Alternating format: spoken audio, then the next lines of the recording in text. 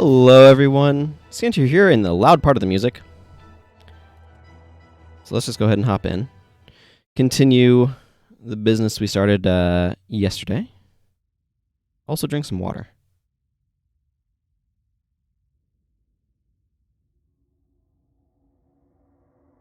Now, if you recall, last time I died utterly to over aggro. So let's try not over aggroing this time. And maybe I won't die. It's one of those missions where, like, if you're not paying attention, it really gets you. I think I might actually turn down the aggression factor on Melania there. We need to get to that temple. We sure do. At least they tell us we do. Hello, Gate of Madness.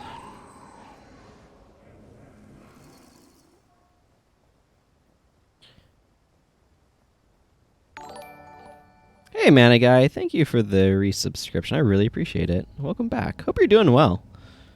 I know I haven't seen you around a ton lately, but I'm glad you're able to make it out today. That pun was awful. What, the one about Link being pinned in my Discord?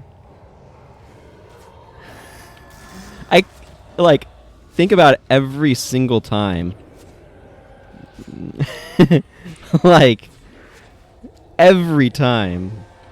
I can't help but think about about that joke.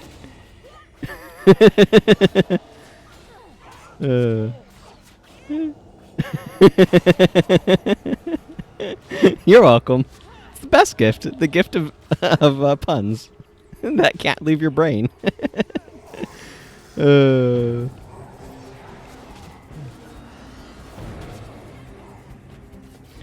This guy needs to have a Shadow of Fear. I have no idea what keeps knocking him down. Oh, I have Shield of Judgment on me. Ha! Oh boy, I'm observant.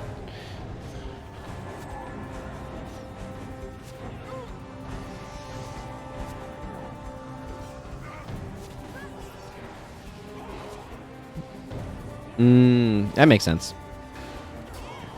Yeah, I definitely have been noticing you playing some stuff. Forget what I've been seeing you doing lately, but I've been noticing the Discord status thing.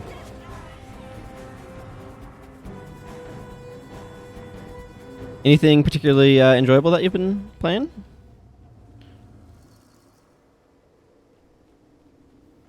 Ah. How was that? I liked Warcraft 3, and so I was kind of interested in World of Warcraft, but then it had a subscription fee, and I wasn't anymore. But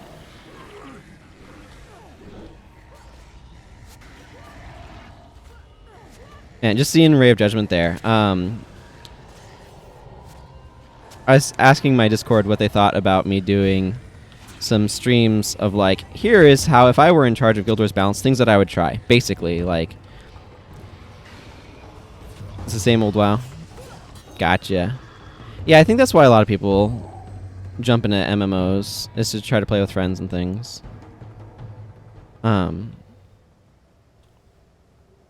But yeah, so I might do some streams about, like, how I would do stuff balance-wise next week. I was thinking, what if Ray of Judgment also healed allies with each pulse in the area?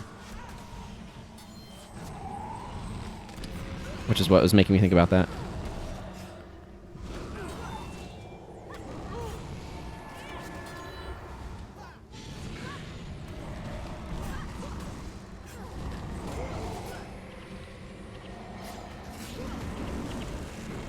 I hate Madness Titans.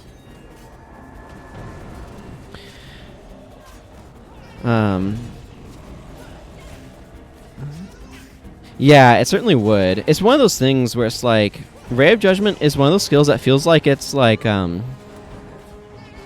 borderline to me, in that I feel like it's good enough to use, but not like amazing. And it mostly just looks really cool. So, like, how do you give it that additional extra nudge? You know?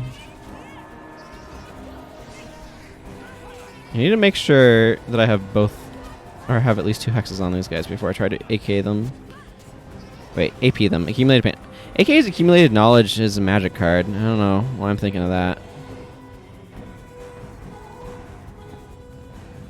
But it's like, I mean, just give a preview of some of the things I'm thinking about. Stuff that I'd try.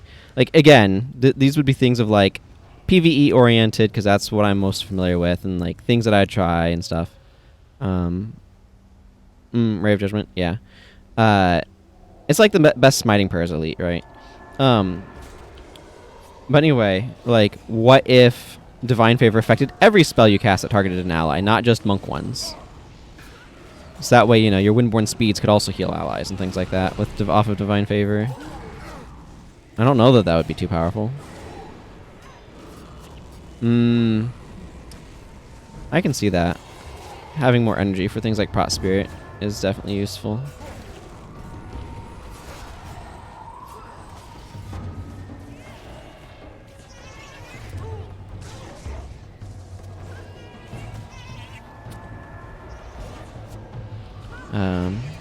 So I think I might try doing some of those, like,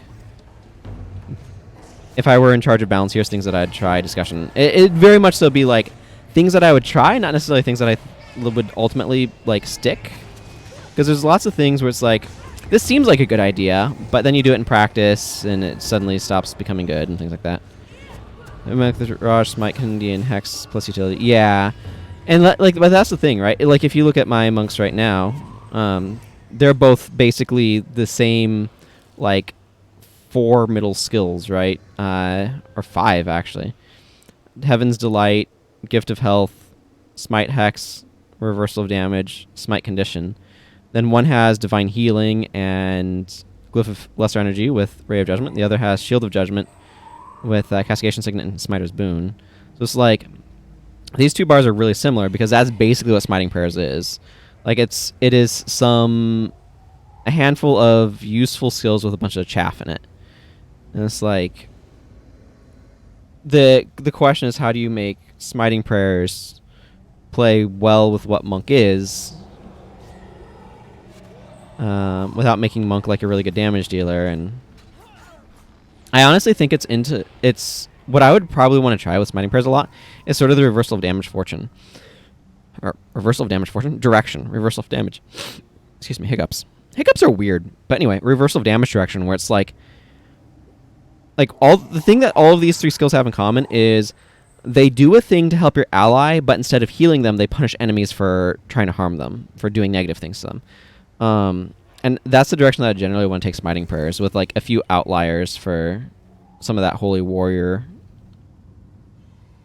sort of feel that I do think is important to have in Smiting Prayers.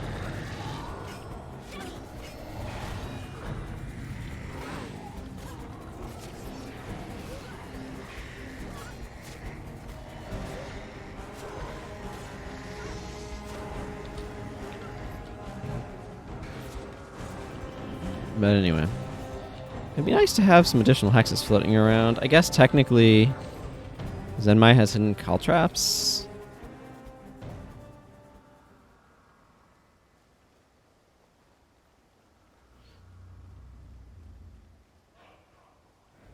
One other way could be a few skills that help allies and but has to hit enemies with damage to work.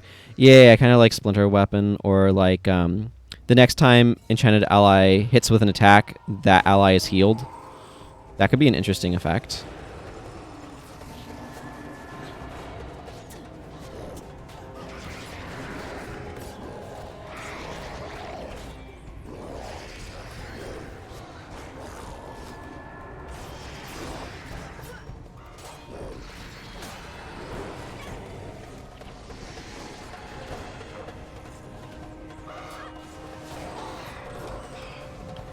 Frankly, Nightmare Weapon's also just a really good example of that sort of effect. But, like, that's one of those things, too, though. Like, if monks could heal allies with Divine Favor by casting Ritualist spells on them, suddenly that becomes a different thing. Or enemy for damage and heal allies next week. Yeah, things like that. Like, there's all sorts of potential, like, splash effects and things like that. The other thing that I really, really, really would want... I mean, Kieran's Wrath and Symbol of Wrath should do different things, but Like, I would split all of those faction skills. Like, the idea is interesting, but they chose really odd skills for it. But, like, this really needs a spell effect. Like, the fact that you use it, and look at how friggin' amazing this icon is. Like, if I switch to large grid here, woo, that's massive.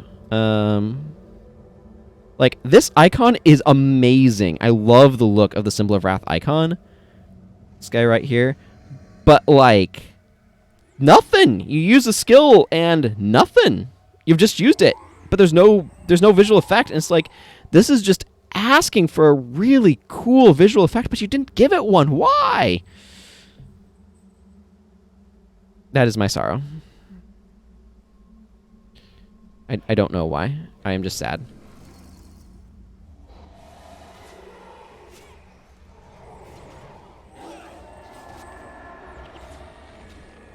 Man, those things hurt. Hi, Scythe of Chaos.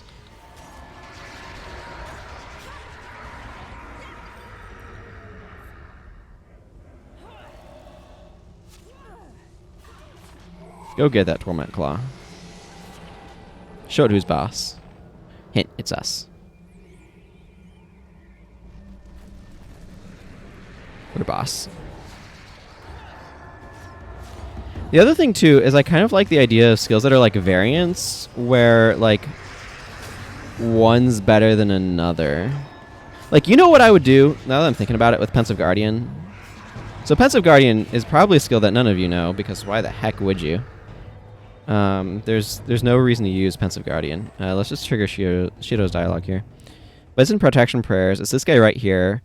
At 5 seconds at no Protection Prayers, but target ally has a 50% chance to block attacks from enchanted foes. This goes up to like 10 seconds. Like, I don't know why I would ever use this over just regular Guardian. Right here. Which doesn't last as long, but has a 1 second shorter recharge. And also, and this is the really important part, is not conditional. So, like, I think making Pensive Guardian be like, enchanted ally has a 15% chance to block attacks against them for each enchantment on them. Something like that. I mean, numbers are just pulled out of my rear, but something where it's like, oh, if you're stacking a lot of enchantments, this does become better than Guardian, right? And suddenly it becomes kind of interesting because it's like, oh, sometimes you want this one, sometimes you want that one.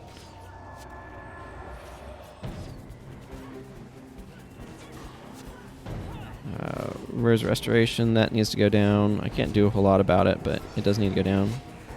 Well, that's not where I wanted that exactly, but...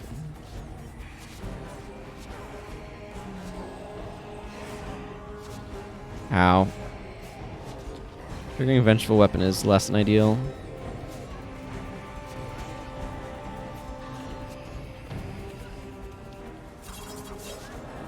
Oh, we've taken so long, Shidokan Warriors have shown up behind us. But like I said, there's no reason why anybody should know what Pensive Guardian does, because there's no reason to use it. A slightly longer, like about twice as long of a duration is not worth its heavy conditionality. I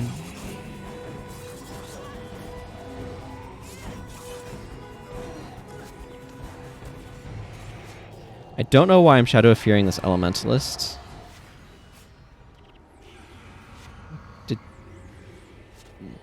What did Ogden run over here to do?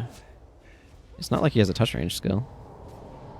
Usually I'm far enough ahead that these guys don't aggro on me, so it's weird to have the aggro from behind.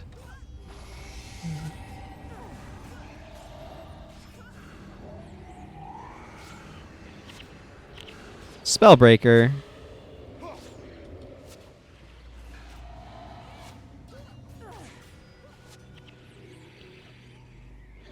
And they dropped their good old Spirit of Famine. Hi, Vec. How's it going?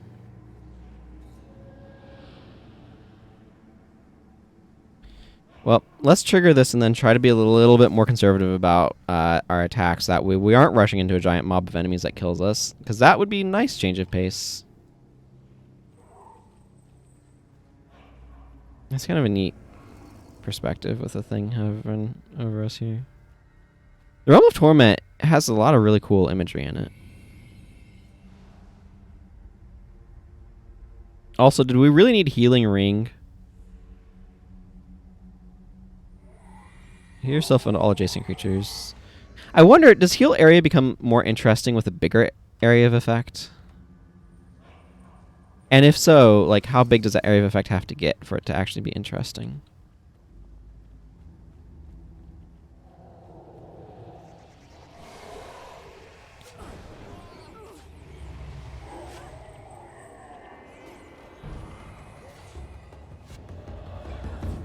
Okay, I'm glad to see.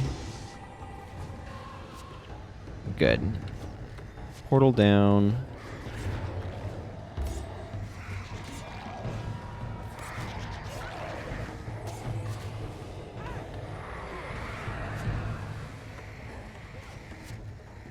I don't know.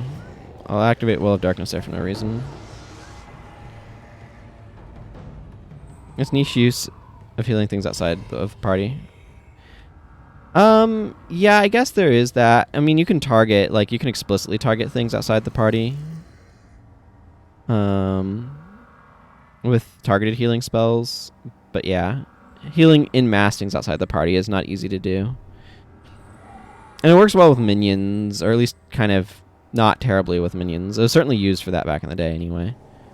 But like...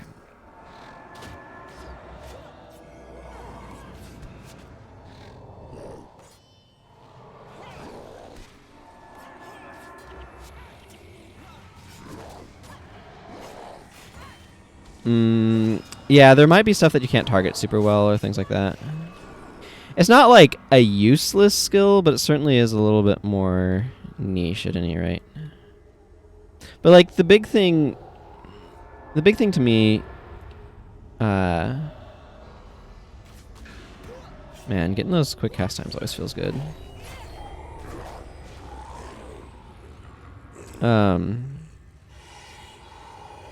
Like, we don't need also Heal a Ring and also Karai's Healing Circle doing those same effects. I don't know.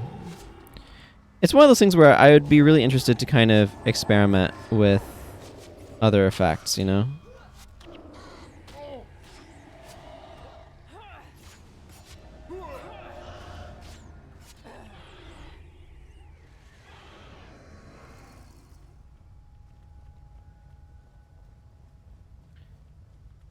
Let's work on some Margonites. We've got a huge pile of them building up over here. Okay. Margonites can go their own way, I guess. Or maybe they just run in a weird triangle. I think they might just run in a weird triangle. Don't know if you could hear my jaw pop there.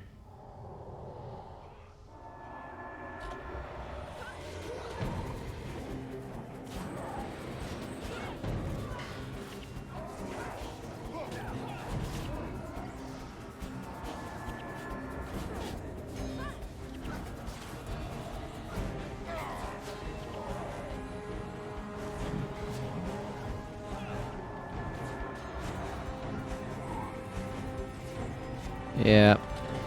Wraiths incoming.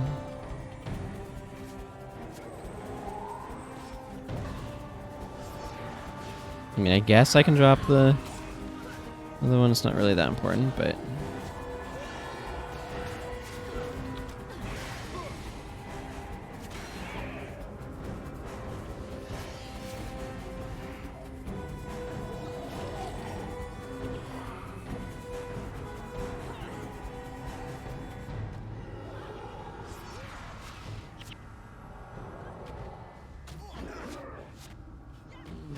Bowmaster. Have a 50% chance to block.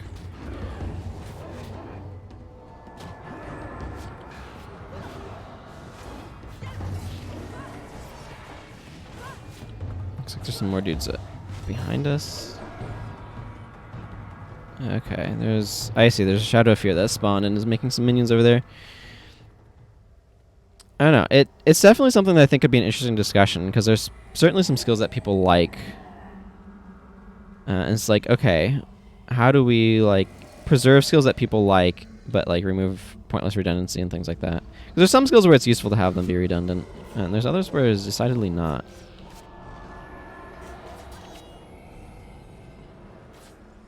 I've got a Shadow of Fear coming in over here. I'll show it Shadow of Fear. That's literally the name of the skill. That was a joke. I actually think this thing right here is a little bit more... Let's actually try to use up some corpses in the immediate vicinity.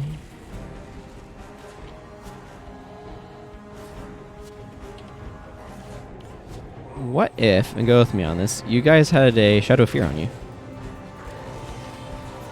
Like, the thing is, I don't mind skills that do similar things, where it's like, sometimes you want this one, sometimes you want that one. I think that's really good design. But I don't necessarily want skills that are like, this one is a good skill, and then this one is just the bad version that you never use. That, to me, is kind of a waste of space. Okay, let's work on these portal wraiths.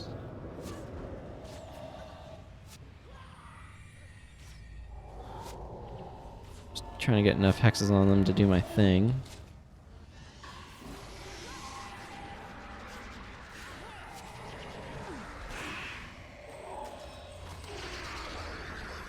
Well, that could have gone on better?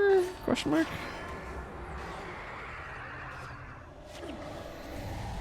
Power drained. I don't want to be power drained. I don't know, maybe you have another hex on you. You did! Hooray! What other hexes are in my party? Cool, just hidden caltrops. Good to know.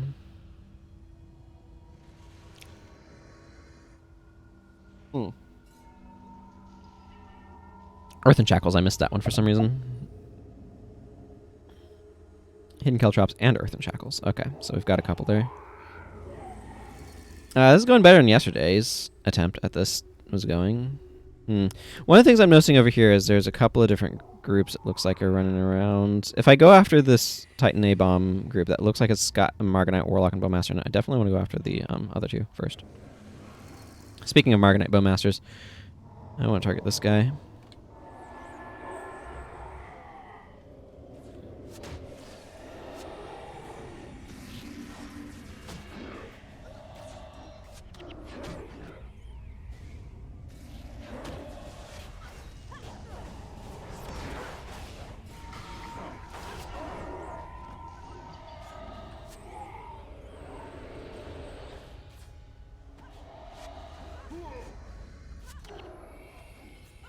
Marganite Clerics.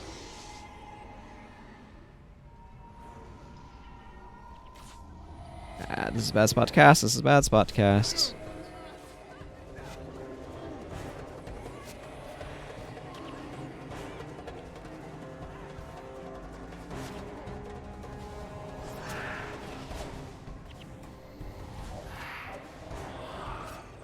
I want to take down these portal wraiths quickly. They're fairly fragile, but they do a lot of damage, so...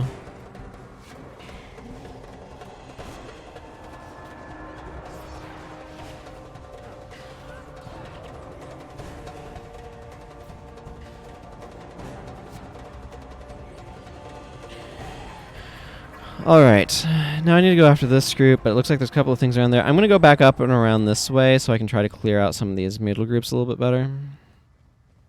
By which I mean at all, without, like, massive over-aggro.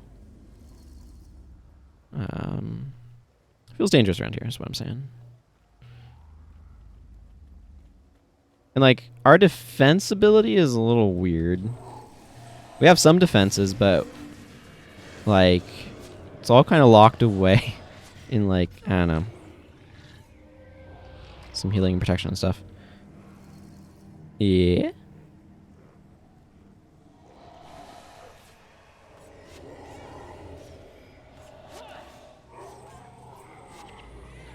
You missed a bit, but slow playthroughs are over, right? I've done the slow play. There might be a couple bonus mission packs that I missed somewhere in there. I think I did at least 2 of them. Maybe 3? If I missed one, I missed the Triasa one.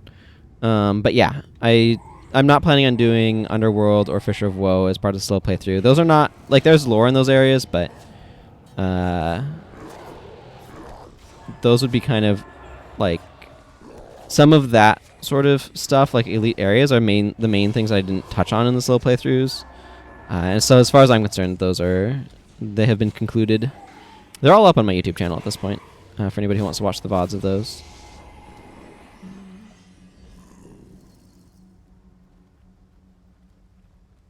And they have their own slow playthrough playlists. I might make a mega playlist of all of the slow playthrough content as well.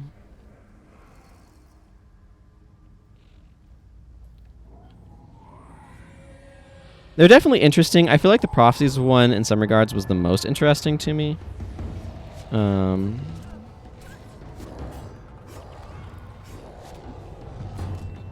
okay, that works too, I suppose.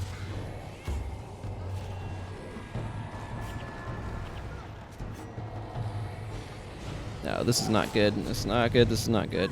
Back, back, back, back, back.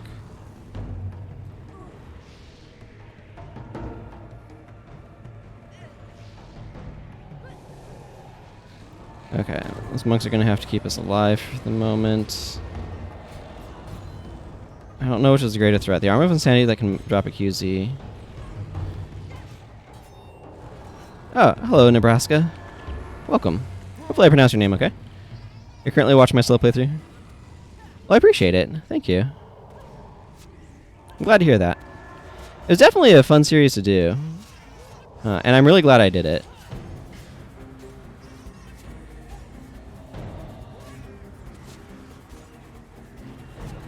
Still a little bit more aggro than I would like. Pain Titan needs to go down.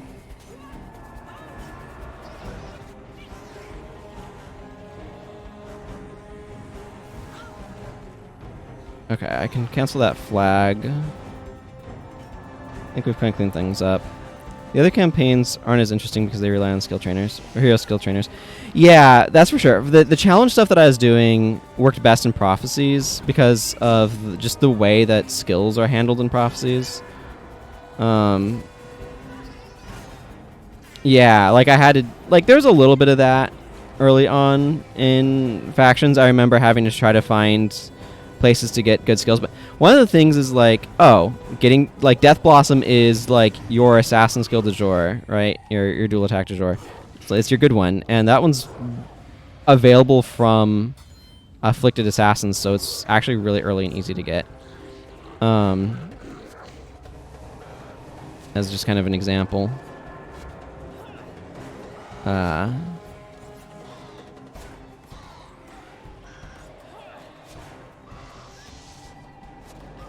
So, like, I don't know. I think that there's a potential different method of trying to kind of capture the organic feel of getting skills. But, like, frankly, that's just not how either Nightfall or Factions were designed. They were designed for it to be kind of more along the lines of how it kind of went. Whoops, I don't want AK there. Why do I say AK when I mean AP? Blue Mage way of getting skills to work the best in Prophet. Yeah, 100%. I fully agree with that. Portal Wraith. Because there's just so much more, like... Again, some of it is, like, when things were available to, like, capture skills. Some of it is just sort of the way things are paced. I think the big thing to that kind of influenced that was the professions that I was playing. Like Elementalist opens up a lot more as skills add in, but Assassin kind of like has a default thing that's good, and if you have the skills for that, you kind of don't need to do anything else.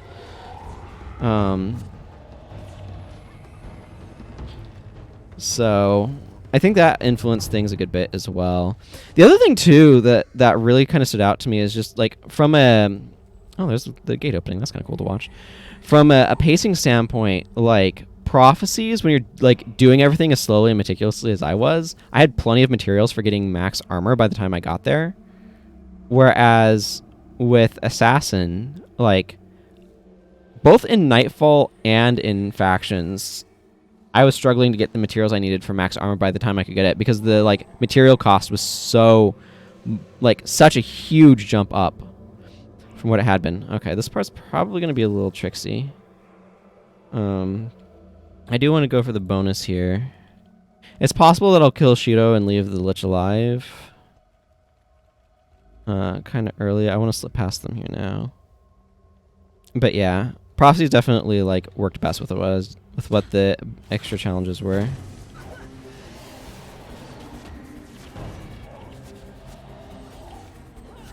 Oh, interesting. What's going on over here? Oh, there's Shido.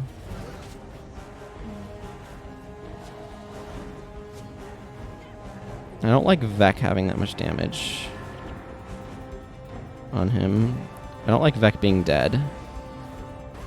Okay. I'd rather not fight these two guys together.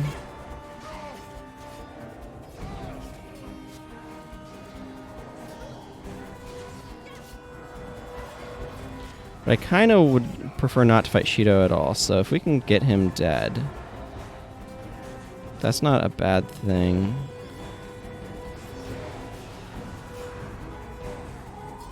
This is one of those spots where the Undead Lich having a ton of damage is actually really important.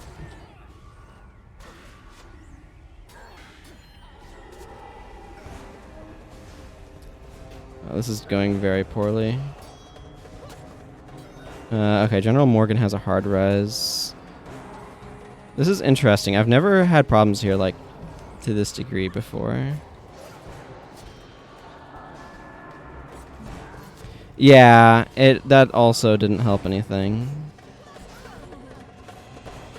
One of the things that's a problem right now is Zenmai is rezzing people and then they're immediately dying. Actually, I think the Undead Lich is a higher priority target than... Well, this has been an utter failure.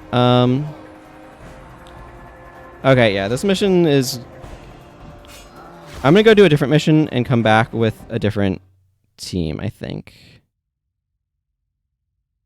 So what I was running into as a problem there is I need better damage mitigation than I have. I've got decent healing, but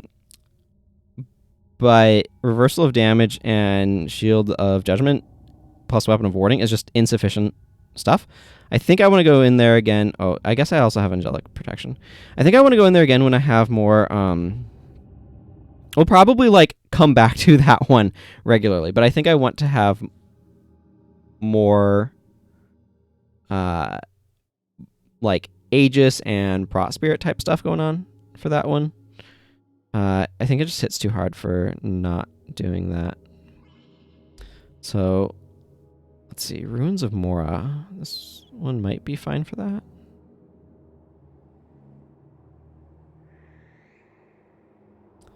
I mean, sure, I have General Morgan with me. Let's go ahead and give Ruins of Mora a try.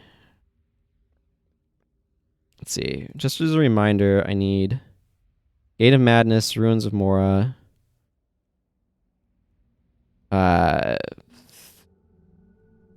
Modok Crevice, Dasha Vestibule, T-Hark Orchard. I'll probably finish with T-Hark Orchard, honestly, because that one doesn't fit into the model of what I'm doing with this, so I'll just kind of like skip it until the end.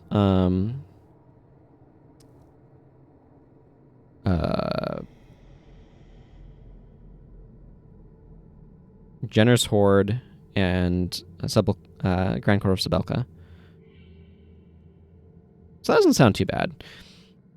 I'm not going to worry about clearing out my inventory before trying this one.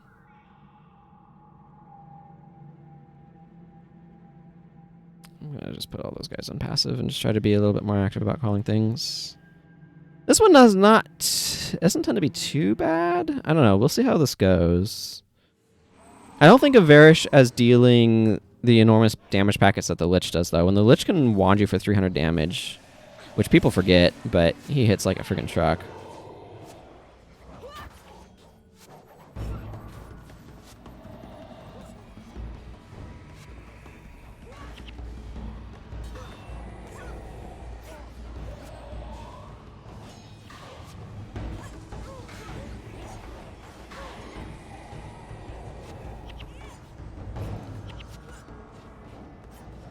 Yep, Spellbreaker's gone. These guys suddenly die a lot faster when Spellbreaker's gone. But I feel like I either need more like raw damage mitigation things, or I don't know, I just need more like defensive stuff. There's actually something I was noticing about her name. Varish is an anagram of Havers, which is not the most relevant thing, but there's a character called Haversdan early on. Yeah, I plan to look at the build making streams from Ranger and Elementalist elites, but got distracted. Yeah, I'm not sure 100% which ones you could even look at specifically for that. They were a little scattered.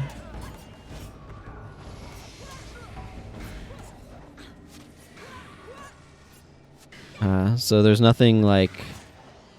They were not organized in a way that would make that, like, feasible.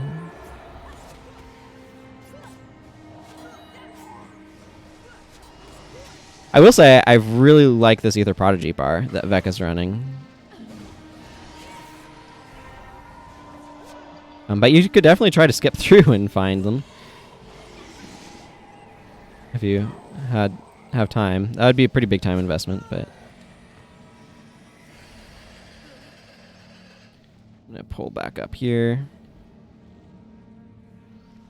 We can attend to some of these enemies later.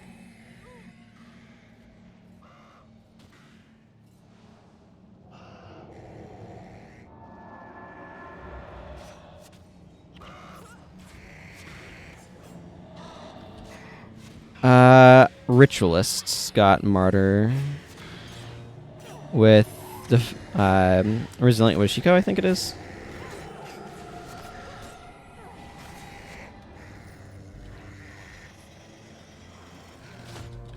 This is one of those awkward spots where there's actually like multiple spawns of the same thing. I'm not even sure if Martyr was on stream. It was certainly...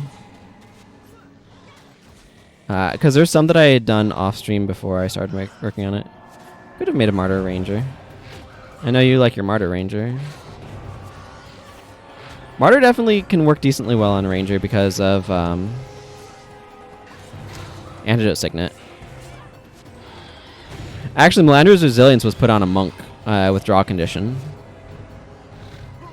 For just that reason.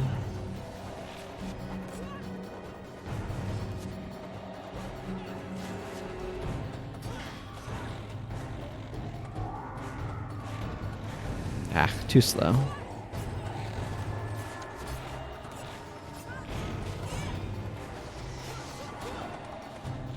So, well, not Martyr. It certainly does a similar sort of effect. Okay, we're taking way too long here. Part of it is because we were a little bit too far back to aggro Varish.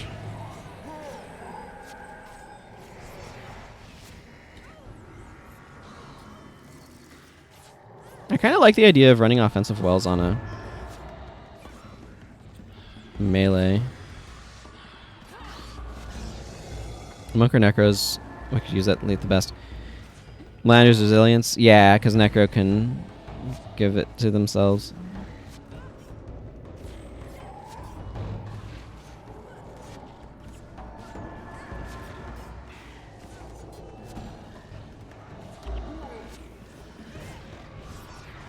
I freaking hate Arms of Insanity so much.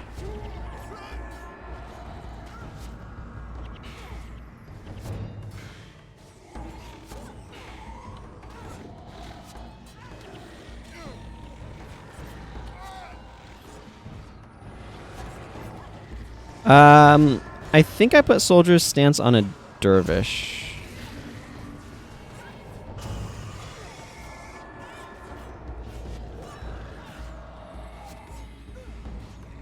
Yeah, and then I made a Shove Assassin.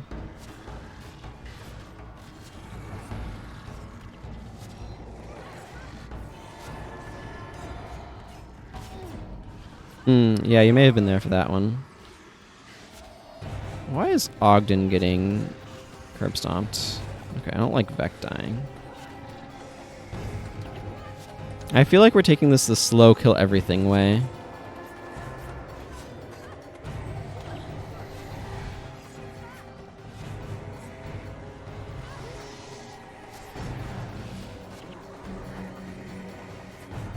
did she even go? She ran back to the middle for some reason? Okay.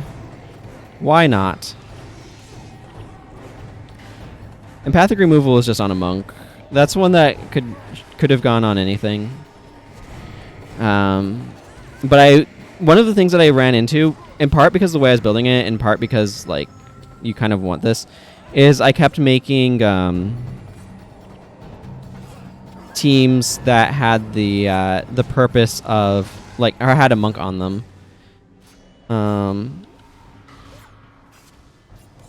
I like it on just about any profession, frankly. It works well on... It's just a really nice utility skill, and as long as your build doesn't need an elite, it's a really fine, just like slot in.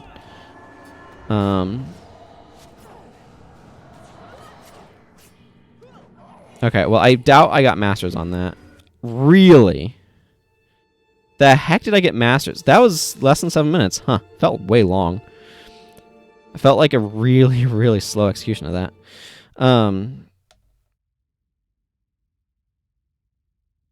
But yeah, I kept trying to make healer bars because I kept wanting healers in my testing team, and also I want a certain amount of like healers in the actual like final thing, so that way there's like enough healing going around. I want to give him this because one of the things that's really important to me is that I have enough like actual healing in the pool that I'm likely to get enough healers in the thing. Glyph of energy. Let's see. Build for every elite. Ellie. It was an Ellie bar. I don't remember exactly what it did to Fand. I need to find. It was an Earth. It was an Earth Ellie with Ebonhawk, Glowstone, Stoning, Churning Earth, Eruption, Ward of Stability, and Light of Dwayna. I was getting really silly with the elite or with the resurrect options on some of the bars at a certain point. Ellie also has Healing Light and Shields of Regen.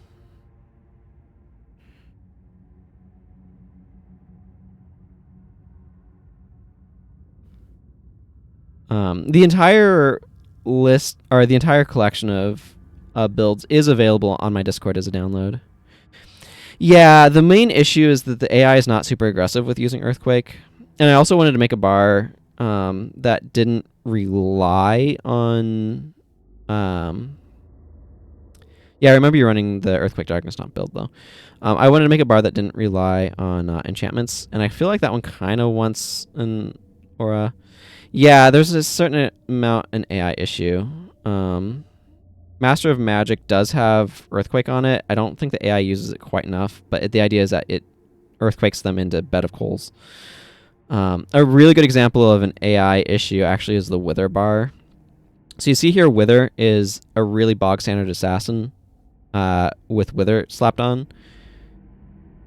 Yeah, Second Wind is on a Ritualist. Theoretically, it should work like a Ritualist healer, but like it's just not smart about using it. It has like Breath of Fire. The AI literally will never cast Wither. So this one is just... It's a 7 skill bar with Wither thrown on just to kind of have Wither in there, because Assassin can kind of get away without needing its elite.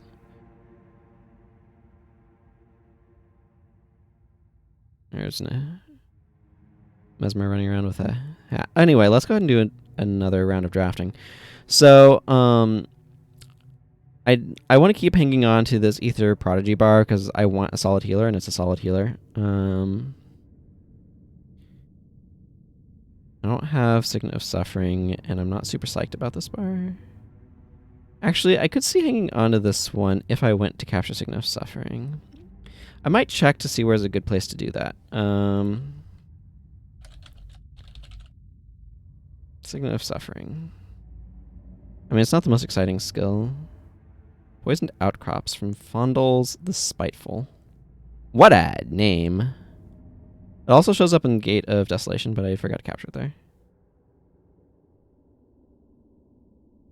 This guy's not far into it, though. If I have Lair of the Forgotten, which I probably should. I'm actually going to wait to do this draft round until I've captured this skill, because I kind of want to run this bar on this character. So let's just go ahead and get those characters back that I had. What was it? Talcora and Ogden, I think? Yeah. Talcora, Ogden, Daedalon, Vec, General Morgan. He's gonna need that bow back.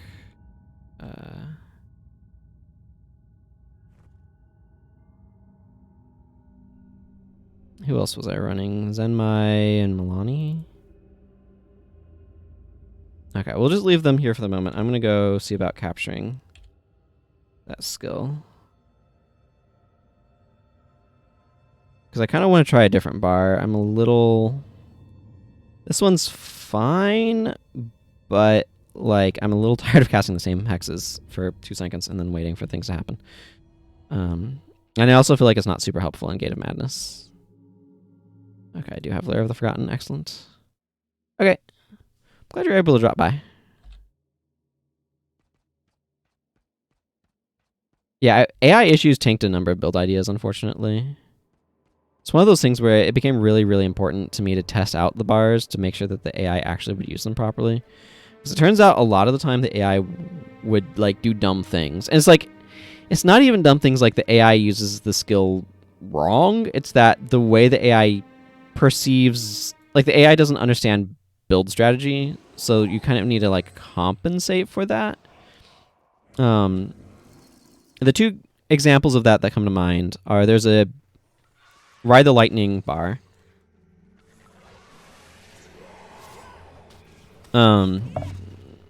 That these guys are typically pretty weak. But there's a Ride the Lightning bar that I put Lightning Touch on because, I mean, why not? Like, it's on a Dervish. It's a Ride the Lightning Dervish bar. Dervishes like to get up into melee range, so Ride the Lightning's great for enabling them to do that. Their energy is a bit different than Assassin.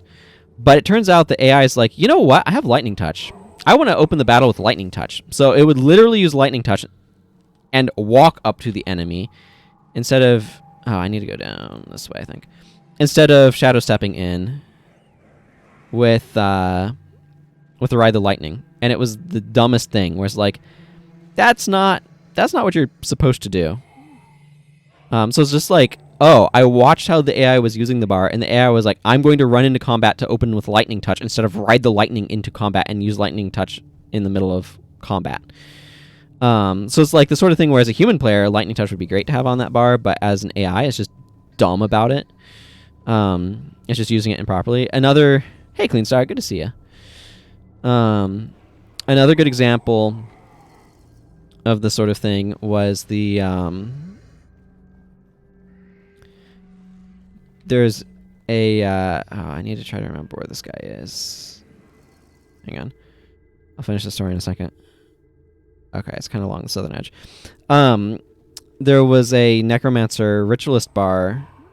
Defiant was Zinray. That's like touch range skills. So like it's a basically more of an offensively oriented character.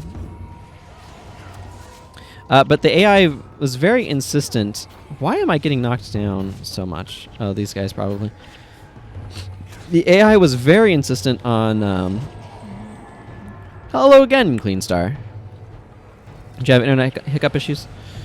But anyway, the AI was very insistent on spamming Vengeful Weapon, which I'd given it as just like a throwaway skill, but it's spending all of its time spamming Vengeful Weapon instead of doing the thing it was supposed to do, and it's very annoying.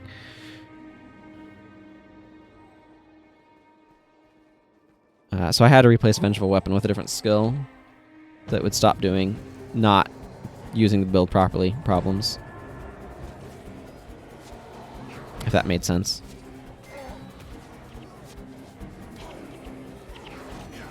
Haha! Blade Masters don't use Vow of Silence.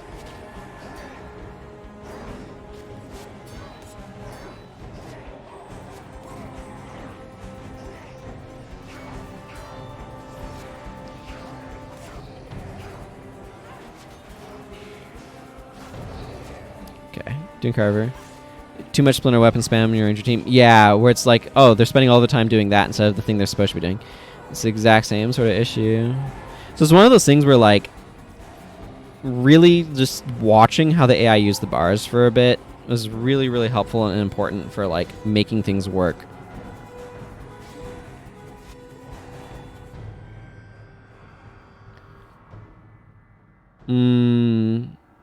Yeah, no, I believe it.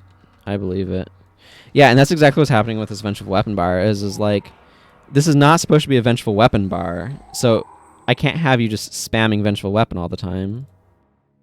So I needed to change, I needed to take that off. And I think I replaced it with the sack health regen, blood magic skill, whatever. Blood renewal. I know skills.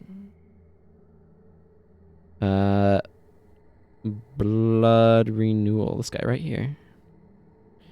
Okay, time to leave this team and get back to doing the thing here. Okay, so what I'm kind of thinking of doing is saving this bar. Let's just go ahead and load it onto myself.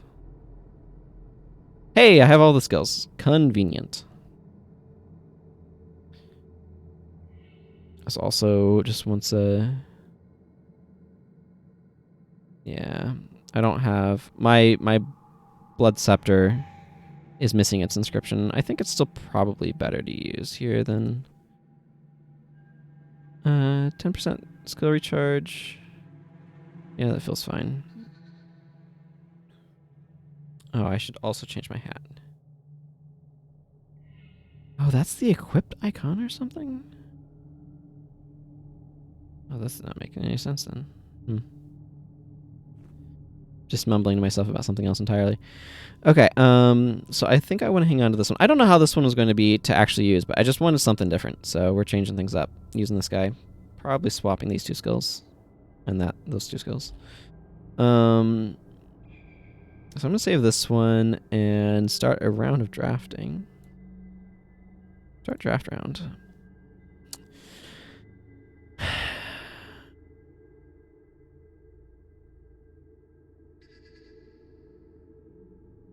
Let's see, this recurring insecurity bar is probably reasonable. Guilty weapon, vengeful weapon, smite, hex, Balthazar's aura. Wielder's Yield. I have no idea how good this bar is or not. I kind of want to just take this one, so I'm going to. Reclaim Essence. Word of Censure. I don't really like this Word of Censure bar, but Word of Censure is such a garbage skill that's hard to know what to do with it. If anybody's wondering what I'd make this, I'd probably make this like either a Hex Interrupt, that's like interrupt target foe. If they were casting a spell or using a skill that targeted one of your allies, then they can't cast spells for the next like X period. Something like that probably is what I'd do with it. Or I'd make it like an enchantment that is like a similar sort of effect. I don't know how reasonable that is to do or not. Let's see, this is the Consume Soul bar. I think I'm going to grab this Consume Soul bar. Oh, now I'm regretting that because this one seems pretty nice. Ah, this right here. This is the bar that I was talking about earlier, where it's Touch of Agony, Wallow's Bite, Demonic Flesh, Unholy Feast, Blindness, Minx, and Defiant Zinray. But I had, right here instead of Blood Renewal, I had Vengeful Weapon, but the AI just kept spamming Vengeful Weapon, so it just wasn't worth doing.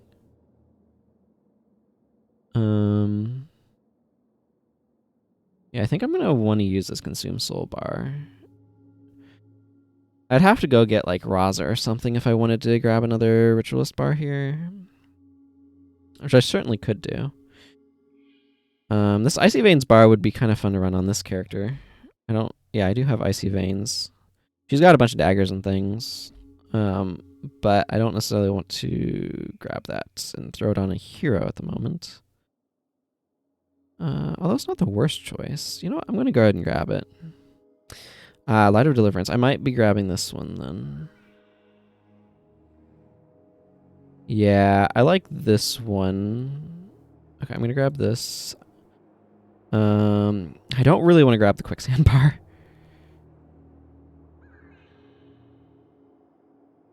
Let's see.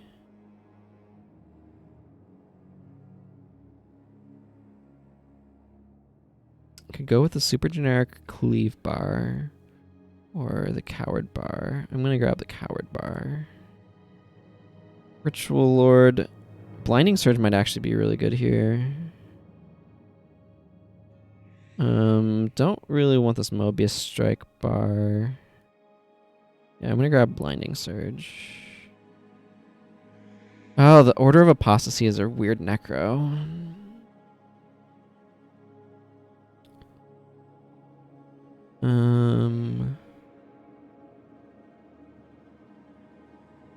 Wanderlust might not be a bad idea.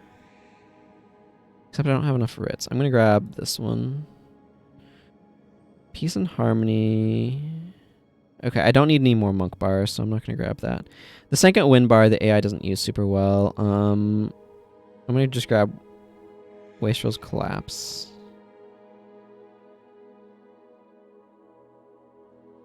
Okay, do I feel like this has the potential to take out the Shido team? Yeah, I think it does. Let's go back in here. I mean, I'm probably going to bounce back and forth with trying to do this mission and failing at this mission, so coming back to it later. Because I'm changing team compositions like after completing... Actually... I do have a Spirit of the Forgotten. Would that be better? I don't really actually need it. I don't need to increase the enchantment duration on that, so I think I'd be better off using my awkward Charr Blood Scepter of Memory. I don't know why I have this thing. Okay, I'm gonna take a moment to clear out my inventory. I'm just gonna run like 30 seconds of ads or something.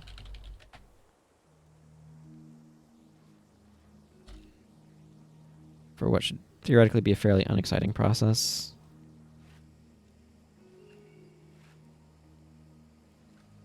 Was that a Molten Claw? Survivor. I like to put Survivor into my monks, so I might extract that. I don't think they're worth a lot these days, but... Dunkoro, do you have... Nothing, eh? I have a Survivor. Boop. That I want to salvage. It might be something useful.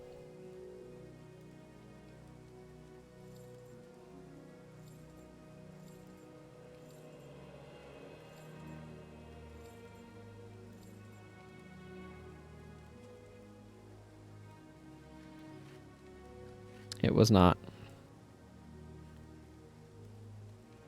I don't need Tantide. Go away.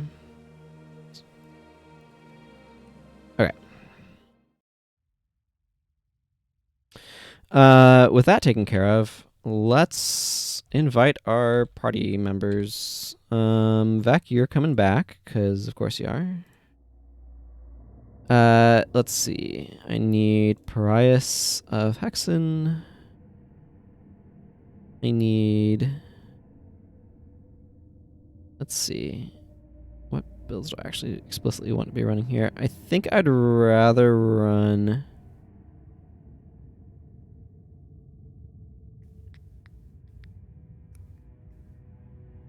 I'd actually rather run the Necro Bar than the Wastrel's Collapse Bar, because this one doesn't have Wild Strike, and I want Wild Strike. Acolyte Sasuke, you can run Blinding Surge. General Morgan on Coward.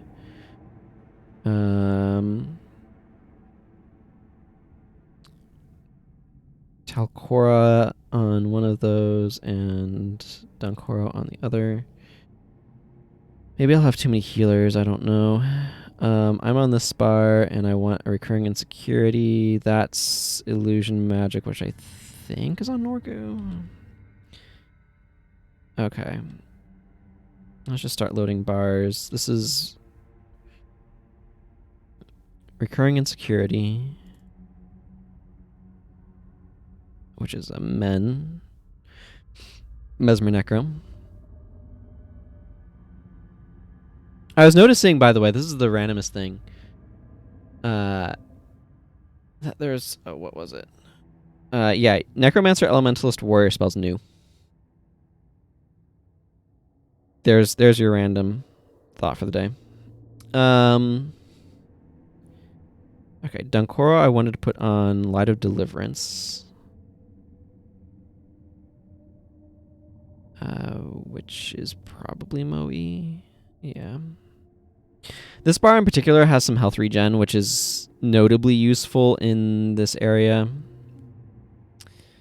And then she's going to be on Offering of Blood, I think is the... Yeah, Offering of Blood.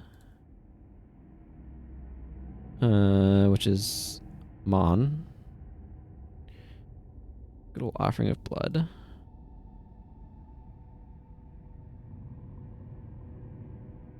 So this is, of course, focused on Divine Boon, but Guardian should be good here. You are on Coward.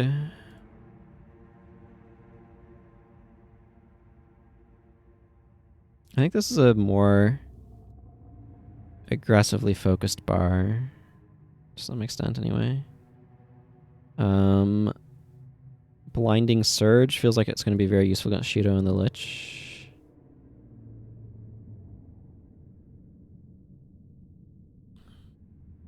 Good old Mark of Death. Consume Soul.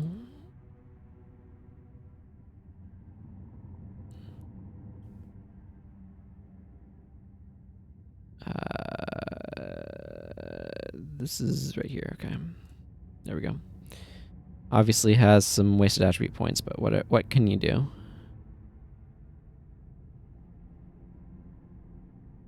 The idea is to spam these two for damage, so should be good. Has some nice energy management in the form of Energetic was Lisa. And then Vex stays Vec. Cool. That actually leaves us... Oh, do I run Icy Veins? So I want the Icy Veins bar run. I mean, I grabbed this one to run it, but obviously I ran out of slots with all of the healers that I'm bringing. Maybe overbringing. I don't know. That's up to you to determine. I guess I'm actually swapping from this one. I mean, I can still do it at some point, but I probably am going to go to the Icy Veins bar. Yeah, okay, sure. Icy Veins. Icy Veins. Does the Icy Veins dance? Which means I can actually probably swap to this armor set. This armor set does not have any minor runes on it. So I don't typically use it, but there's my daggers. My vampiric daggers of enchanting. And my ceremonial daggers. I mean, I want Wild Strike, so I guess this is what we're doing here. I'm not necessarily going to hang on to this bar afterwards, but there's the Elite Scar pattern. It's a little busy. So, anyway, here we are. Let's see, I already cleared up my inventory. Everybody should be set up on weapons. I don't see any can't use this weapon skills, so that's good news. Alright. Alright, let's go see if I can get myself killed on Shido again. Or not. We'll find out together. I will definitely be playing this a little bit differently than I have been, though, that's for sure. Yeah, we are ready.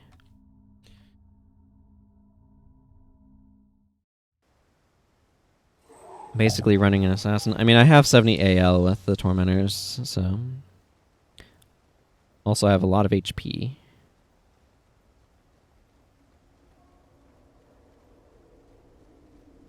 This is all Vitae Survivor. No, Vitae Tormentors with a Super Vigor.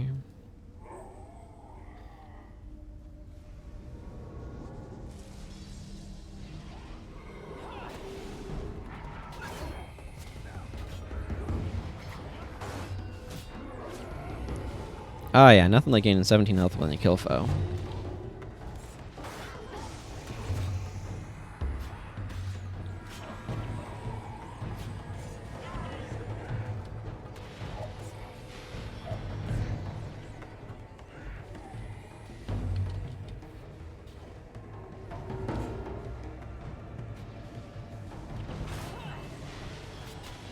Wow, Price. Good thing you have a held item that increases your energy regen.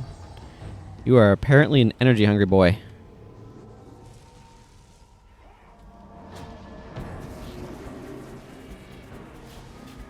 Blinding Surge is probably going to be the biggest help here of any of these skills, so... Block! Who gave you the permission to use Aegis?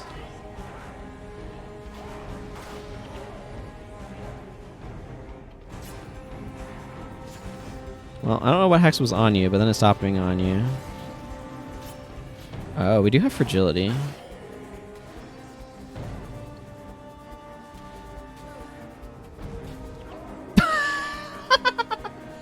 Well, somebody made the mistake of using Healing Signet and then getting hit by an Icy Veins. That was pretty good. This right here probably is going to be the difference between winning and not. Our monks are a little bit more monkey. We probably are overdoing the healing, quite honestly, but I don't care that much. Can't touch this is a nice option to have as well.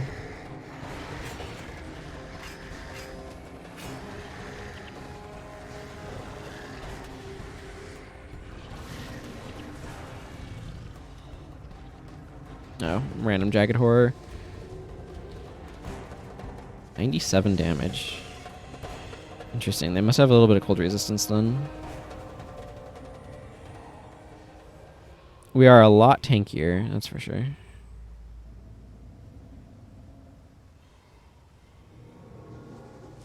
General Morgan leads the way on himself. Can you believe this guy?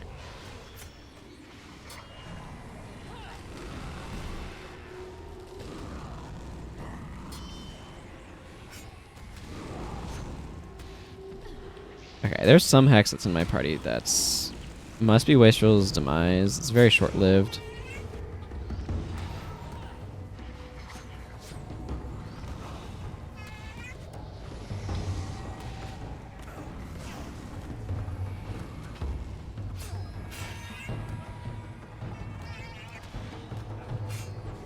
Myrrh.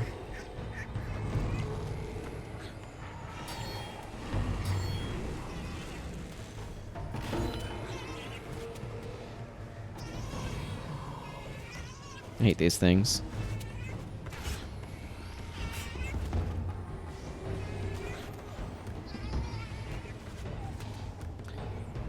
I mean, they're getting blinded, which is making them a lot less effective, so there's that, but...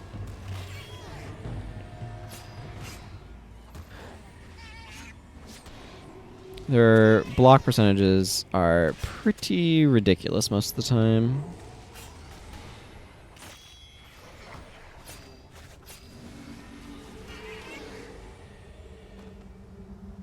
Gotta go through another round of them, which is annoying, but here we are. What you're gonna do.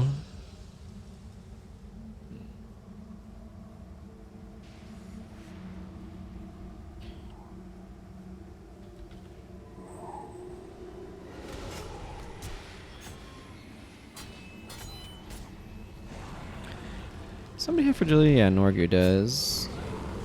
It's his way of keeping his recurring insecurity going. Which he doesn't seem particularly fascinated in or interested in using, but...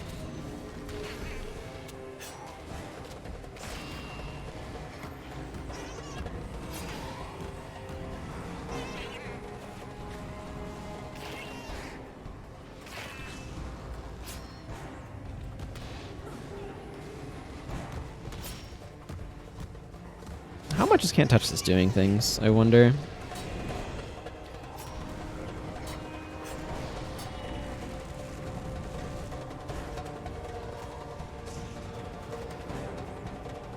I'm definitely appreciating the healing breeze and other regen skills going on. You give me 12 energy, apparently.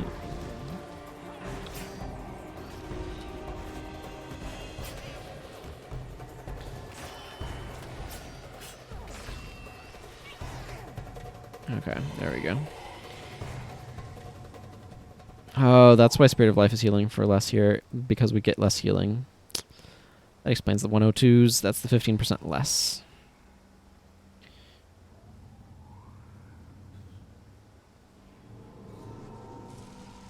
Well, this thing's gonna hurt, but what you're gonna do? Stand at a distance.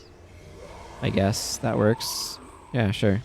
I like that plan. I like the stand at a distance plan and not attack that point blank and getting wrecked by it. Nope, there goes my enchantment, I guess. It's alright.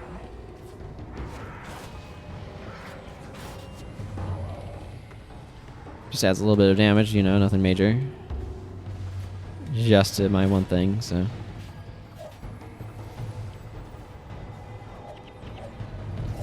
Well, you know what? Screw you. Screw you and your blocking nonsense.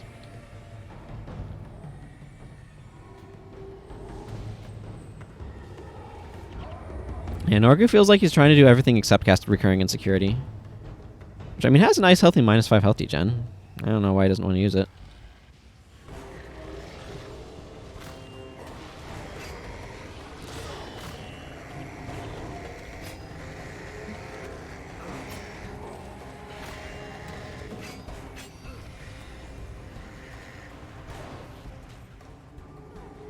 But he seems determined not to.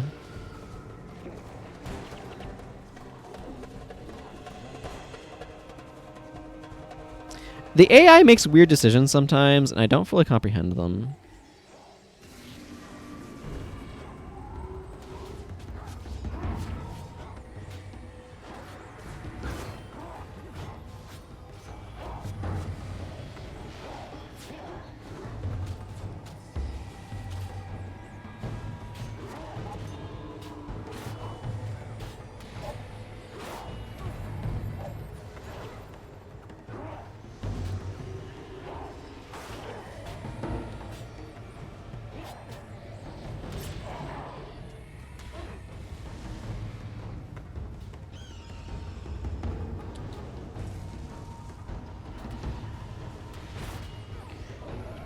Just real glad Price has Energetic was Lisa, that's for sure. Has he been using Empowerment at all? I don't know.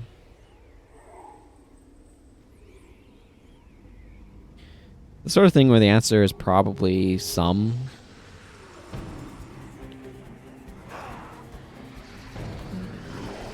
Any moment now.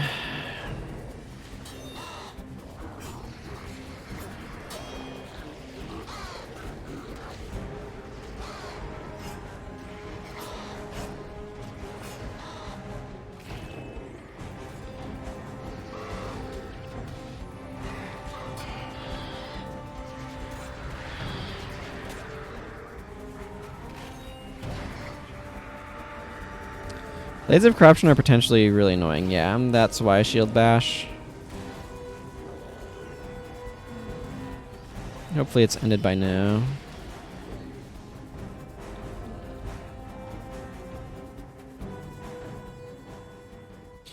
Well, at least Alcora and Dunkoro seem like they were doing okay on energy. I'll wait a little bit for Price to recover some. Actually, probably will be fine once Lisa gets dropped here. Yeah. Norgu's energy has definitely been a little rough from what I've seen. I've not been paying close attention to him, I admit. I think I'm going to switch to my Vampiric Daggers. I want a little bit of additional damage. I do not need the energy.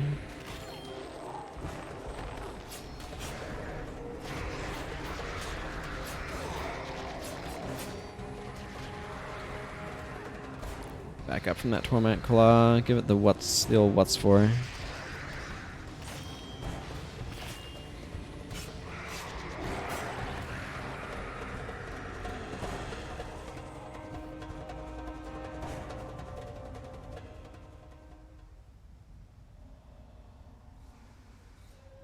Look, you can do it. Look what happens when you do it.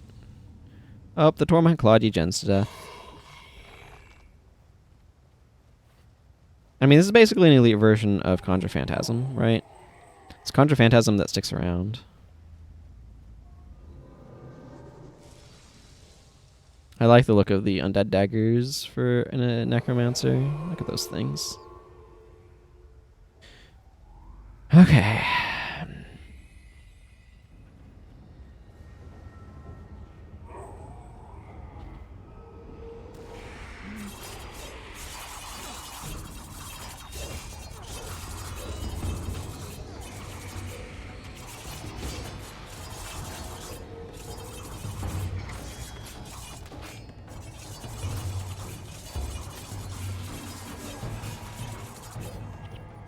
Hmm.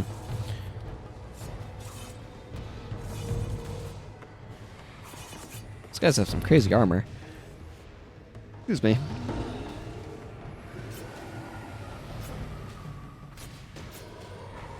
Sure, Arcane Linger me. See if I care. No, that was the worst. Why?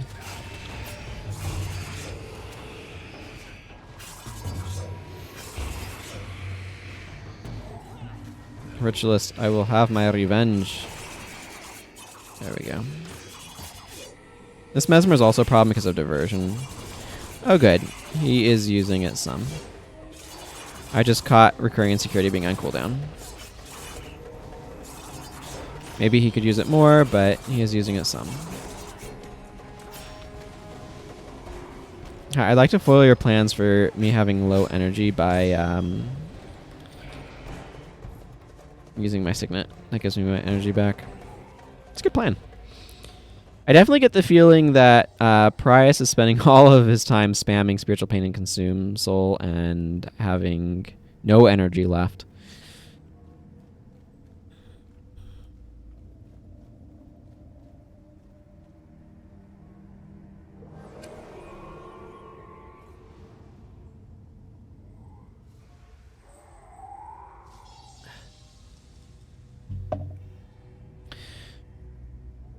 In the unlikely event that you survive the wrath, I shall be around. Blah blah blah. Whatever.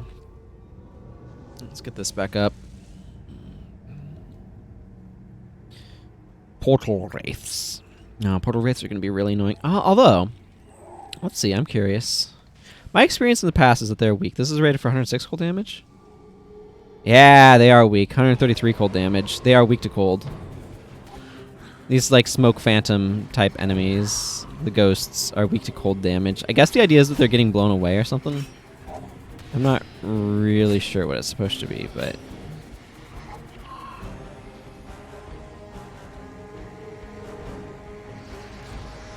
they're weak to the cold damage of my icy veins. So that's a fun piece of trivia for all y'all out there. Cold damage, good against those ghost type enemies.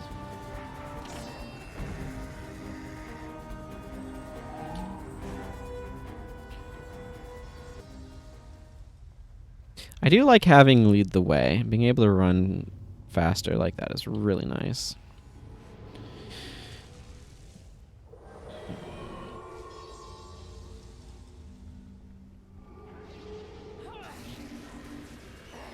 I'm gonna actually go after this Executioner. If I can kill some of these guys without aggroing the Portal Wraiths, I'm gonna be happy to do so.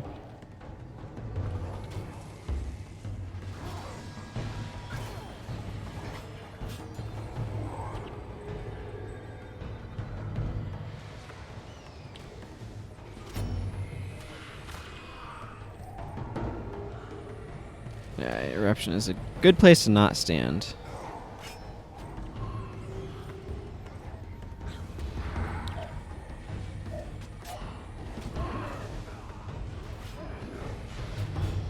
When I picked this bar, I didn't think I'd be the one running it.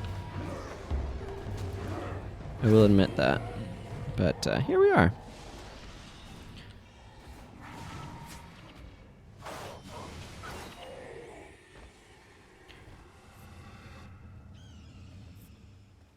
Okay.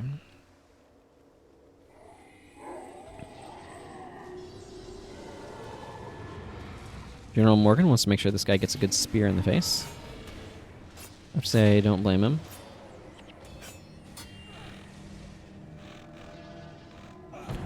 Armageddon Lord. Oh, let's not stand in the fire. Oh no, we aggro the Portal Wraiths. Portal Wraiths, Portal Wraiths. Okay, we're just spamming. Oh no, this is quickly turning into a disaster. Thankfully we've got a lot of monks. Somebody kill the Portal Wraiths. I can't, I am snared.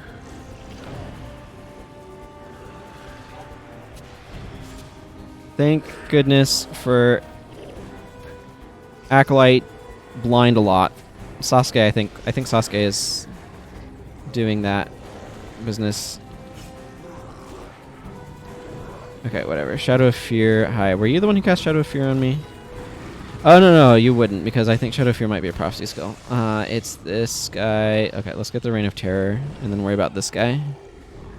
Worry about the remaining Titan. Where? How? What's your cold armor that you take 101 damage from that?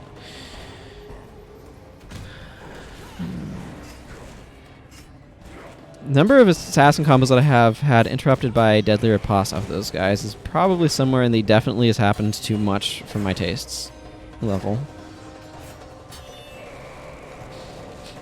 Okay, well, I'm really happy we survived that.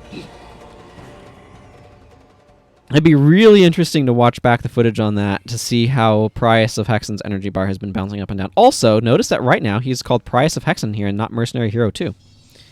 So, that's fun.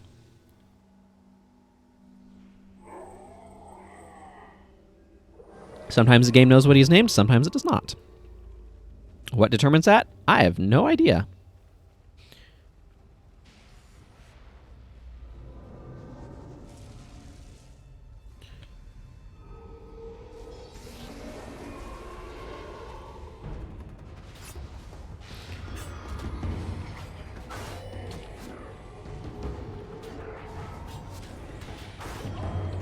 Oh. There we go. No, I'm gonna get started on these guys. Oh, not gonna stand there.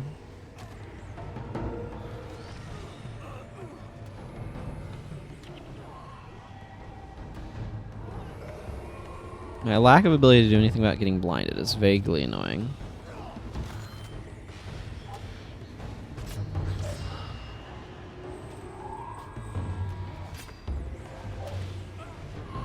I still like the trivia that those guys are weak to cold damage.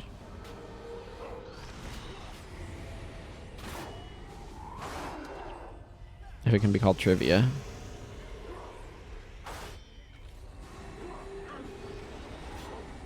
Okay, well the good news is nobody has any death penalty.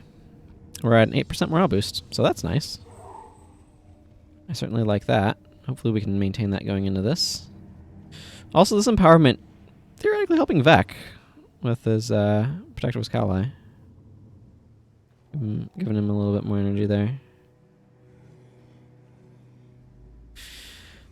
Okay. How do I want to approach this? I feel like the smart move.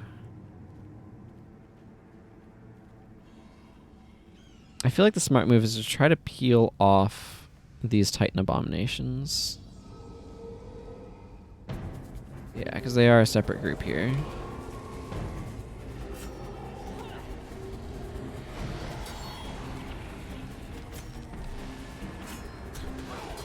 Now we're probably going to get some aggro from these Margonites as they run in this direction. Maybe we can dodge it. Yeah, it looks like we are dodging it. Okay, that's... I take that.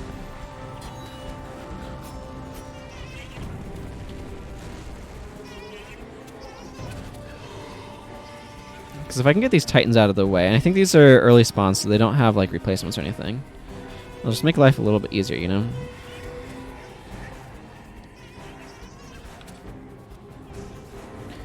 Good old Signet of Shadows dealing 70 damage every 30 seconds. Signet of Shadows is one of those skills that I would buff or change its functionality.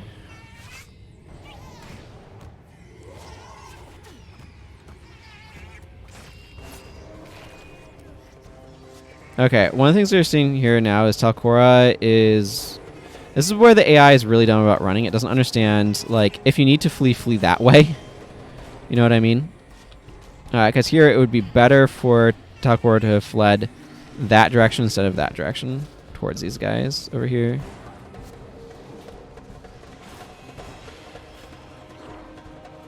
Okay, Margonite Tunic. Okay, that Well of Silence is annoying, but not like the biggest deal. Okay.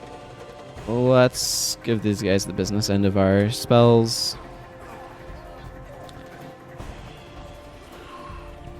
Oh man, 160 damage off of that? That's pretty good. Okay, I want to not stand in eruptions if I can help it.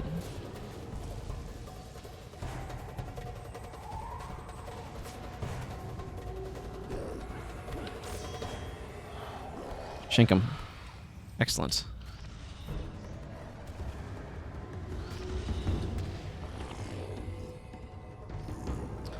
Okay. Did that open the gate? Yes. Excellent. Excellent, excellent. Excellent and good. We can leave that Torment Claw to itself. Does not matter. Actually, I want to take a second. That's Lissa, Grenth. So this is Melandri, Balthazar. Dwayna's the back one. Okay. What I want to do is not die here. Now, what's going to help with that is Blinding Surge and Guardian. And I suppose some of these other actual healing spells. Divine Intervention might help. And so on. This guy's real dangerous, though. Like these guys are. So I'd like to get through here without a bunch of my party members dying. That would be preferable. If you ask me. I'm actually going to flag back there. Because the goal is to try to break aggro some.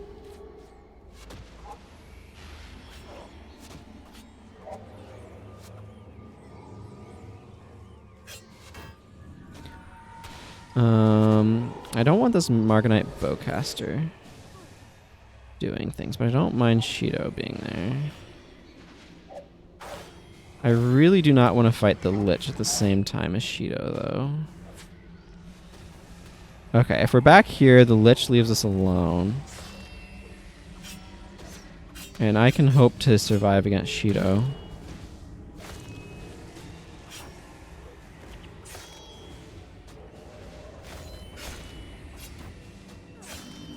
No, that's not good.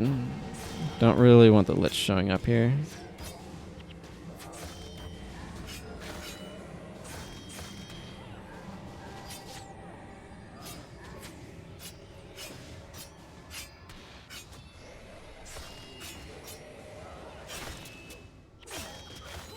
Okay, yeah, that doesn't surprise me. Impossible Odds is a ridiculous skill. I'm going to swap to these daggers. I think I need the energy management. Ow. Spreading the blind is not really what I wanted to see from him. Fortunately, the Lich's aggro is a bit wonky. Okay, Shido's decided he wants to run off, maybe?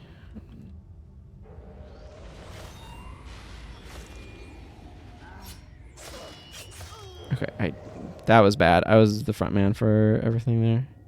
I'm going to let them de-aggro and run back out, and then let my party come in. And we have...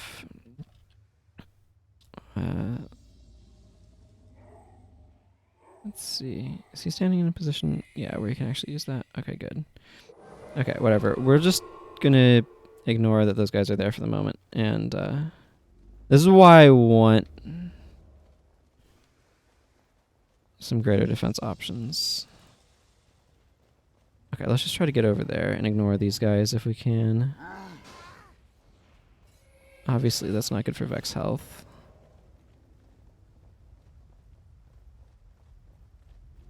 Okay, we want to get behind these guys, preferably. Here, I'm going to run interference a little bit.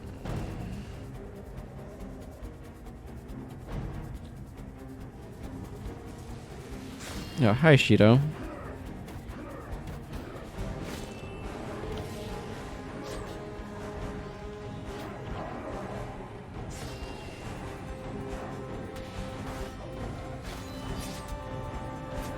I mean, again, I'm happy to kill Shido Tagachi here. If he's willing to die.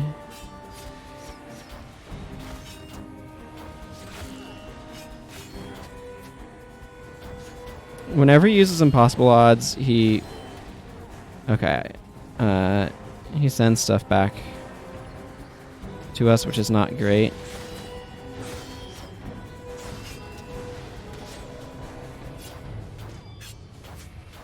Yeah. Ow. Man, he hurts so freaking much when he does that.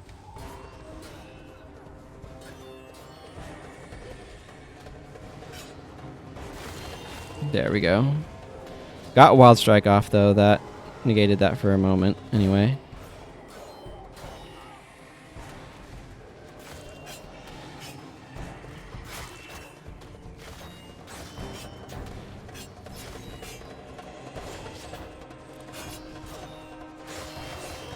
Anytime I can cancel battle scars is a good time.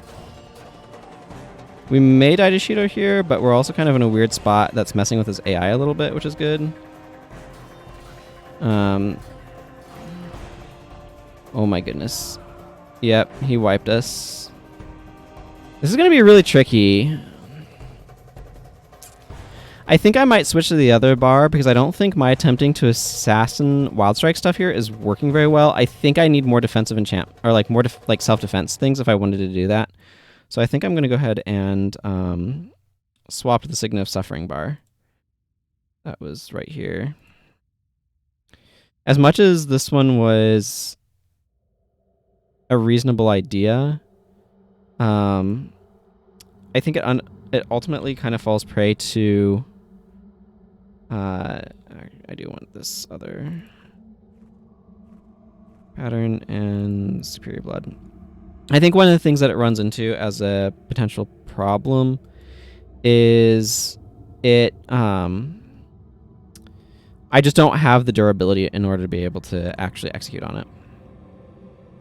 No. I want the Blood Idol. I just need the... there.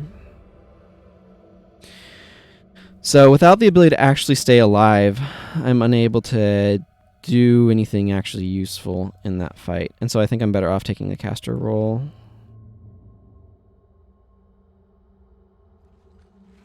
Obviously, I'm going to take a couple seconds here to clear out my inventory. I'm going to take this team in there again. I think this team has the potential to be able to do this. I really would be happier if I had Prot Spirit on someone, but I don't. It shows up on some of the bars, but obviously not on all of them or anything. Norgu is also pretty energy intensive, which is not working out as well as I would like. Let's go to Yovel. That's all the stuff I don't need. These things salvage really poorly, the demonic relics, if I remember correctly.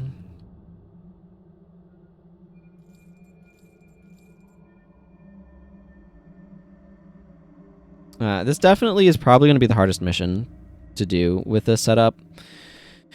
It's just it's the final boss fight of Nightfall. The actual final boss against Abaddon is not quite as difficult as this one. Like, there's stuff that you can do to make this one not as bad, but and like Oppressive Gaze will be part of that. Being able to weaken Shido will help.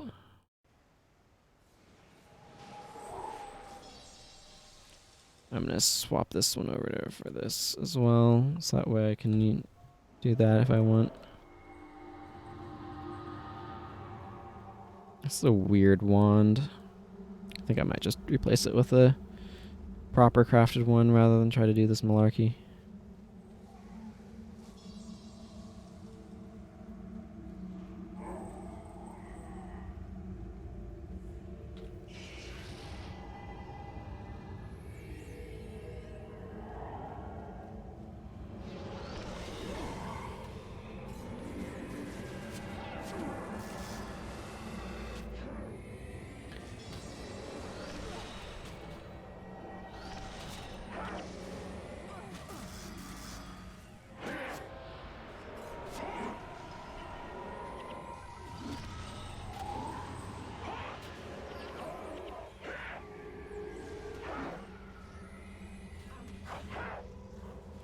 But what if you guys had a lot of degeneration on you?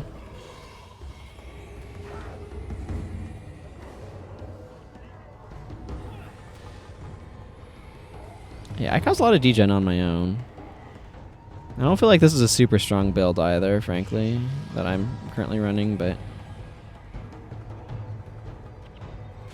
Yeah, it only applies it to the specific target, unfortunately.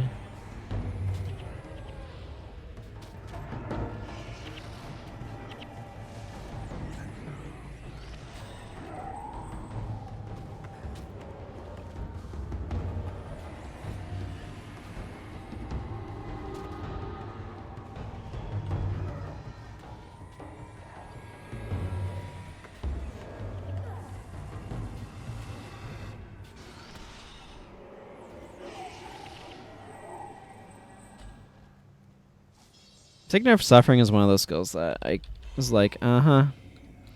You guys had no idea what to do with this, did you? Technically, they made it a version of a skill that was really good in PvP, but, like... I'm not sure it's quite elite good, you know what I mean?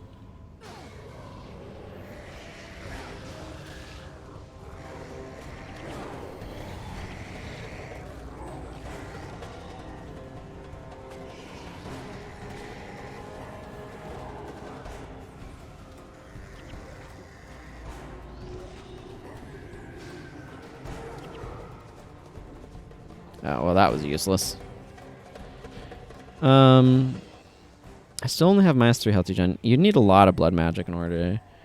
I don't know. This does get to -4, but I think it's at like 19 or 20 blood magic, so... It's not really a reasonable thing to try to get to.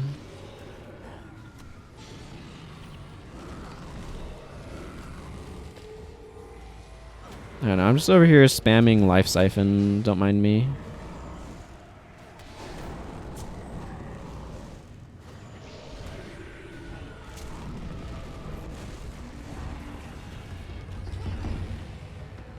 Will this be better against Shido? Probably not. Let's be realistic. But we can at least hope it would be. Nothing like stealing 77 life from a foe.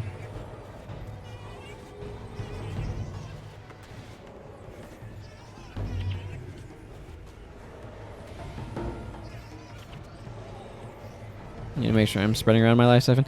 I don't think Life Siphon should cost 10 energy, as an aside. Or if it does, it should have like no recharge or something.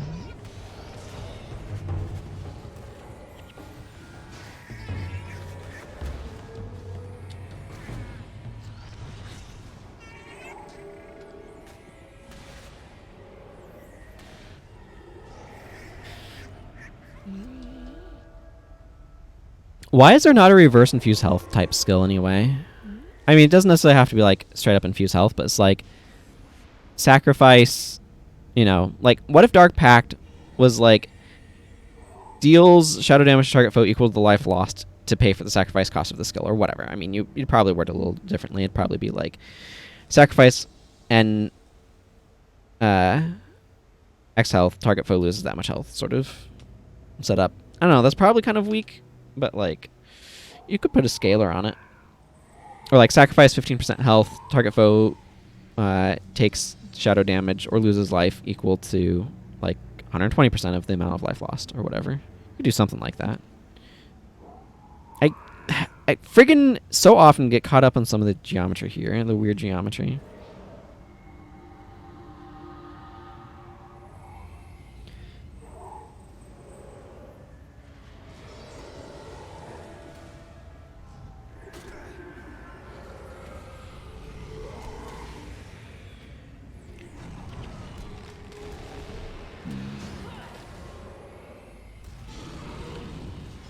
I don't know, this lasts forever. I don't need to...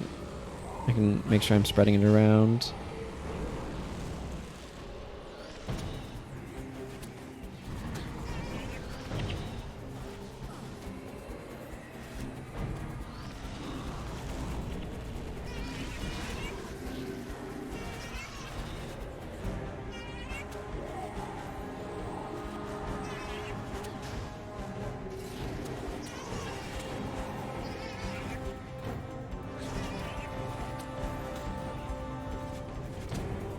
I mean, I'm siphoning life here. That's what I'm doing.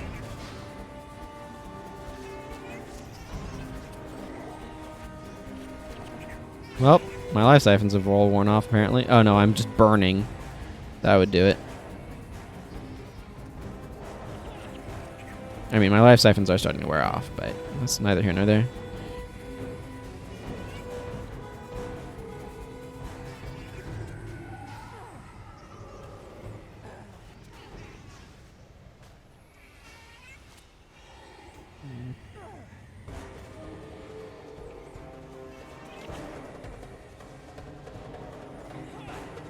Down to just this guy.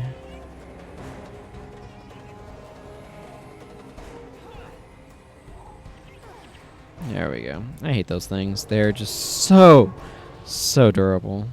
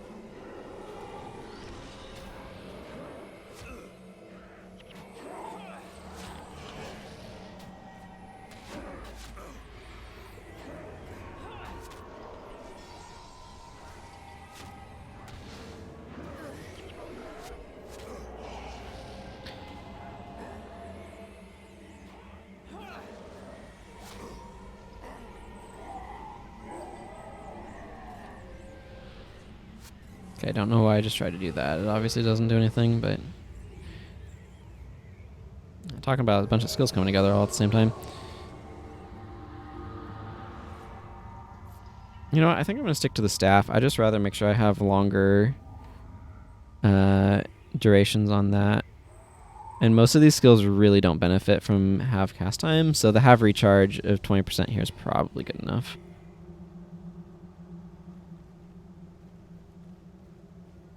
As I itch my ear.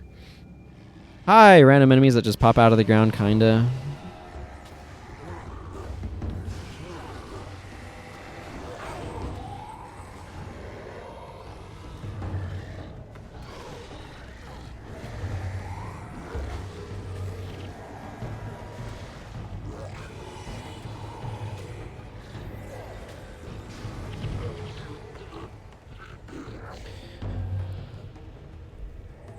I mean, if this run doesn't do this mission, I'm just gonna leave and come back later as well. I should add, like, I don't know. I'm getting a little tired of seeing this one, though. Don't know if you all are or not, but I certainly am. I feel like I've been here a bunch.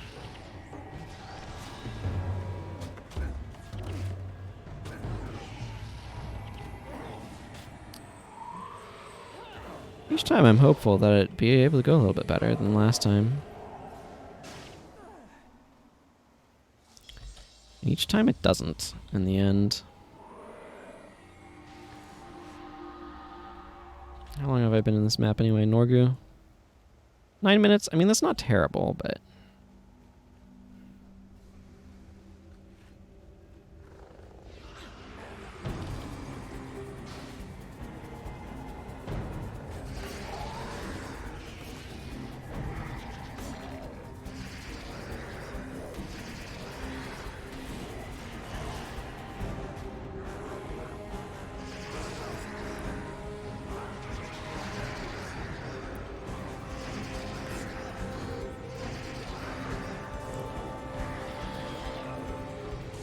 There we go.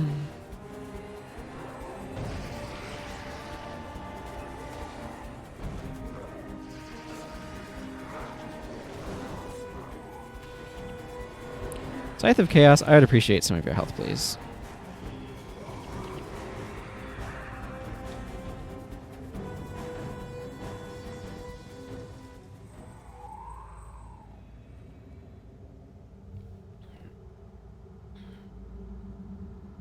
If this run doesn't do it, I'll probably try to make some sort of, or like, draft a more physically heavy bar for trying to do it, and see if, like, some warriors and stuff can take down this group. It's all just a matter of what I get, you know, it's...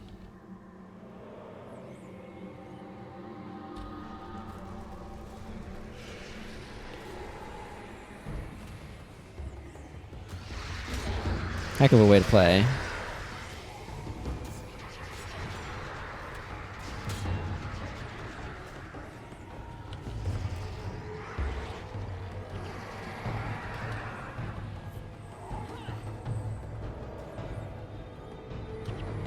There we go. Let's get out of here.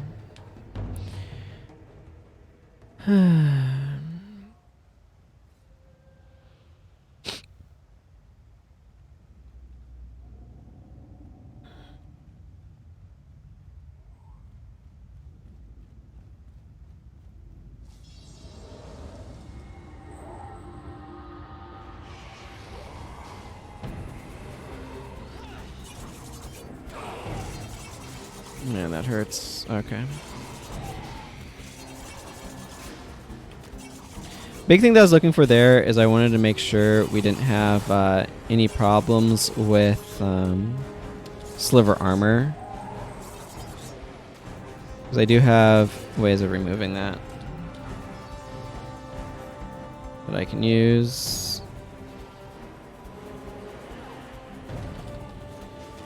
Oh, yeah. Oh, no, Parias. What have you done to yourself, you fool?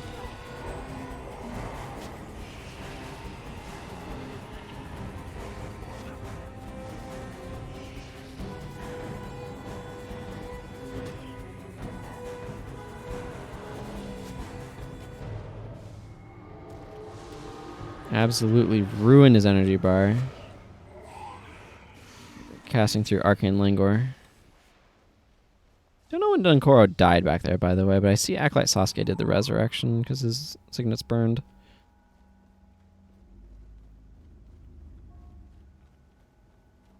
You may well be impressed with yourselves who have made it thus far, but do not expect me to be as friendly as that Canthan bodyguard.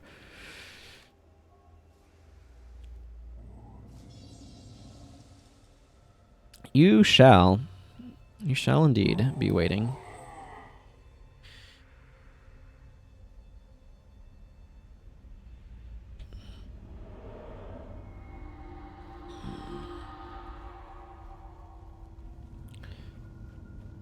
Blood magic is so bad.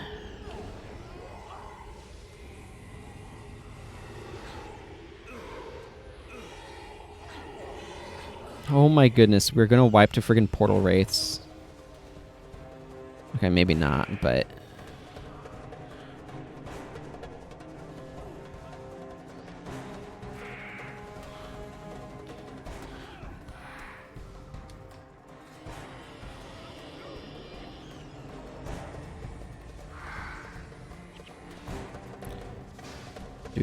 Waiting on my energy to regenerate so I can maybe do things.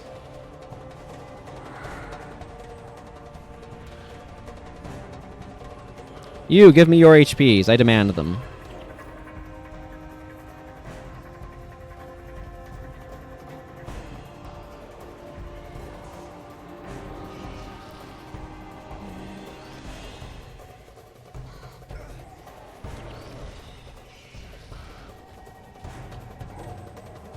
I'd rather run the friggin' virulence bar. So part of my frustration is it's like, here's your skill, it deals 56 damage, yay! And I look at this, and this is 63. So that's noticeably more. I mean, longer recharge, more area of effect. It just feels so anemic. But the thing is, this is at 18 attributes. This is at like 11, maybe at 12. No, probably at 12. Yeah, he's running 12 dominations. So it's like, yeah, okay. So there's a bunch of that. But like, I don't know. Blood magic feels really, really weak to me.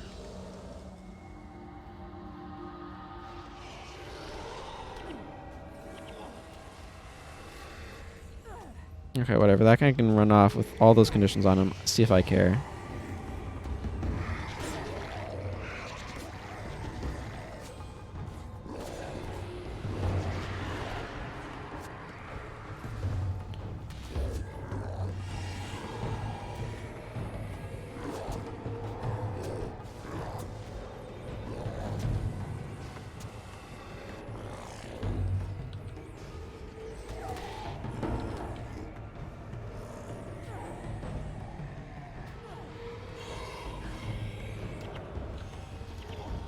And maybe I'm underestimating how much damage these skills are dealing, but it just feels weak.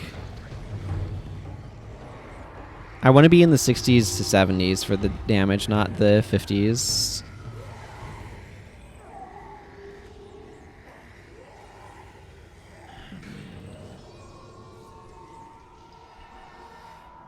But anyway. Those are two separate groups, apparently.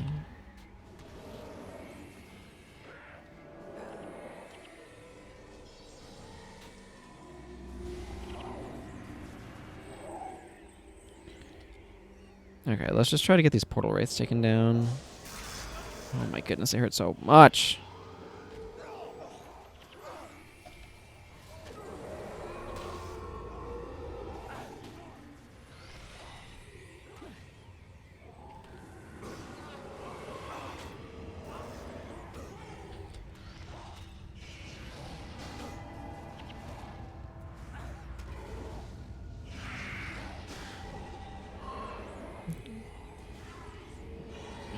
Guild Wars and the Curse of the High-Leveled Caster.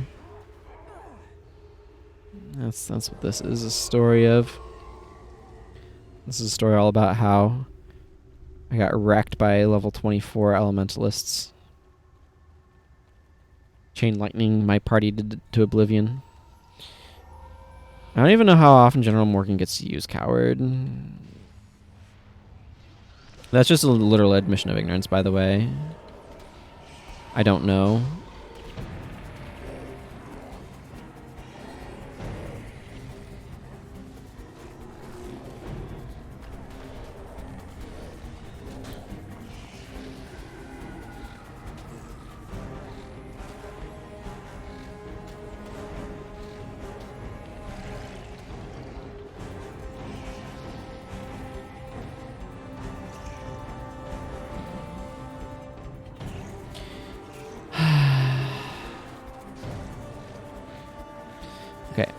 Maybe we can take this guy down.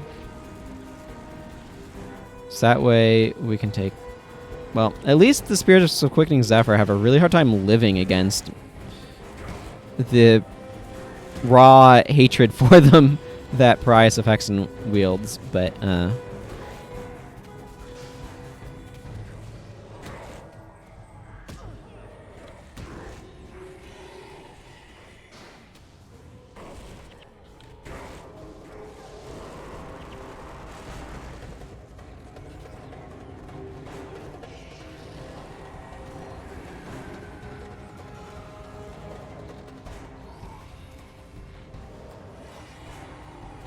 This field takes so long to fight through. It's kind of painful.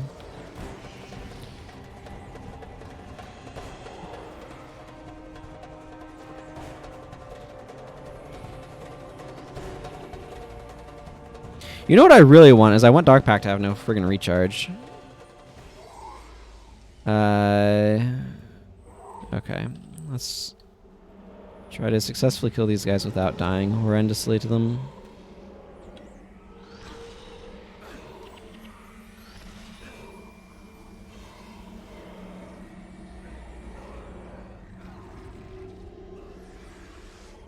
Whatever, I can target that one too. It is possible to target multiple enemies at once after all. Well, not literally, but to apply effects to different ones. And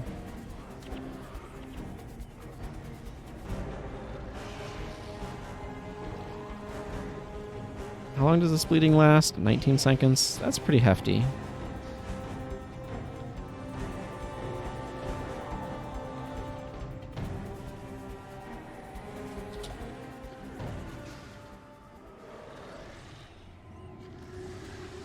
He does coward things. Good. Good to know.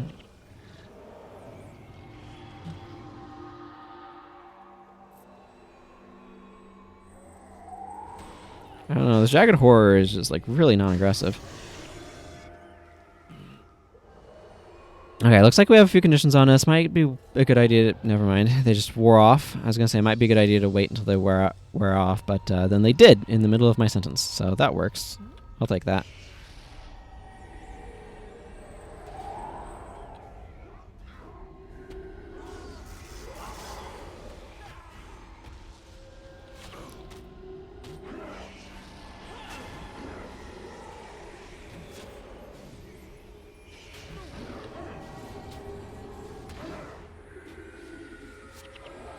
I think I am applying a lot more pressure than I think I am with the amount of like degeneration and stuff that I apply to things as well.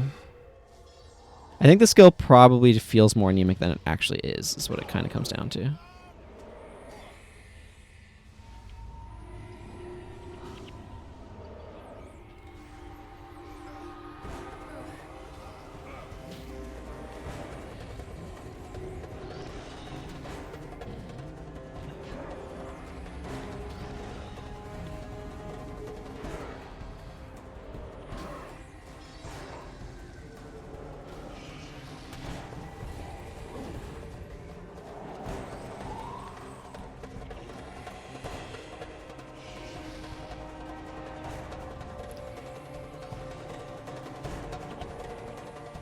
Okay, that's fine.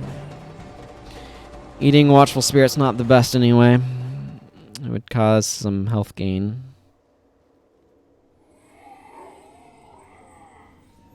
There's another one of those skills that, like, why does this have a 10-second recharge?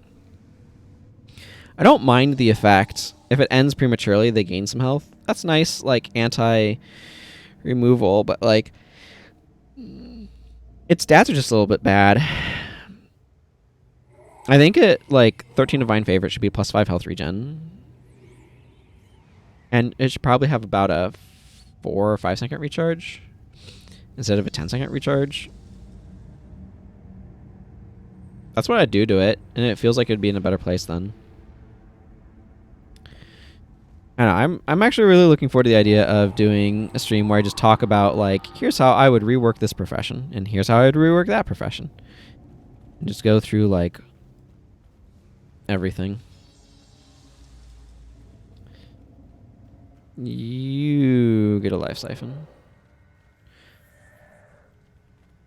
Some of them I might not be able to entirely do that with.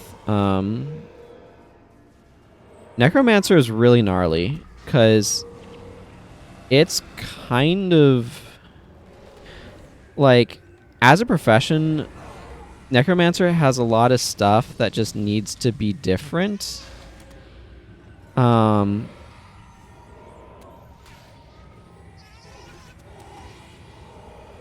For various reasons. Blood magic is especially needing a massive overhaul, in my opinion. It's just like, it got put too much into like a thematically, blood magic is too much life drain, lifesteal type skills, and those became a problem in PvP, so they kept nerfing them, and so it kind of left blood magic feeling very hollow, and it doesn't really have coherent strategies. Like, it has a few specific like things that it does, but there aren't enough of them to make more than like half a build, if that makes sense. So like, what I mean by that is orders is like half of a bar, and then there's like a little bit of utility, but blood magic needs a little bit more utility in it, and it needs less lifesteal, and it needs a little bit like a little bit more strategy in it. Like, the other thing too is like Oppressive Gaze as it currently stands, to me this is a curses skill, not a blood magic skill.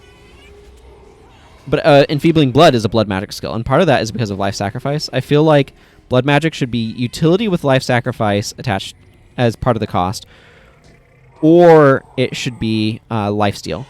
And I think lifesteal should be a fairly small part of what actually encompasses blood magic.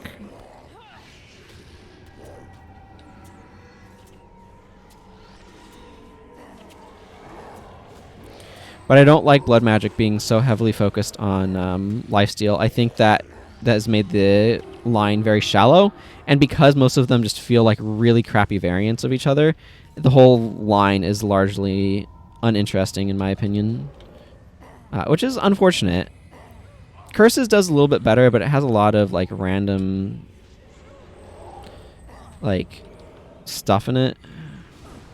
A lot of the problem with curses isn't effects, it's potency.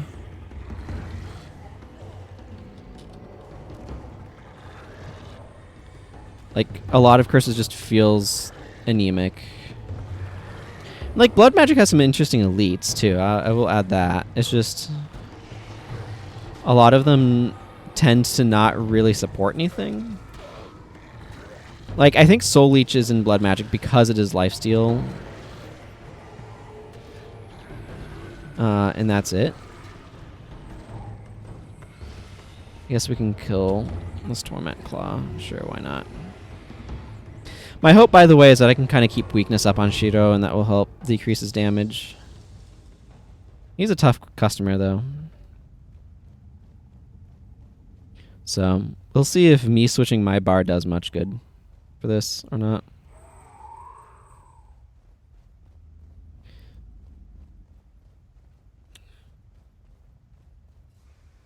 Going towards Grenth first would improve my or going in the Grenth's direction would improve my attributes, but I don't know. I just like to go around the ring this way. So that's what I'm going to try to do.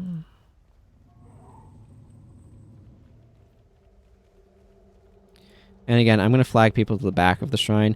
By the way, this is something that's really, really cool. That's hard to see here because of the inherent conflict going on. But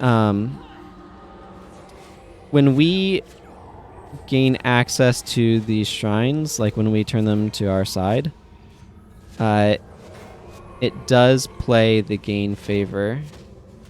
Like the effect that you get when that shrine or that god gets favor. So you'll see like these leaves are growing and water begins to pour. And that's really, really cool in my opinion that happens.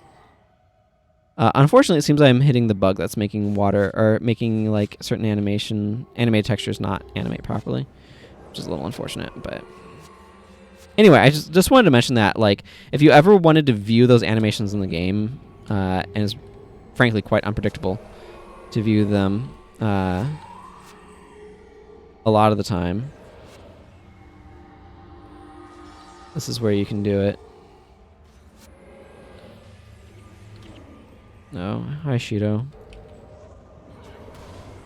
Unfortunately, we don't have a way of ending battle scars, so that kind of sucks, but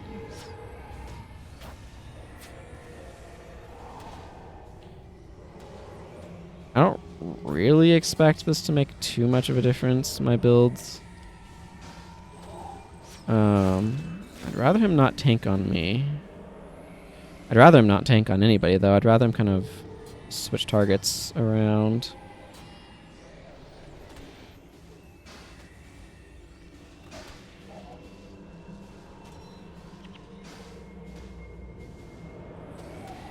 Or yeah, attack weakly at spirits.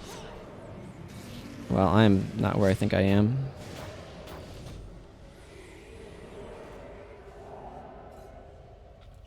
Where do you think you're going? Yeah, he just transfers all conditions and stuff from himself when he goes into impossible odds. So, unfortunately, like that's... You really need something to be able to take care of impossible, like to punish him when he's in impossible odds. I think that's the biggest issue actually that this party has, is it doesn't have a good way of like punishing him for attacking with impossible odds going.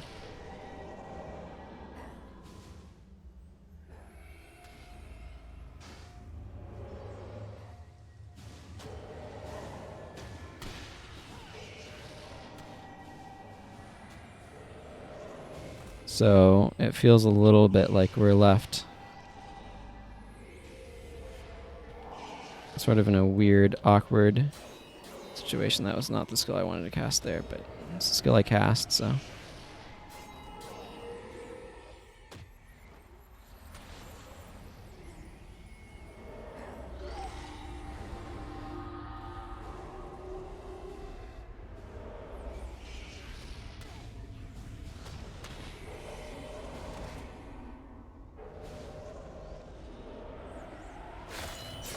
Nope, nope, nope, nope, nope, nope, nope, nope, nope.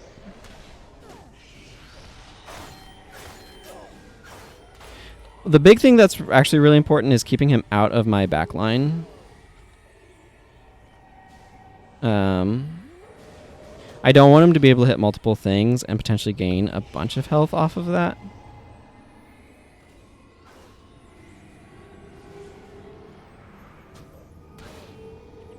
There we go. took Shido down. That's going to greatly simplify this. The Lich is dangerous, but not in the same way Shido is. The main thing the Lich does is he hits like a freaking truck. But he doesn't run around. He doesn't body block the same way. So we should hopefully... Like, Shido is the one that's really dangerous because Impossible Odds is an absolutely ridiculous skill. Is really what it kind of comes down to.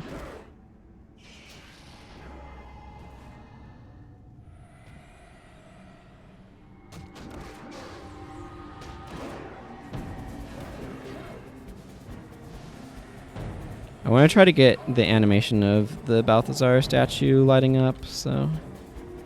Looks like the Lich is coming over here for a visit, though, so I'm going to weaken him.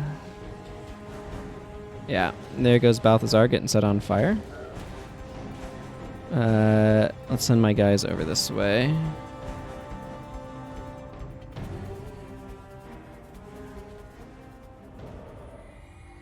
I think Vec just got dinged by Ether Prodigy.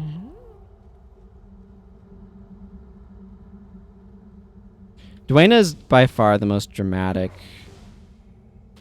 of these statues when it animates, by the way. Well, I can't do much to these guys right now.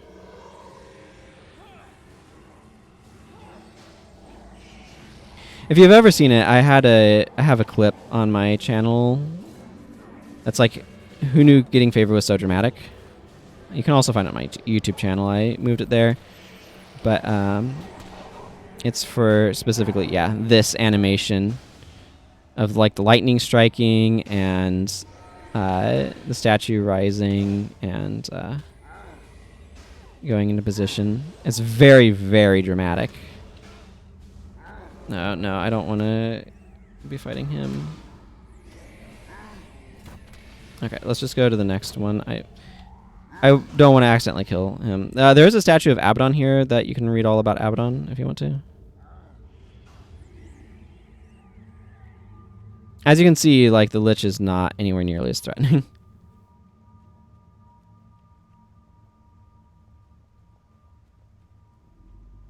So I'm really happy to have gotten...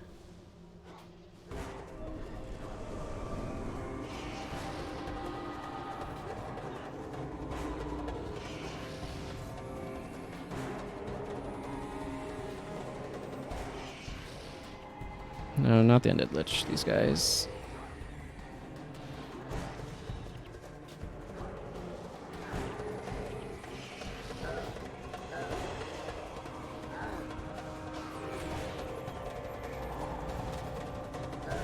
Okay, rallied.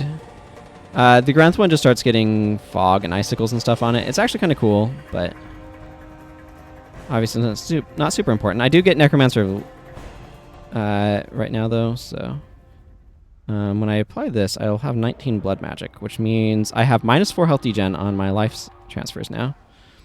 So that's cool. Lissa, the vines just kind of disappear. That's all that really happens here.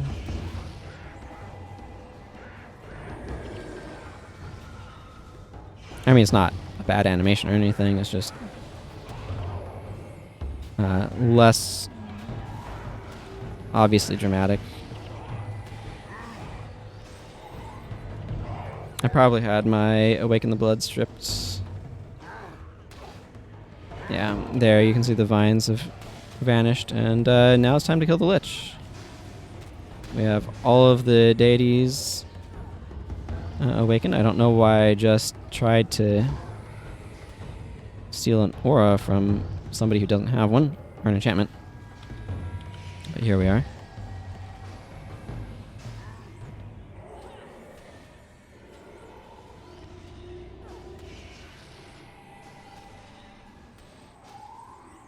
I do think I can win. Steal up to 200 health from each foe within 30 feet. That is very specific. Okay, well, that was a bit of a trial, but we finally got through it, and I'm super happy about that. Gods. So that means I have finished the Realm of Torment portion of this madness, which is very exciting. Very exciting indeed. So where's... Wow, my inventory is full. So where's my book? Here's my book. So here's where we're at. I'm really actually quite happy to be through that one. That one was not wanting to get finished at all. I think I might actually hang on to the Boon bar, the Talcores bar, and finally let this Ether Prodigy bar go away. I've just been using Vec on that Ether Prodigy bar for so freaking long. I'm ready to give him something different to do.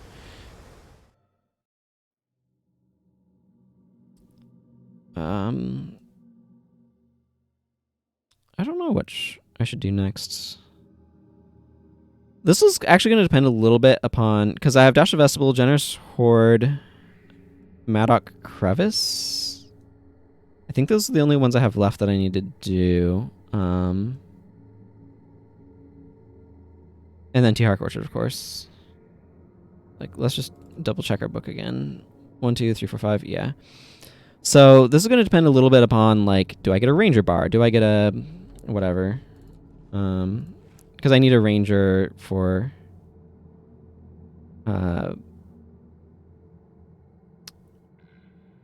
brain. You can... words.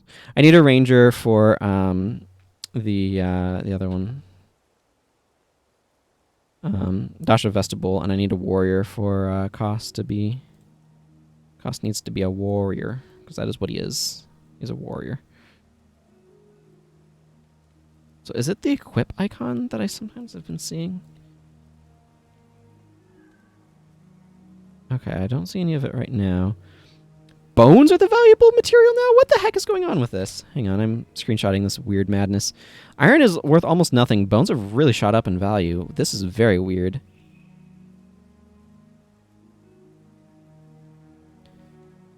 Amber is kind of up a little bit. Spiritwood planks are as cheap as ever. Obby shards are kind of down a little bit. Where's Ecto? Ecto's at 14. This is the relevant stuff, I guess. Obby shards are down below rubies and sapphires. I think a lot of people are trying to make Vabian armor for whatchamaflop, and Ecto is kind of the limiting factor on obsidian armor. It tends to be a little bit further of a goal as well. I'm actually doing a decent job of accumulating rubies and sapphires here. 5 globs of ectoplasm. Huzzah. It's easy to forget about that. I have so many diamonds and gems and onyx. Some obsidian shards. Okay,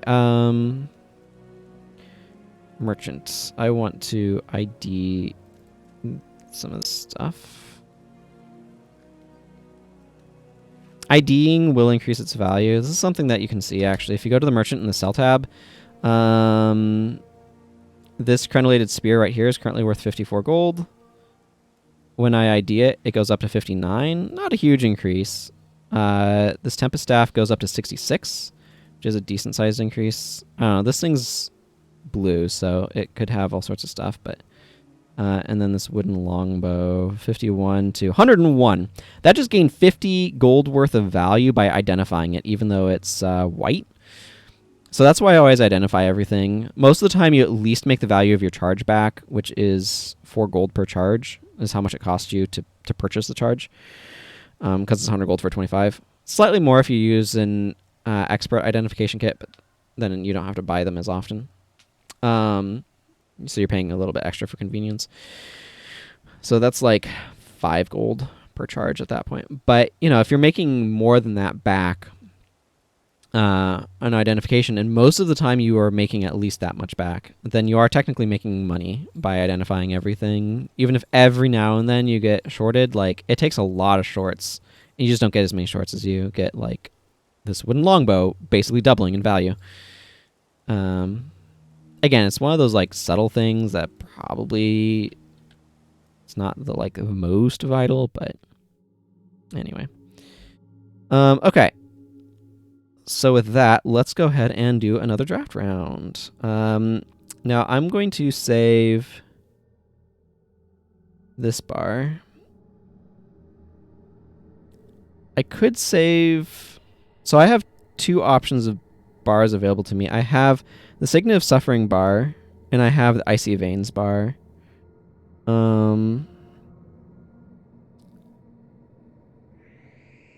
Given the missions we have left, I'm not really sure what is a better choice, but I'm going to go ahead and save the Signet of Suffering bar. So those are the two that I'm going to save. I'm going to finally let Ether Prodigy go away. And start the draft round. And immediately we get Flourish Assassin. And Defiant was Zinray Necro. And a focused Anger.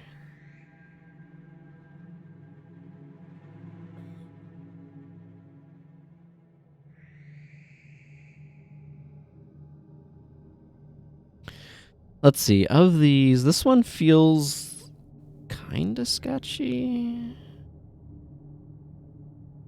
I'm pretty sure this character does not have Defiant was in there, so I'm pretty sure I'm not running this bar on this character. I can quickly check, but Restoration, nope, decidedly not.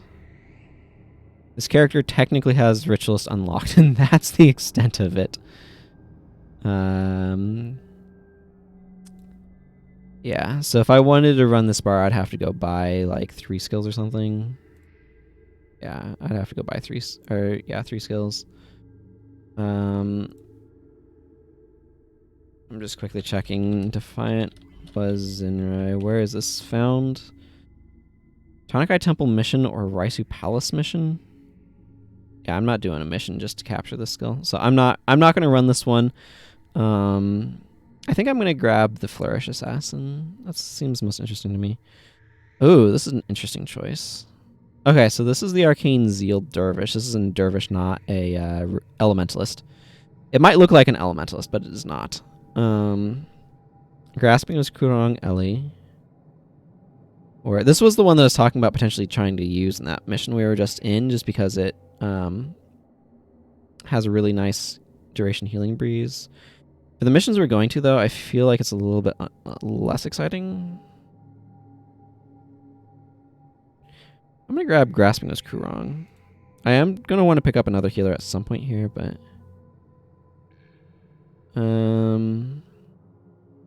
let's see. I don't have a Paragon bar, right? Yeah, I'm going to go ahead and just grab Dragon Slash. Oh, this is interesting. Wow, 3 Necro bars. I'm going to grab Spiteful Spirit. I'd rather run Spiteful Spirit. Okay. Here I'm going to grab Shatterstorm. This gives me a warrior bar I can be running. I do want to pick up another... Okay, Balthazar's Pendulum is not what I had in mind when I said I wanted to pick up another monk. It really wants me to pick up Quicksand. I might be a little short on healing. There's a few picks left. Yeah, Balthazar's Pendulum is really not what I had in mind. Keystone Signet, I kind of would prefer to avoid this bar. I don't think it's a bad bar. I just think the AI is not going to keep Symbolic Celerity up the way it needs to. And I really am not super excited about Quicksand, but I'm going to pick that one. None of these are healing again. That's kind of unfortunate. I'm going to grab the Dervish. Okay, I'm going to pick Amity here. Yeah, I'm going to pick Amity here. I want a healing bar, and this is a healing bar. So I had picked up... Okay, yeah. Okay. So I'm going to load the Spiteful Spirit bar, because I'd much rather run Spiteful Spirit than Signet of Suffering, especially in some of the missions we have remaining. Let's see. Spiteful Spirit. Yeah, I even had everything all ready for it. I'm going to go ahead and... Curses, and then Tengu Curses Scepter. And Superior Curses. There we go. Oh, this is kind of very blue on the end. Okay. So the question then becomes, what do I want to run here? Obviously, I need Talcora. Talcora is already running the Boon Prop Bar right here. And I need Parias, so he can run not that, Amity. Not really the bar I would have chosen, but the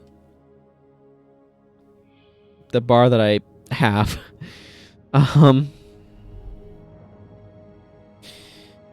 Yeah, okay. Let's see. Let's go ahead and grab Milani and load the Shadow Prison bar onto her, right? Yeah. This one's an odd one, but my eye is itchy. Itchiness is weird. Okay. I don't really want to use this bar. Let's see. I kind of feel like I'm bringing the Ranger or the Warrior, so let's just go ahead and get the other ones in here. Yeah, I'm going to grab the Dragon / Paragon. General Morgan. Load. Dragon /. Obviously, I need to grab a sword for him. So let's do that.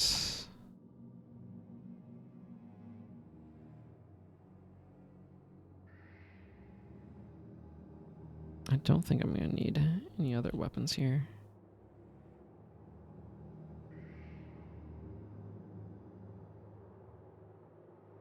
This is a command shield. Yeah. I'm actually going to get rid of these two. I don't need to be carrying them around.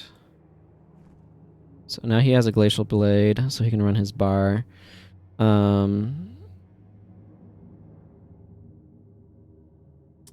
Okay.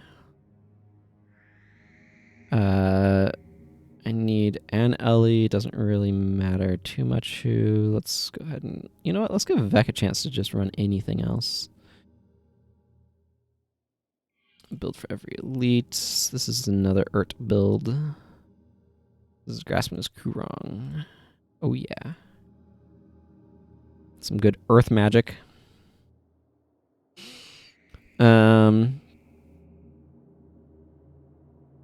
Flourish Assassin.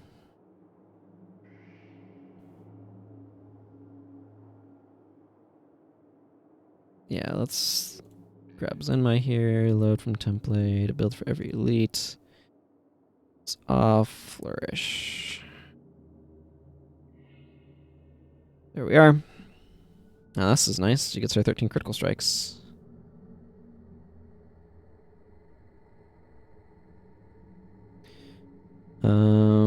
Okay, so the question is, do I want to run Margaret the Sly with this bar? Not really. There's a lot of conditions on here, Poison Tip Signet and Hunter Shot, and an area that's not going to have a lot of conditions. So let's go ahead and grab Cost on Shatterstorm. A build for every elite. W me, Shatterstorm. This is my good old Hamstorm build. You can tell it's Hamstorm because it has Hamstring and a Storm Skill. That's how that works. Okay, which means I'm going to go do Generous Horde.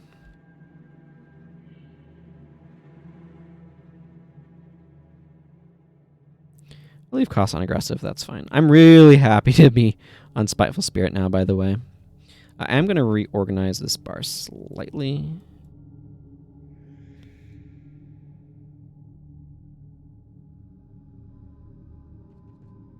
Spiteful Spirit's, in my opinion, like one of the better Curses elites.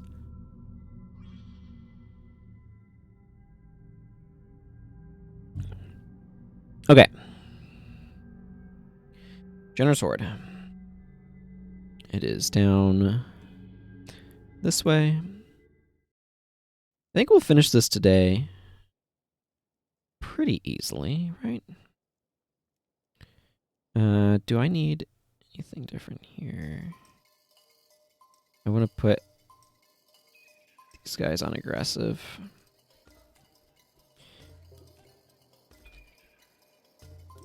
We have managed to get this guy cooperative, and now we're going to go in and do stuff and things. It's going to be epic.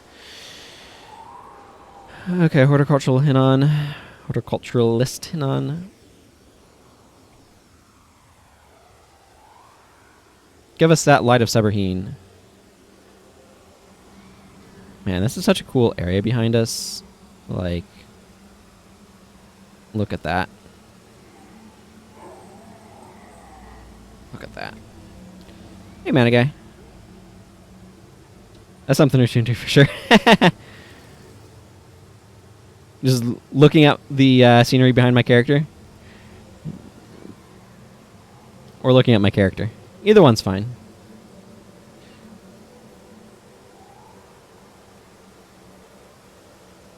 Let's just say I was thinking about framing the screenshot a little bit for thumbnail potential, because I want a more interesting thumbnail. Oh man, this area is so cool looking. Look at these friggin' like highly contrasty plant things.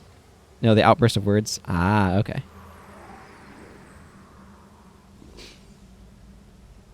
I think I need to wait for this guy to... The horticulturalist, for some reason, by the way, runs all the way around that center area and comes over here. And I don't quite know why they didn't just... Oh, you know what? This is actually a really interesting thing to think about. But, like, I think horticulturalist Hinnon spawns on the other side and then runs around it because they want us, when we're facing him, to be facing the direction we need to move. Instead of, if we were spawning here and facing him, then we'd need to run this way. I don't know. It's a weird question. Because now that I'm thinking about it, I'm like, well, does that really make sense? Maybe not. Either way, this Margonite Executioner can get a Spiteful Spirit on it.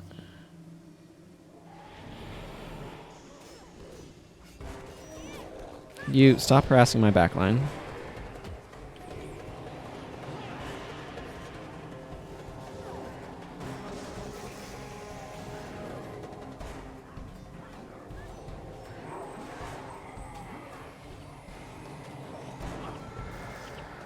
Oh man, see that good Grasping Kurong action?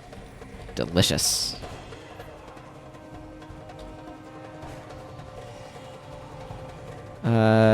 Light of Seberheen. Okay, there's one back there, but this guy should be making one. Right? Oh, I'm holding it. Derp.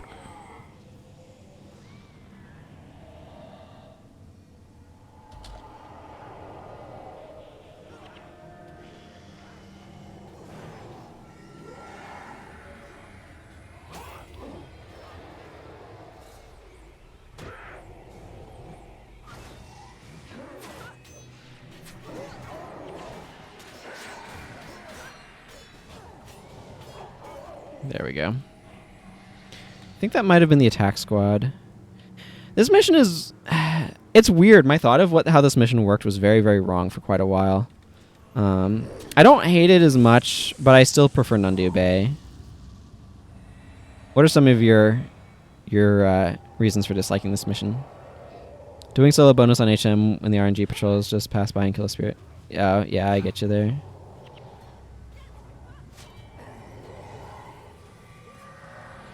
It's kind of an inconsistent mission. You can have this and also just be dead. That works. You can also just be dead.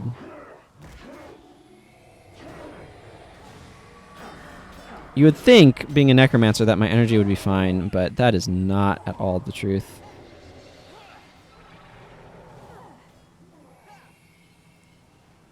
Yeah, this is a very patient mission, in my opinion. Like, you have to go very slowly with it. Because you really, really, really need to keep an eye out for those patrols, because if you don't, it is not good for you.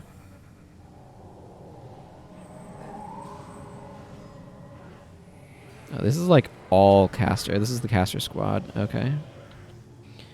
Not that my front line can't find a bunch more front line to drag over with them, but...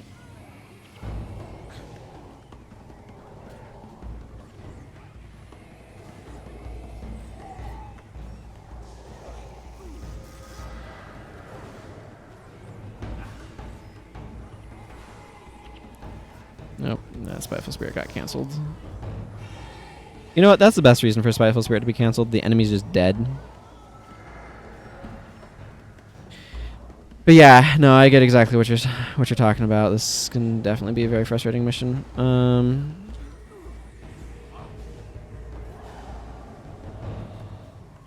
Arcane Echo, so energy intensive. I like this bar though. Overall, like I like the skill composition and everything. It's just my energy is kind of unhappy with it.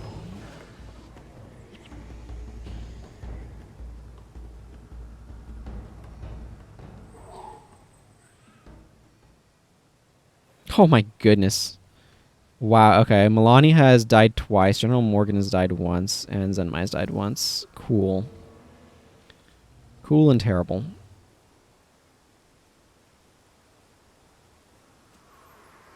Well, that tells me is my healers are probably somewhat ineffective. Ineffectual? Those words. That mean they're not doing as good of a job as I would like. Okay, it looks like the next patrol is coming.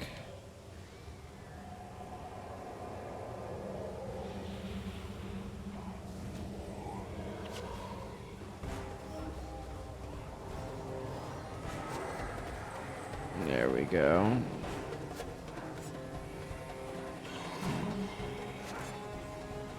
You can stop harassing my backline, please.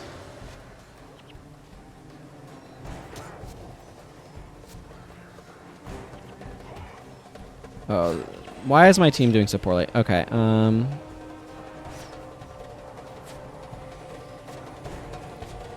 just needed the spiteful spirits to accumulate. I see.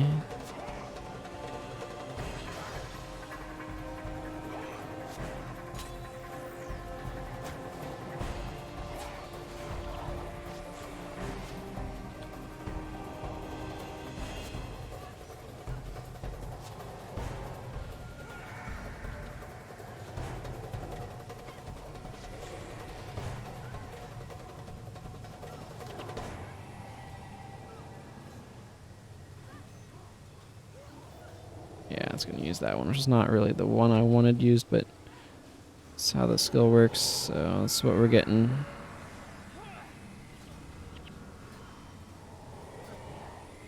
Okay, whatever. You can give me some nice energy. Nice fresh batch of energy.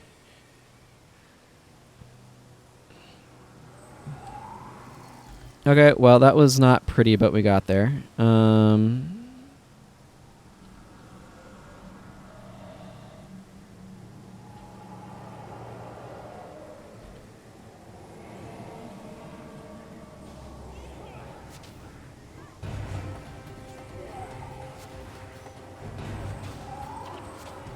Well, there we go. Multiple enemies dying at once is a great way of getting all of your energy back.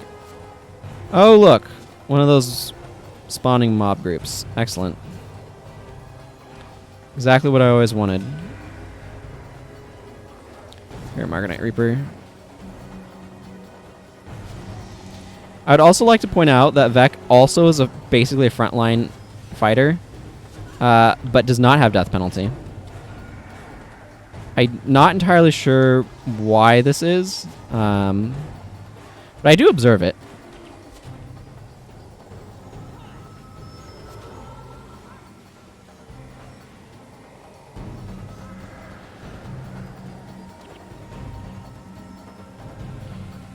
Because it amuses me to observe it.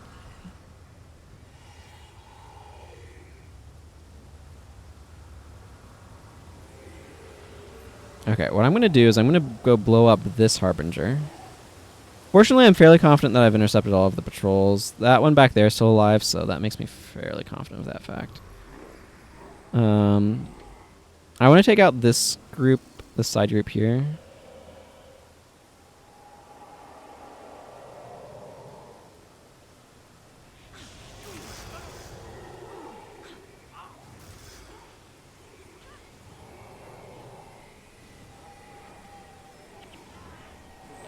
Well, that works too.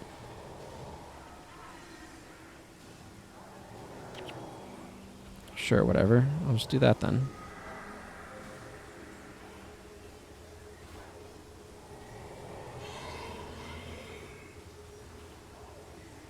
There we go. You can see there's another group coming right here. I need to go stop them with my stopping powers.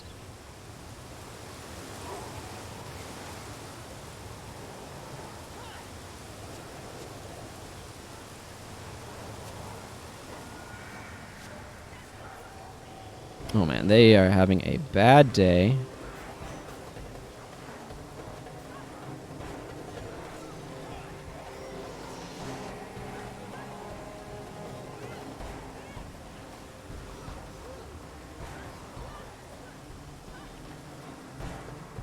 Okay, well that works for me. Let's go ahead and take out this left side for the bonus then. Just pre-apply Arcane Echo here.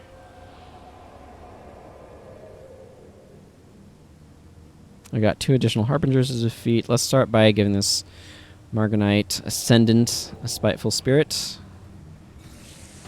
And this Bowmaster can get one, I think.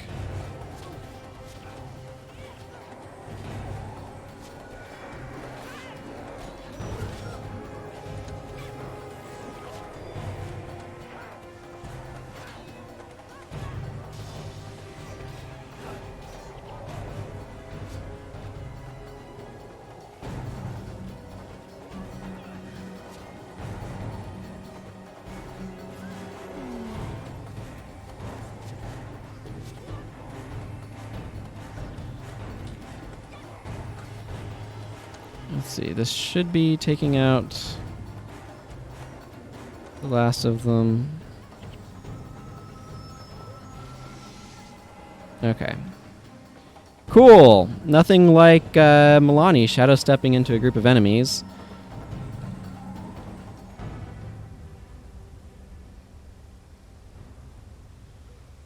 Meanwhile,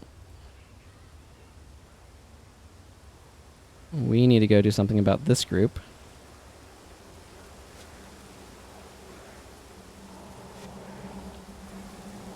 Like, it's okay if these spirits die, but it's not okay if the horticulturalist dies. Those spirits are incidental to victory.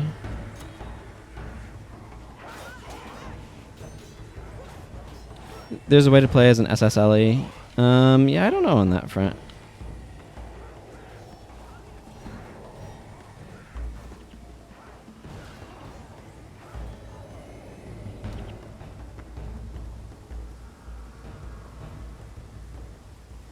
Okay. We sort of took care of that group, kinda. It's a little awkward now, though. I'm gonna try to take care of some of these groups in the middle more at the moment.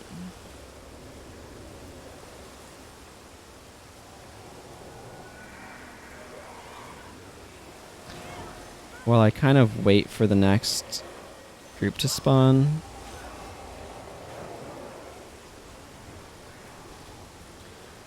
The problem with this bar, by the way, if it hasn't become abundantly apparent to people, is that all of my spells cost 15 energy. For the most part. So it makes it a little hard to operate. I'm going to want to try to take down this other side group here. I do want to keep an eye on the middle. The Harbinger of Nightfall's over there. I see. Okay. Oh, yep. Okay, that's exactly what I was looking for. These guys are spawned.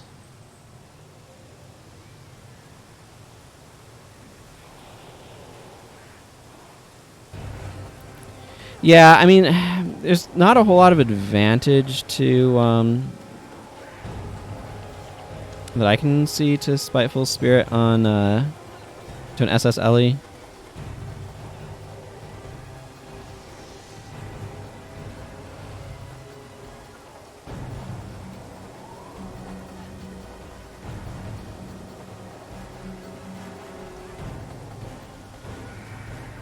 The main thing that you'd get from that is a higher energy pool, but losing the attributes is kind of rough, so.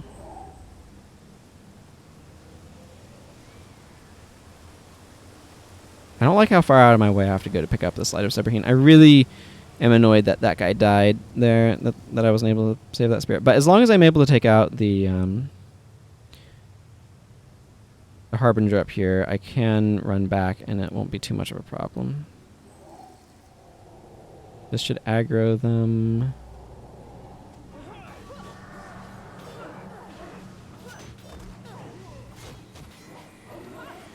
Let's see. Where's that Harbinger? Oh, the Harbinger... Okay.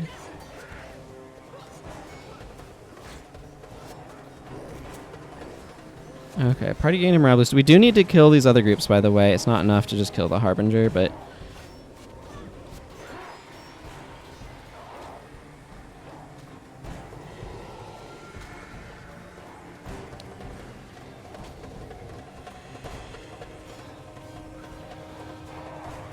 Okay, yeah. I'm going to send my party back down while I grab some gold. Bit risky, but... I want them, like, over there. Took a bit long on that, unfortunately, so this is going to be a little awkward. The spirits are not, like, complete pushovers, but... Yeah, that one's going down, too. Part of it's my party's movement speed is just low. We don't have... Like, this is an area where it's really nice to have charge and everything like that.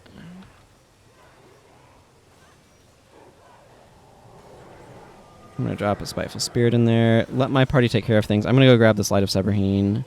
At this point, I just need to finish the mission. It's not important for me to be there for them to be able to do it. So, looks like only Milani has any DP at this point, probably because she's done really bad Shadow Steps. I do have a heck of a run back and forth ahead of me as well, which is really, really annoying. Because when those spirits die, they despawn their the lights that they had made, which is really irritating. It makes sense, but it is irritating. The thing that's annoying is the Harbinger of Nightfall just has a huge amount of running back and forth that you have to do in order to be able to kill it, because it takes 3 of these things to kill it, and it does not die through conventional means either, so...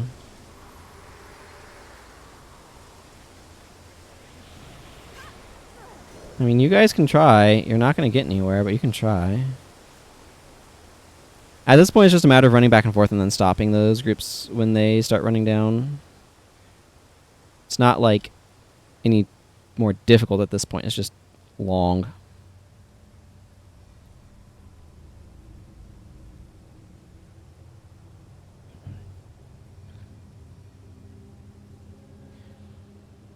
This is a little bit like a MOBA. A little bit. You know, that's regular mob spawns and things. Nodes that you have to control.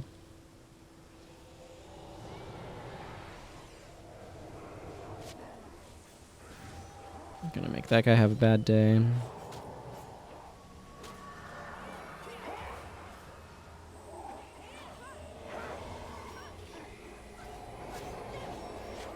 But, like, we're at a phase where it's not hard to, like, stop these groups, so it's all good.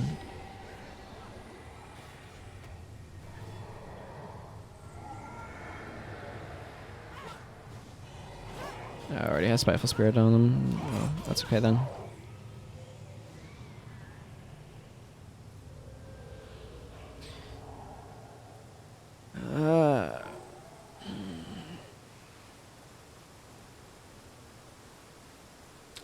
Yeah.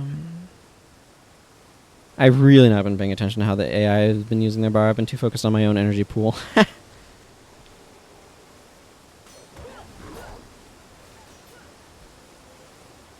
mean, they're doing their thing. So, that's nice.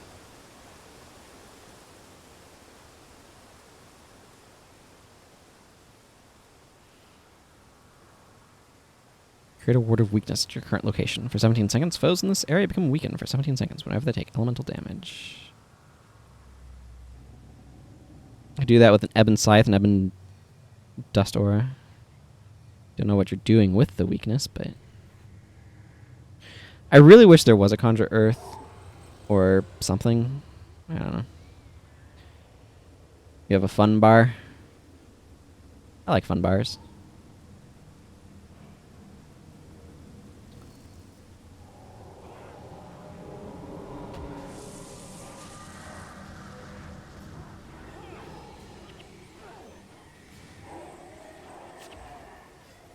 Man, Spiteful Spirit is strong stuff.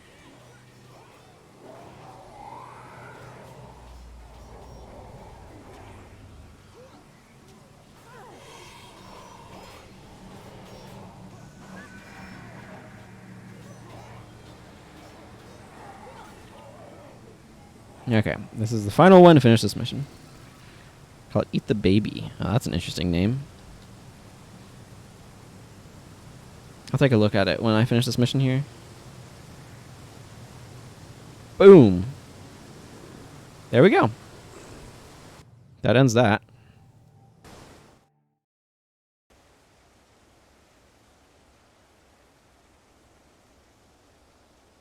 Template code. That's not a real bar, but I see why you call it Eat the Baby. That's funny.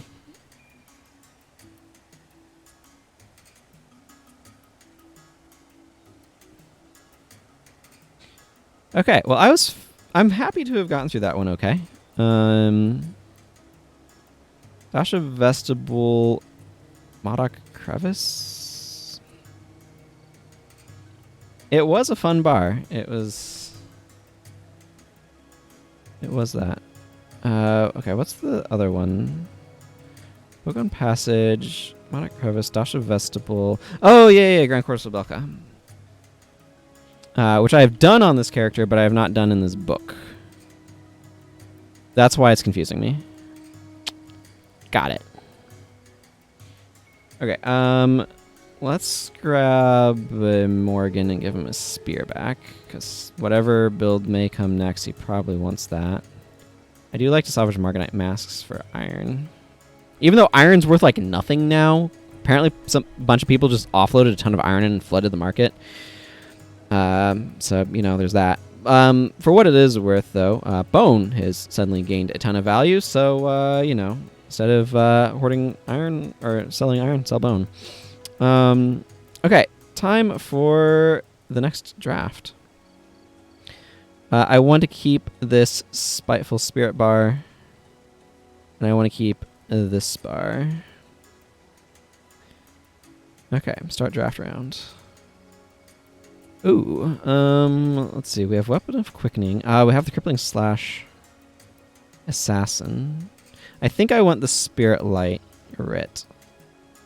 Air of Disenchantment. Okay, this is the Crippling Shot. Ranger. Yeah, iron's like less than 200 per 10. I know, it's been so reliable, right? I'll wander over there as I'm drafting here. I think I'm going to grab this bar right here, this one. Bone and Feathers are both like 400s. Oh, this is an interesting question. I think I want this one. Yeah, so here's the market right now. Bone is at 410. Feathers are sold out. Iron's at 190. Cloth is at 160, which is weird.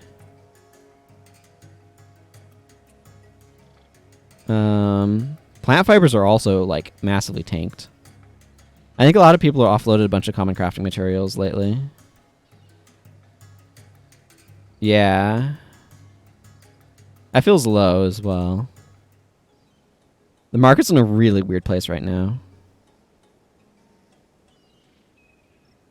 But yeah, bone's really expensive compared to normal. Like, bone and iron have swapped values. Ecto's 14k when I checked earlier. Yeah, it's 14k. Shards are 2.9 and a little over 4k for both rubies and sapphires each. Nothing particularly note down here. Amber chunks have a little bit of value. Jadeite's going down a little bit.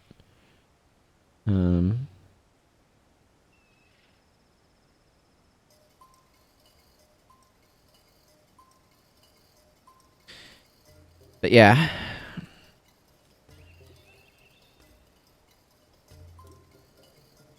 Let's see here. So I can grab this ether prism bar if I want to. Part of me wants to grab this bar because I like the idea of it, but I already have 3 healers, so I'm not going to. Do I have an assassin already? No. I can run the Locust's Fury bar. I think I'm going to. I'm going to pick up Locust's Fury. I already have a Rit bar.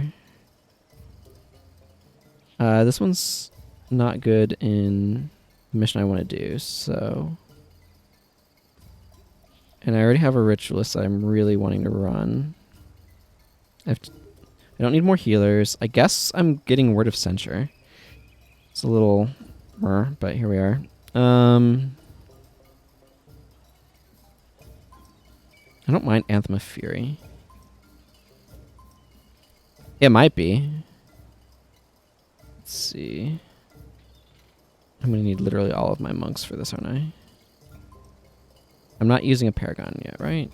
That's RTP, RP. Okay, yeah, let's go ahead and pick Anthem of Fury then. Spirit Strength, I can't grab that. Okay, Glyph of Energy it is. This is weird how sometimes it just walks you into a corner. I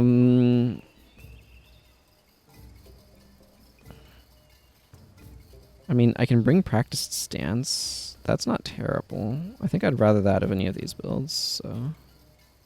Well, this is going to be weird.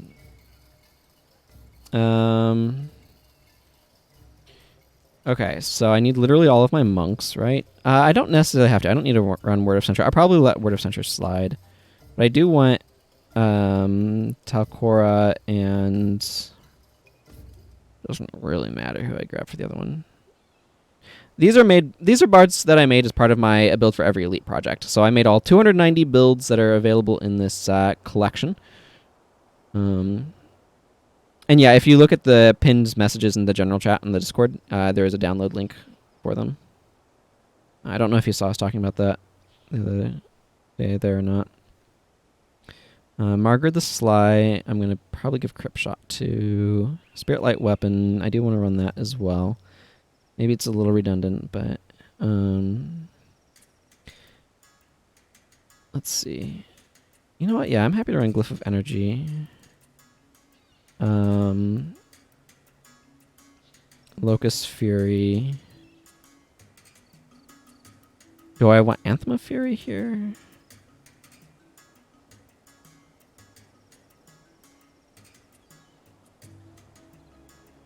Yeah, you absolutely could. You can make your own decks. Decks are just lists of... I mean, it has the formatting instructions, so... let's grab General Morgan. I think I do want that bar.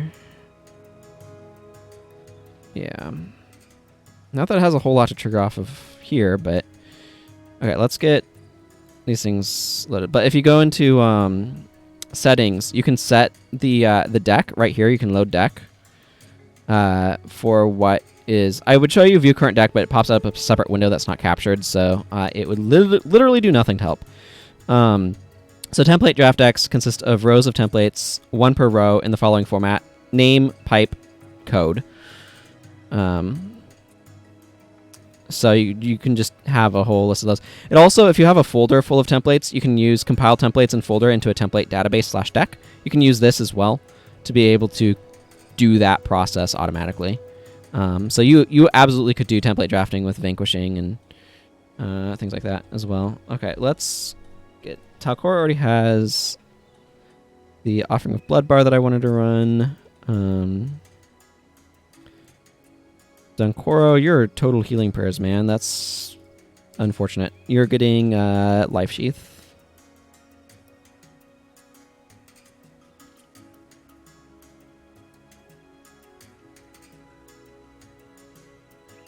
Margaret is getting the Crypt Shot bar. And Build for every elite. Crippling shot. It's RP. It's a roleplay. I also need to apparently give her a bow because she has a spear right now. Hang on, I need to move towards the...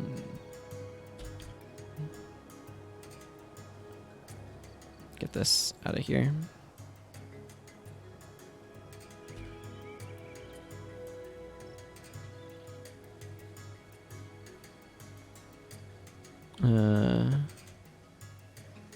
Drop this off. Make some bows. And give Margaret the Sly a bow back.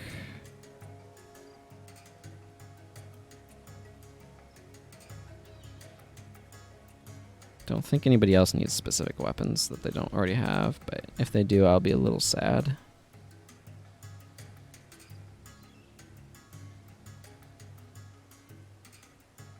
To do a sort of speed competition with randomized builds, with players selecting from the same biggish pool and going to vanquish the same area. Just have a limited amount of drafts to pick from.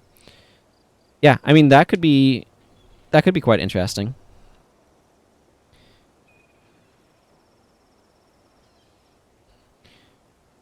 Okay.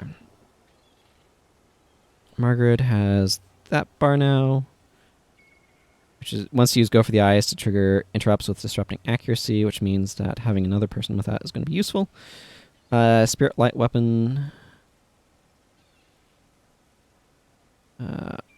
Spirit, this is RTP. Spirit light weapon. With all of his excellent communing powers.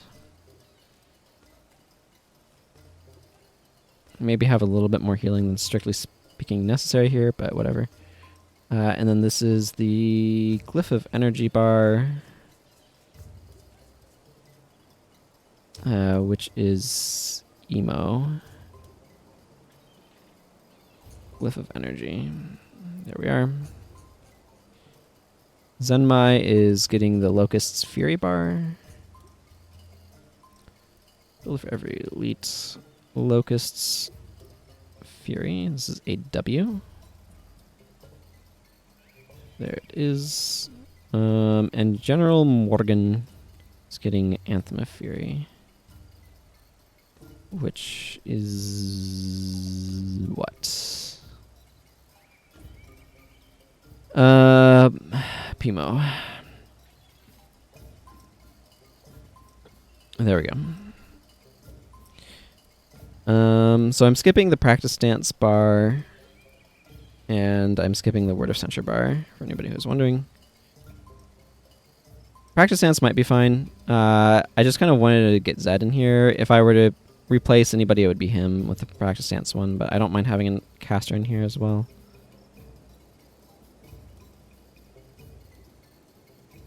This body shot's going to be somewhat unhelpful because I don't think we have any cracked armor in this team, but anyway.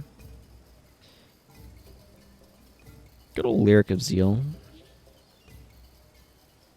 I wish we had some shout synergy skills, but eh. Anyway, I'm going to go try to do Dash of Vestibule now.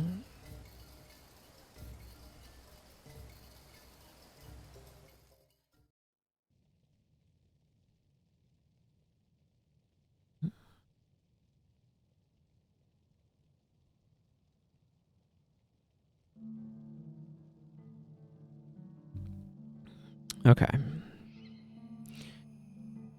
Seems fine. Let's go talk to the Lock of Athashim.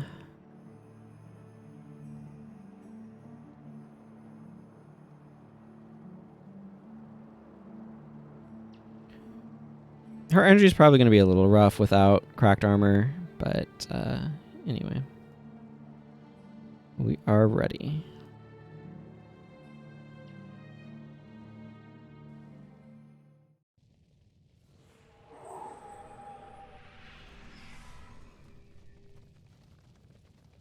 Oh no, the defense systems are coming online or whatever.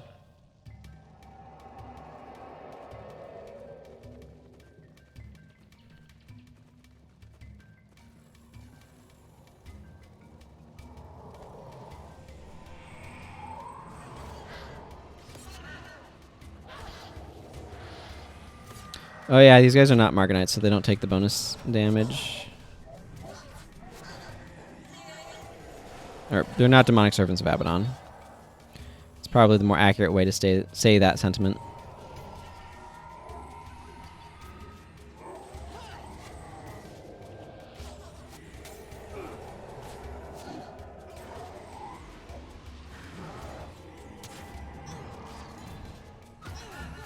If you ever want to do a race sometime, let me know, because I do like that idea. Not sure on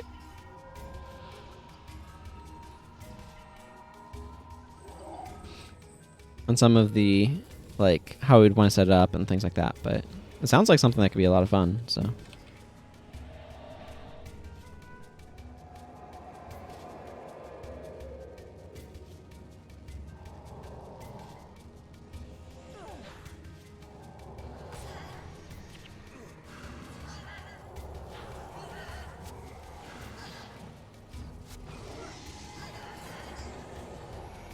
And you get a Spiteful Spirit. I mean, that's really the point here, right? Just pass around as many Spiteful Spirits as possible. Right. I'm so used to not having Turning Earth that seeing those was made me have like a moment of panic, I guess. Turning Earth panic. Being like, oh, don't want to stand in that. It's like when I have Ray of Judgment with me. And I'm so used to having enemies casting Ray of Judgment that it always gives me a little bit like, ah, Ray of Judgment, no. Don't stand in that.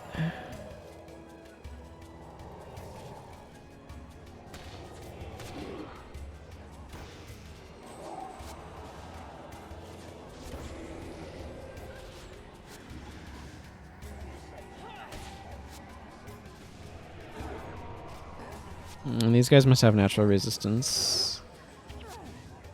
What spirits do we have here?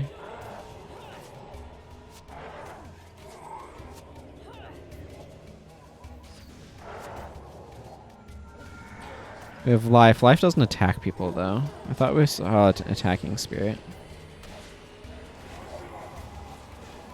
Oh, maybe it's just a caster wanding. That must be the answer to that quandary.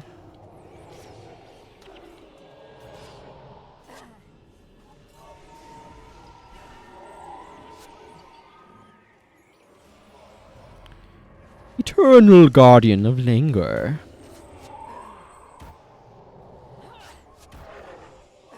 These guys have so much like inbuilt tankiness.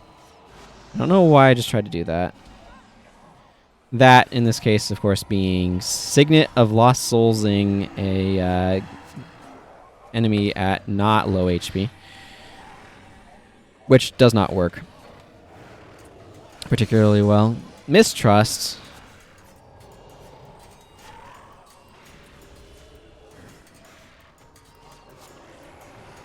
Ha!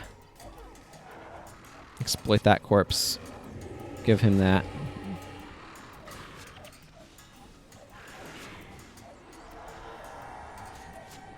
Turns out,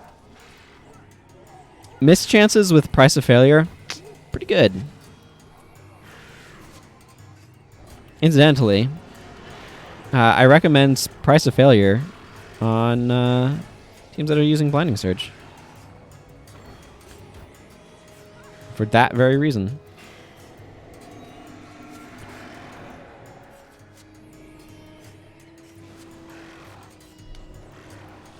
There we go. That took a little bit, but got there in the end. Zed, you seem to be having energy problems. Have you considered applying your skills to the disruption of the energy issues?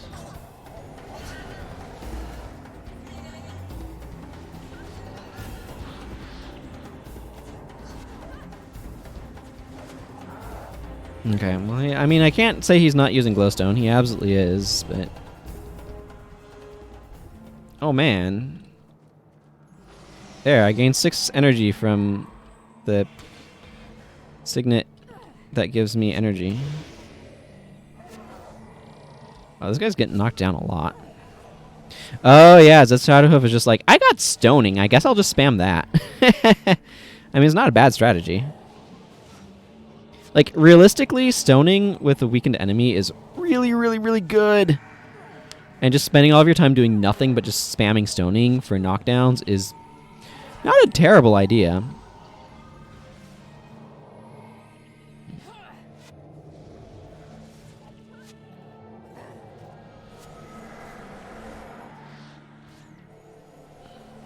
Hey, Zenmai. Are you telling people to fear you? Are you having success in that? I think I'm going to go ahead and clear out this side as well.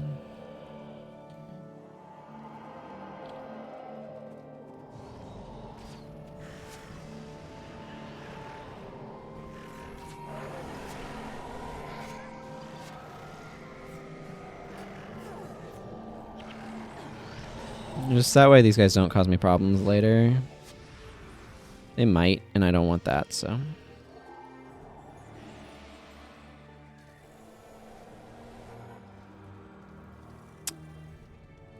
General Morgan's certainly using a Purge Signet every now and then.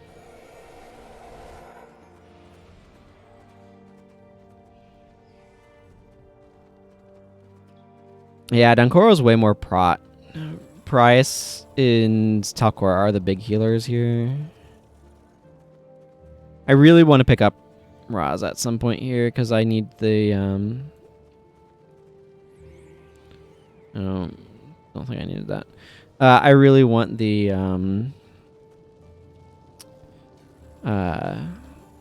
words. How do they work? I really want another ritualist over here. I need to go do a bunch of... I need to do Magni the Bison's tournament on this character.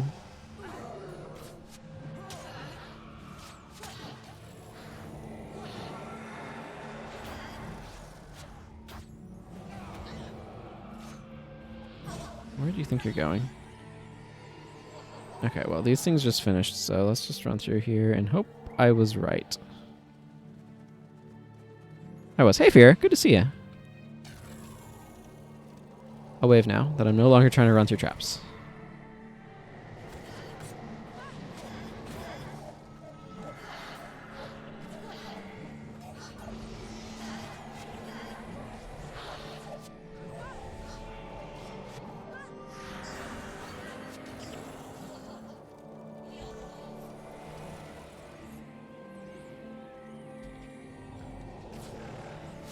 Have a spiteful spirit.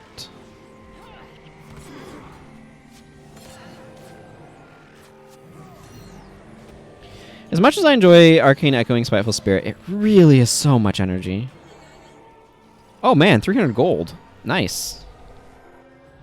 You might be saying to yourself, Ciantier, that's a key. You could open a chest. That's true. I could open a chest with it. But the chances that the thing that I open, that I get from the chest opening, being worth more than that that key is worth is very low. So I have a little interest in using it in that capacity. The thing that I really like about Price of Failure is that while it gives a 25% chance to miss with attacks, the fact that 49 damage is applied whenever is really nice and easy to overlook. No, not that guy. That guy. That was just embarrassing for my energy pool.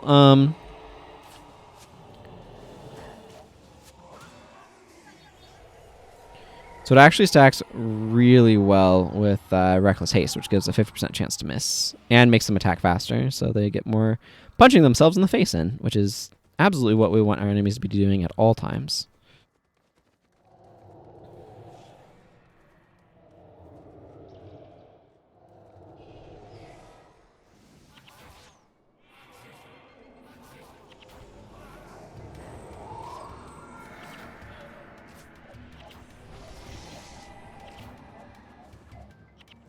Where are you going?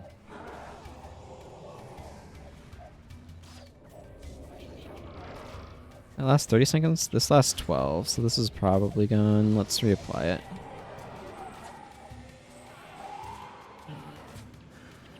There we go. I need this diamond key so I can open the chest over there. Well, we'll get to it. Divine Guardian. Cauldron of Battle, you're Balthazar. Divine Guardian. Doric came to you. Doric came to Dwayna. Golden Baron, you're Walking Doom's Awake, you're Grenth. I feel like these are always in the same order, but I don't remember. Melissa. I wish they had different quiz questions each time. But whatever. And Abaddon.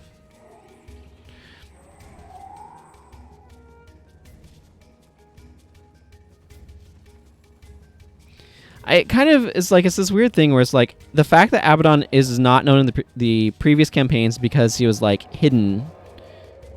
That makes sense to me. The fact that he starts showing up in this one in like routine places like that bothers me. Because it's like, oh, how is he known here though?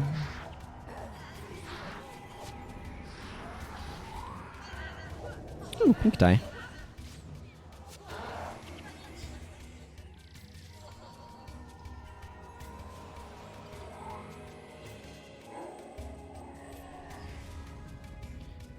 So the good news here is I managed to get through Gate of Madness earlier. Slowly whittled Shiro's HP down, got the rest of the shrines, and then showed the Lich Shoes boss. But that one was a rough one. It took quite a few tries to get through that one.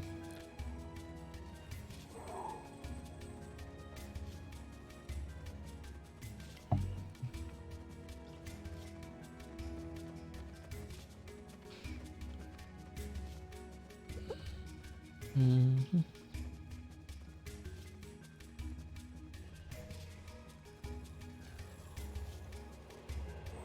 Yeah, well, part of it too is we didn't have anybody with like empathy or other mechanics to punish Shiro for attacking, so that was like, that's what makes this doable, bringing empathy. But we didn't have any of that. Like, this bar would have been really nice to have had for that fight, but nope. So I was stuck trying to dark pact him to death and get him to not be in the middle of my back line so he can impossible odds all of his health back.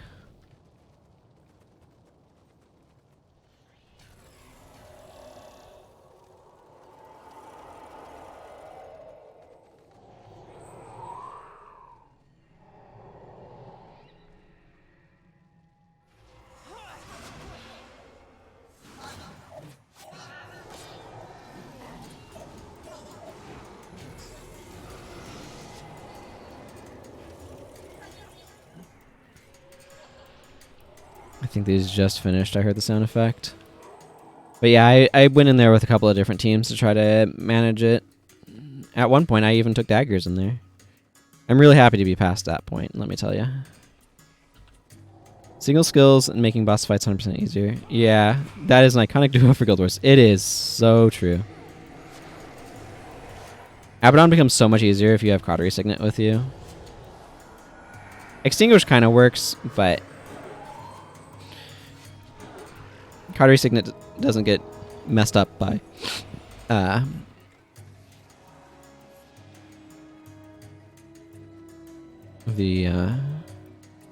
yeah, Pain Inverter ends the Great Destroyer too.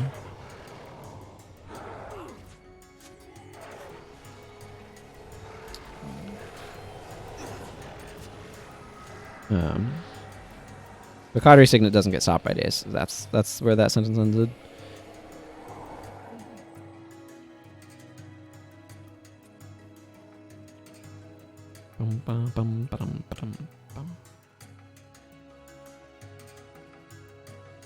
Scenario where it'd be kind of nice to have Spiteful Spirit, but whatever. Not Spiteful Spirit, Prot Spirit.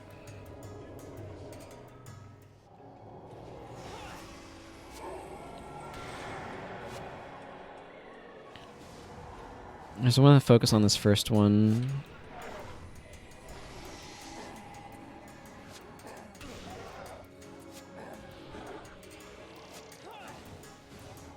Get started on this guy. Why did I get 120 HP? Oh, life dying. Of course. Life dying is the single greatest source of random bursts of HP. Of those quantities.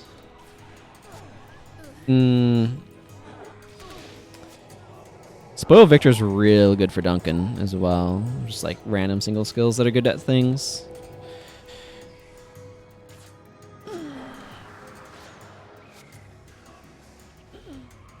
Because it turns out it's life loss, which doesn't trigger his wreck you passive.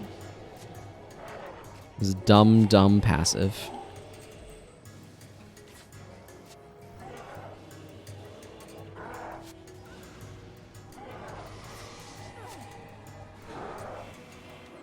There we go. Take those guys down. Now we need to take out, not the crystal key. I mean, yes, the crystal key.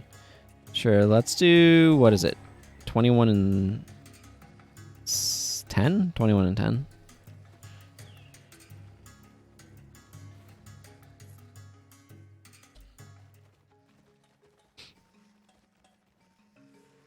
I think the 21 and 10 one's actually the lowest sum of those, because let's see, that would be 20, so that'd be 31. No, this is 29, so the 14 and 15 is the lowest one, because then it's 6 and 35, which is 41. So I'm doing weird math things. Seems about right for that spot, though, right? Sapphire of Adashim. The door to the princess is open now? Yes, it is. Wow.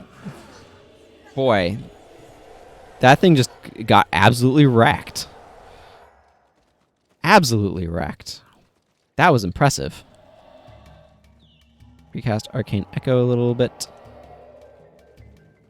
Over here, get some attention. This Ruby Djinn. I want this Ruby Djinn to be very sad about being a Ruby Djinn.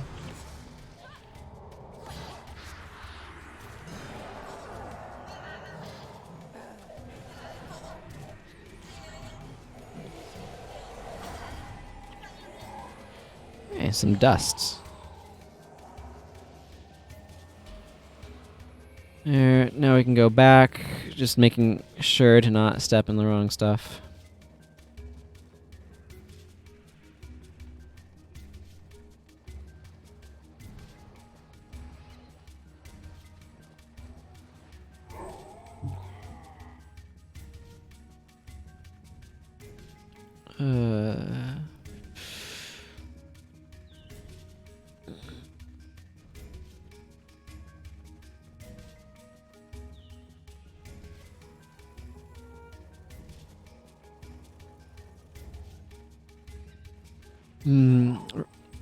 This bar would actually be a good one to keep for Grand Court of Cebelka. I might drop the Offering of Blood one. So I can bring Dunkora to Grand Court. Oh, there's quite a few monk bars that do this combo, but I don't know. I don't think the Boon Prot's so amazing that I need to keep it.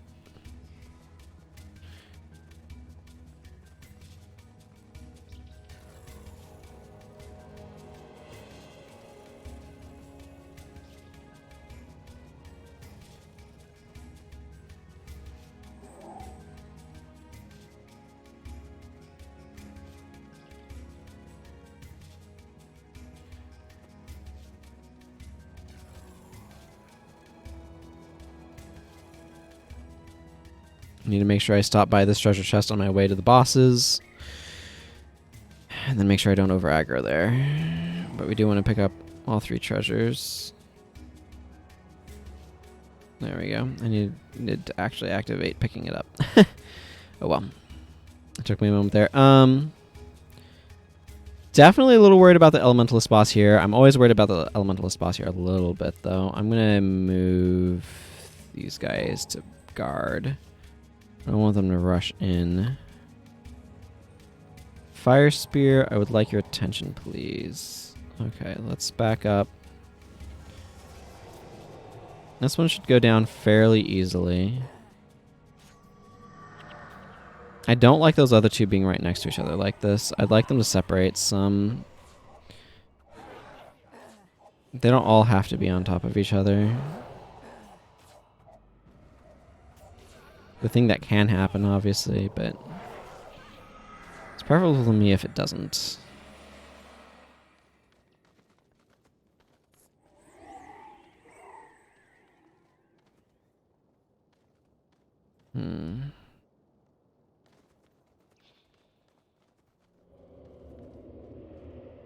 Okay, I'm going to pull us back up. Excellent, excellent.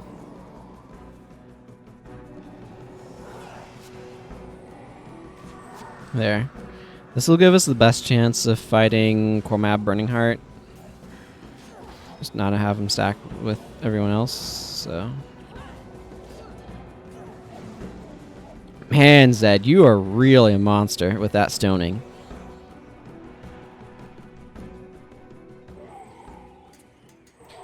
Okay, well, everybody's energy is fine, so that's really the best I can hope for.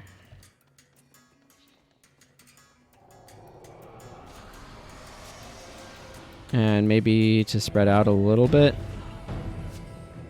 Well, that's not what we would call an auspicious start. Searing Flames deals so much damage. The big thing is I need to make sure Goran... Like, there's not much I can do. I just need to hope that Goran doesn't die to that. Okay, good. We got through it. Excellent.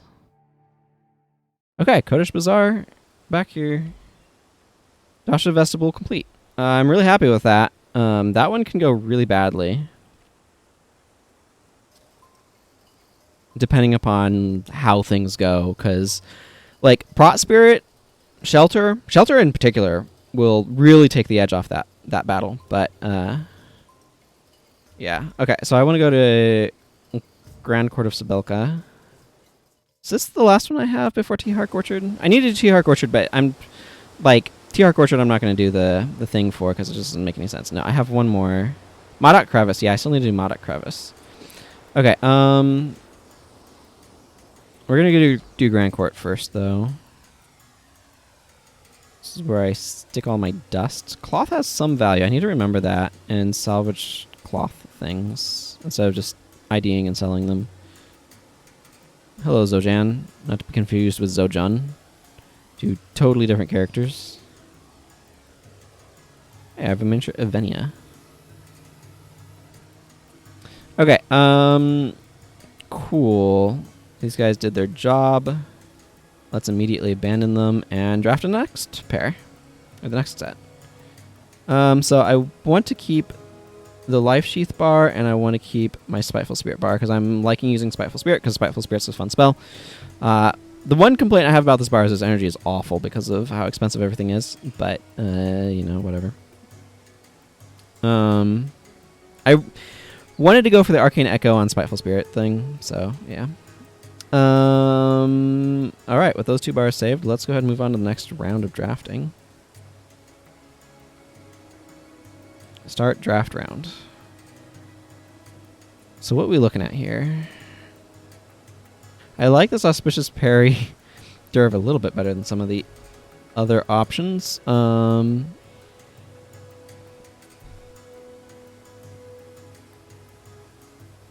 Yeah, I'm going to pick this one. Yeah. Blessed Light Monk. That seems like a good option. Wow, I'm just getting all the monks now. I don't need a Healer's Boon, though. This one's probably not a bad idea. This would be my Ritualist bar, but yeah, let's go ahead and pick up Flesh Golem. Enraged Lunge, Whirling Axe, Siphon Strength on Assassin. I could grab the Spear Assassin. Does this seem like a good idea or a bad idea? I don't even know. Or Whirling Axe Warrior or an Enraged Lunge Ranger. Let's just grab the Siphon Strength.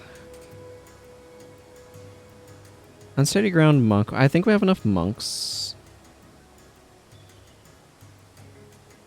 Triple Chop or Rampage as one. This one would require confirming pet status, but that's not a bad idea. I'm going to go ahead and pick the Rampage as 1 bar. Probably give that to Margaret. I think we need to bring Talcora on this one, so that's not too big of a deal, but just something I need to keep in mind.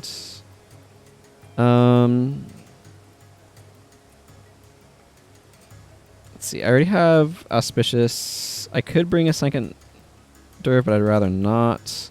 Let's bring Mind Shock.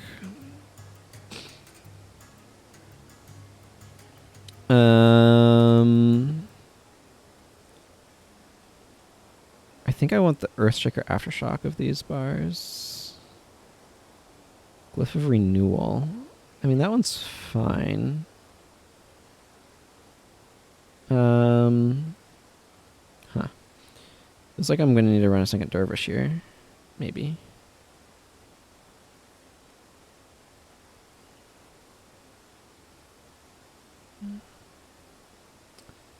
This is Feast of Corruption. Yeah, I'm just... No, I don't want to pick Feast of Corruption. Feast of Corruption here. Okay, so the reason why... This is Shadow of Fear, which runs in direct contrast to what I'm trying to do with my bar. So instead of having that Inherent Tension, I think I'm probably just going to grab Avatar of Melandru. I feel like I have enough Monk power. So... Okay, let's see what we actually practically get here. I might switch what bar Talcora is running...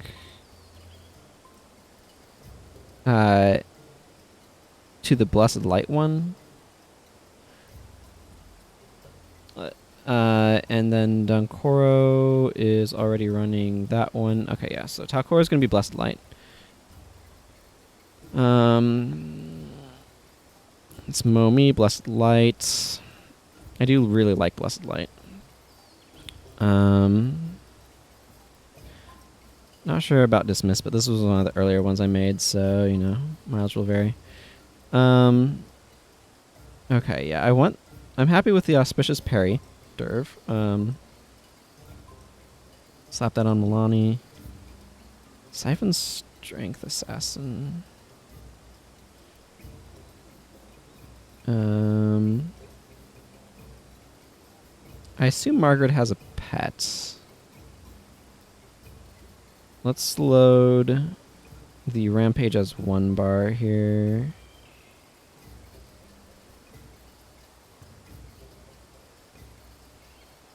I'm just gonna, before I do anything further, I'm gonna just step outside and see if Margaret has a pet or not. She does not. Okay, so if I wanted to do this, I'd need to go get a pet for her. I might just skip the Rampage as 1 bar then, because I don't necessarily want to deal with that. It's a fine bar, don't get me wrong. I just don't want to have to deal with, like, grabbing a pet and everything right now.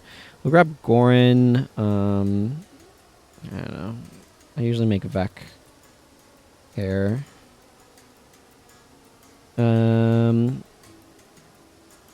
Price. Okay, let's go ahead and get some bars loaded here. Life Sheath. She's gonna swap over to Auspicious Parry. Yeah, build for every elite. Auspicious Parry. Do I want Auspicious Parry or do I want... No, I think I want Auspicious Parry. I think I like that bar a little bit better here. It doesn't really matter that much, but...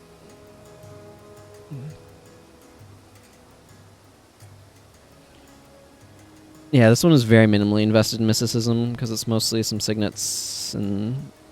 Grant's Fingers is the only enchantment, so that's just not a huge burden.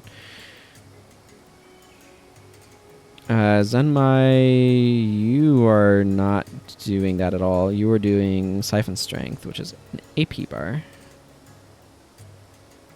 I do need to get her a spear, though.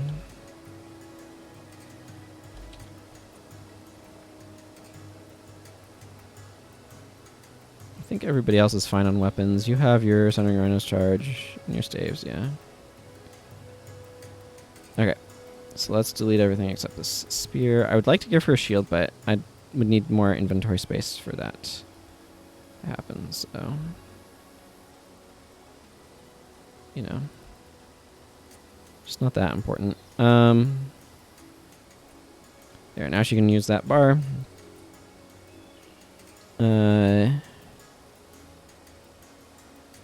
you need the Earthshaker bar, which is where Elementalist, because of course it is. Can't make Earthshaker without doing Earthshaker Aftershock. It's just, it's the law. Vec, I'm switching you over to Mind Shock now. That's EN. Mind Shock. It is the law. Exactly. And you are Flesh Golem.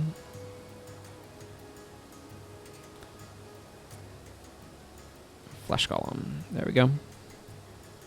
There. I think that's everybody loaded. Yep, looks like it. Yeah, so I'm skipping the Rampage's 1 bar and the Avatar from Landry bar, and I'm fine with that. Okay, let's go take out this Grand Court of Cebelka.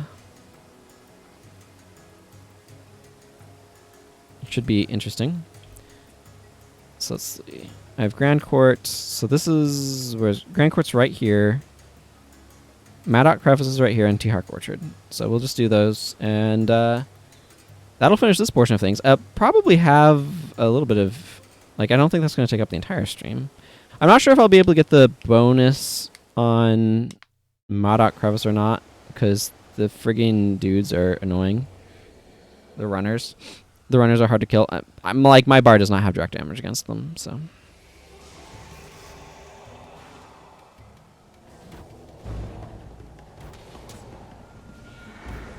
See, I do want to be a little bit careful about well usage. I want minions to happen, so. Like that. But at the same time, I just want this cleric to have a bad day. Okay, I am having a bad day. Okay, something I'm seeing immediately that's an issue is our healers have garbage energy. I'm not actually surprised the Talcora's bar's energy is bad. She really needs a little bit more compensation for it, but also I was just kind of out in front. I think it'll be less of a problem as time goes on, because the minions that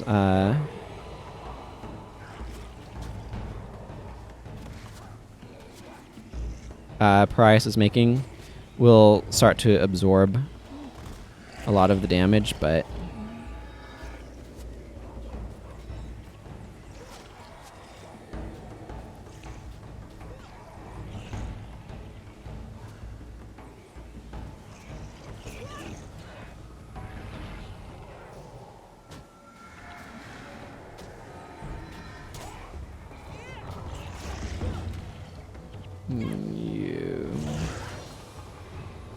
whoo, boy, he just chunked himself down real fast. Okay, Blasphemy's coming this way. I'm going to go down this branch first then. Blasphemy himself doesn't really do damage, so it's these guys and the stupid hexes that... This is why I wanted Inspired Hex, because Inspired Hex can eat these hexes off of us very quickly. The AI is not necessarily smart enough to spam it the way it should, but you know, you do what you can with what you got.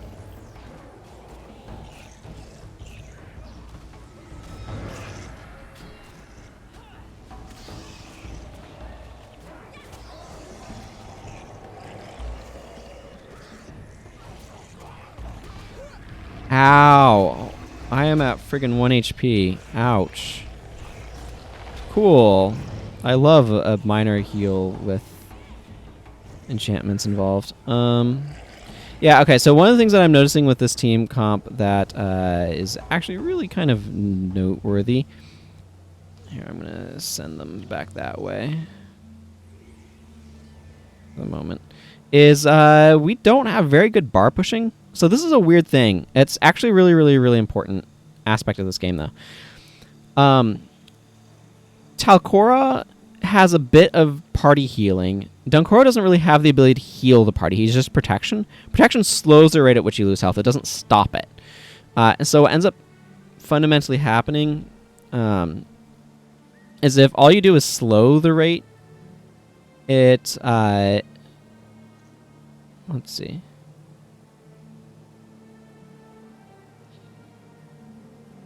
Oh, that one's already been closed. Okay, so we just need to go after the Blasphemy now.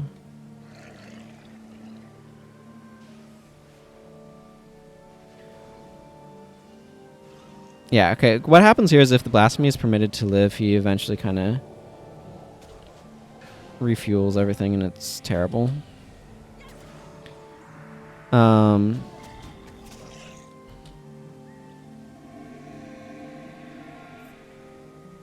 don't know if it matters which side I go down, but okay, blasphemy spawned to the side. I want to go down this side. So when he spawns, he uses summon torment, and that increases the torment rating in the area.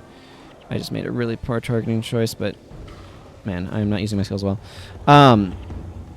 But so what's happened is we have like three skills that can heal the party.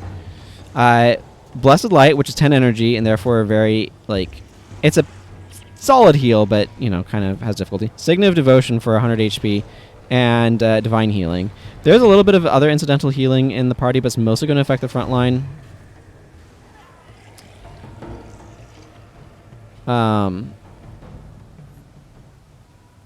We're going to have a Torment Rift open back up here because we've been too slow in taking care of the Blasphemy. So there's some incidental healing in... Like, Milani has the ability to heal herself, although she's clearly died. There's some incidental healing on Spirit's Gift when Parias raises a minion, but that's unreliable, to put it mildly.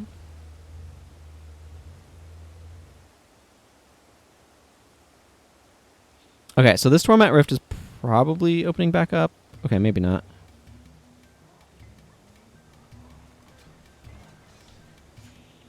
I want to recall them so they can help kill the Blasphemy.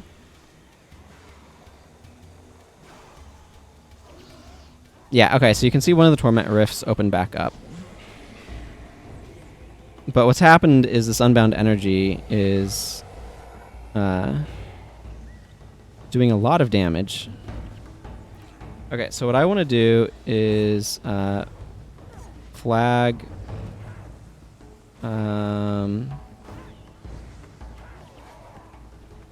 flag a couple of dudes down that way.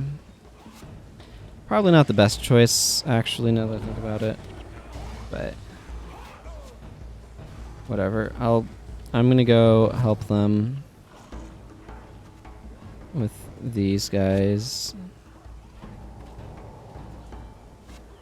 Yeah, the problem here is I'm starting to split my party. My party's healing's garbage.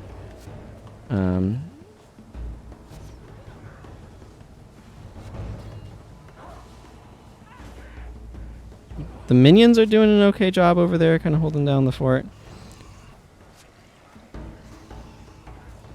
This is going very poorly. So yeah, we just don't have enough ability to, like, heal. We can only, like, slow the rate at which we dealt damage, and Talcora is trying to do all she can to keep us alive from that point. And it's not going especially well. I want to get Vec back alive.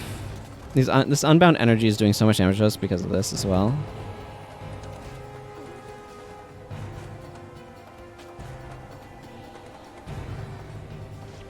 Like, by themselves, the Unbound Energy don't do anything, but...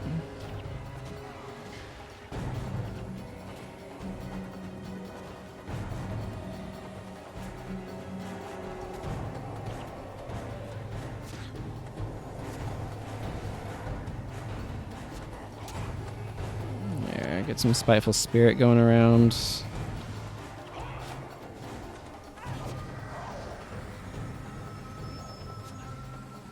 Yeah, and then we also need to make sure we're taking care of these Unbound Energy in the middle, because they will capture the Altar of Lissa, and if that happens, we're pretty sure we just straight up lose.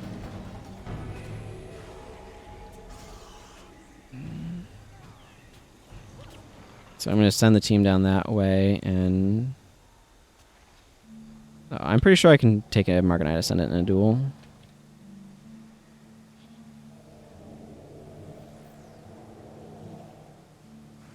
So this is just going very, very sloppily.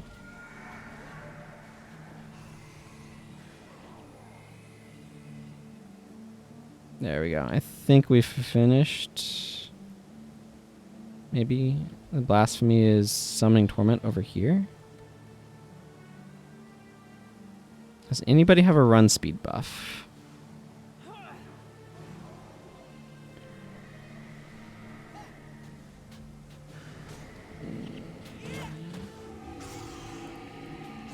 Okay, where... Oh, there's a freaking Torment Rift over there. Okay. We are not getting the bonus here, but that's okay. I already have it.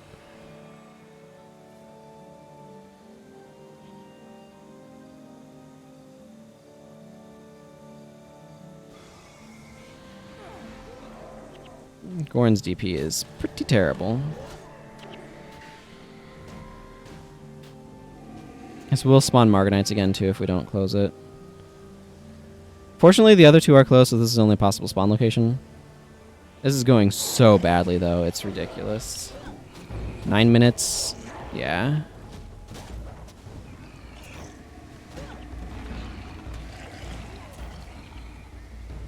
There we go.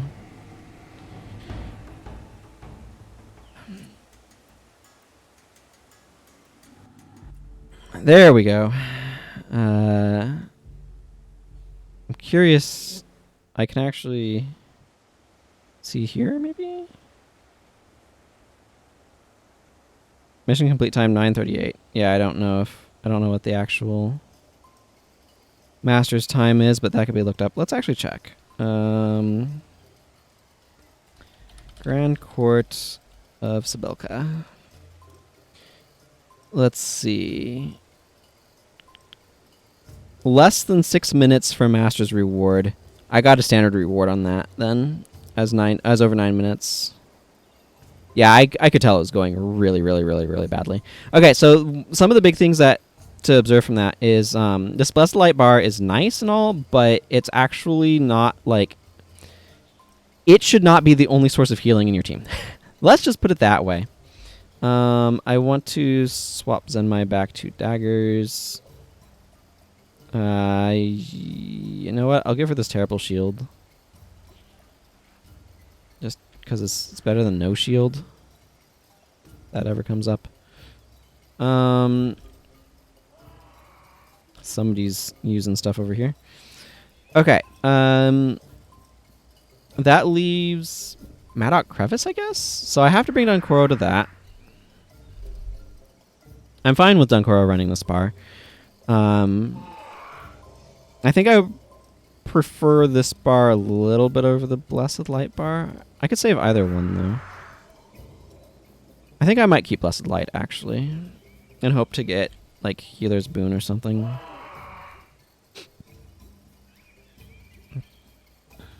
Because, yeah, that's the last one that we need to do for actual, like... I thought I could do all healing on its own. I mean... It provably couldn't do it very well. I mean, we survived better than you might think, but... okay, so let's... I want to go ahead and keep my... Spiteful Spirit bar, and I am going to keep Blessed Light. Okay, let's go ahead and draft a new... Start draft round. Ooh, Poison Arrow, you say? Unsteady Ground might not be a bad choice. I'm going to grab the Unsteady Ground bar. I'm going to 100% pick Icy Shackles here. This is a meta pick, though. Yeah, this mission wants you to snare some stuff. Simple Thievery, not really what I'm looking for. Fox's Promise. This is an interesting bar.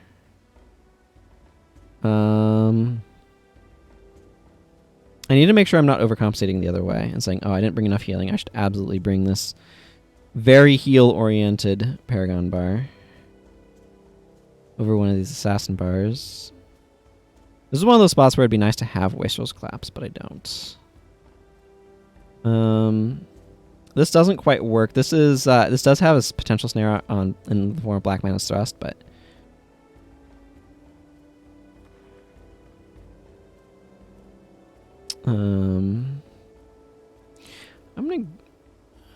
I'm gonna go ahead and pick it anyway.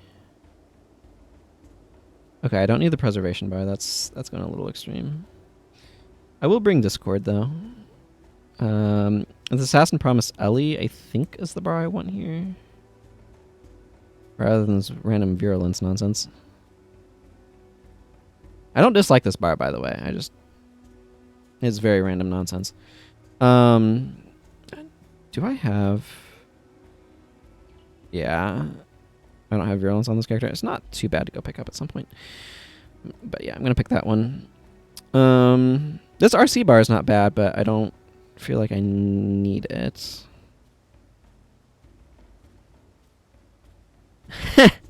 Oh, man. Yeah, out of order operations don't work. Although, speaking of, does this character have Discord? I have a Discord. This character does not. You know what? Plug my Discord. Seems like the right time to do it.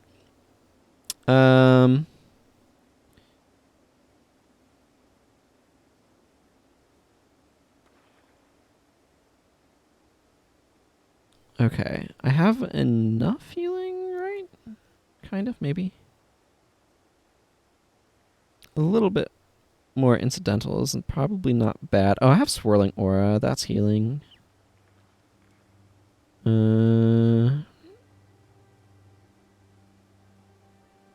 Okay, so this is Anthem of Guidance. This tries to set things on fire. Yeah, I'm going to actually pick this Anthem of Guidance bar. I don't think I need full-on RC. Ooh.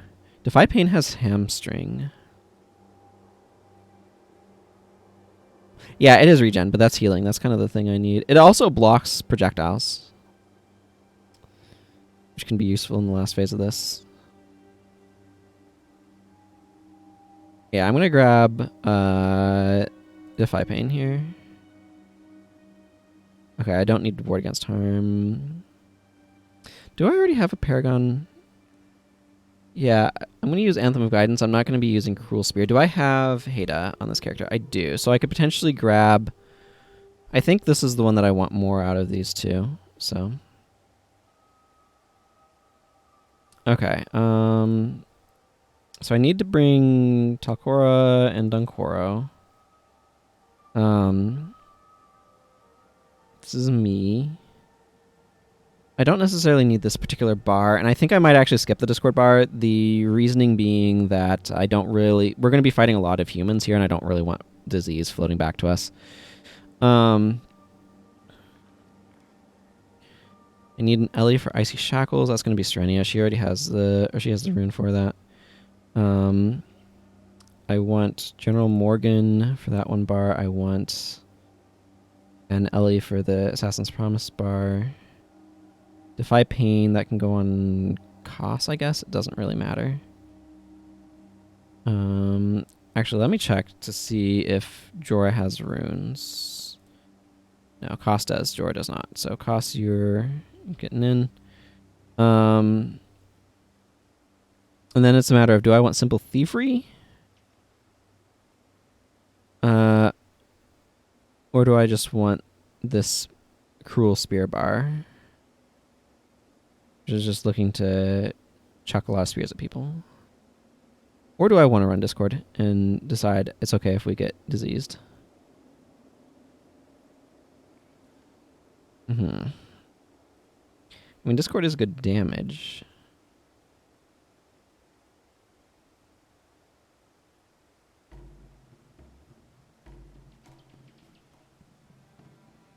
I think I'm going to go ahead and run Cruel Spear on Heda.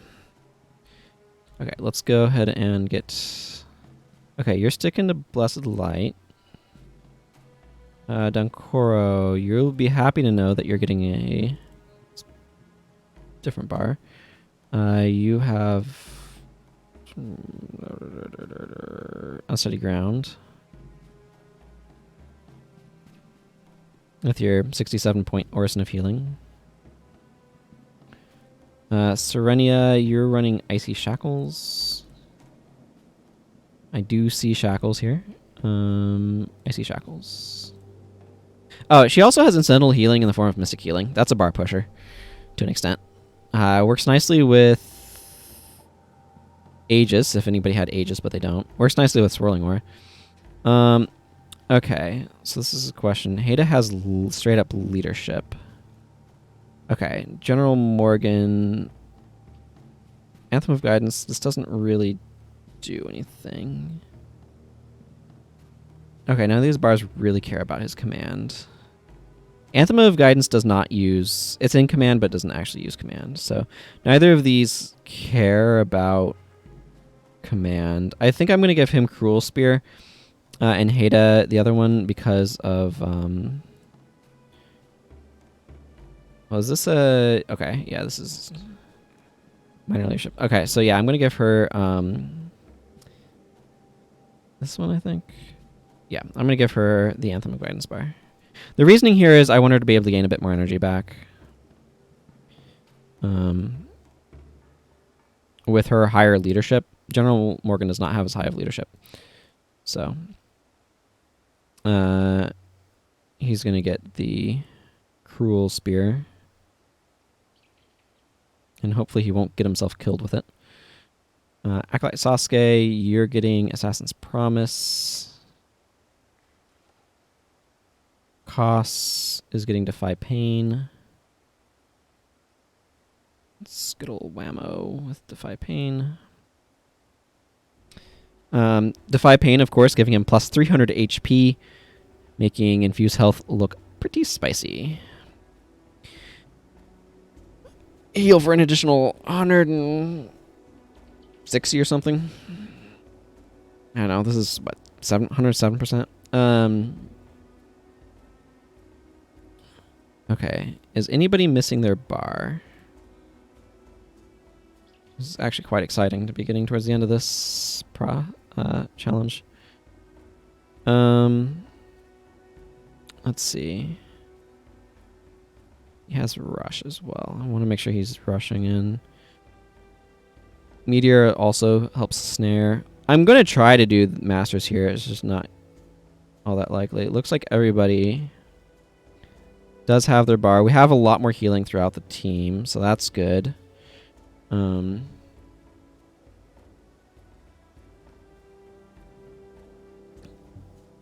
Yeah. Okay. Looks like we're good here. A bunch of Paragon offense. That's what it is. Do I need to clear out inventory? No, inventory is good. Nobody needs a spear. Everybody's weapon skills are showing as functional. Let's go. Let's make haste to Bobby. When you and Dunker are ready to head out, we'll do that. Yeah.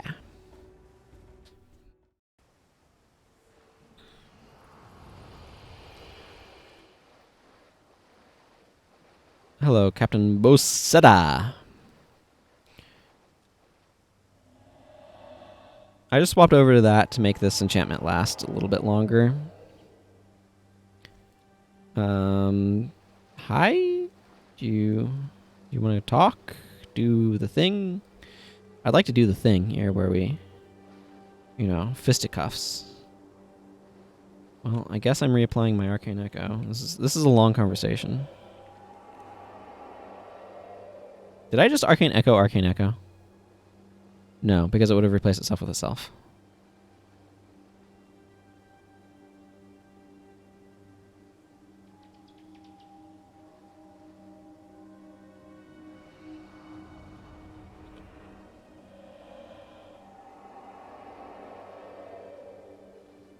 Dunkor is right. I don't trust you.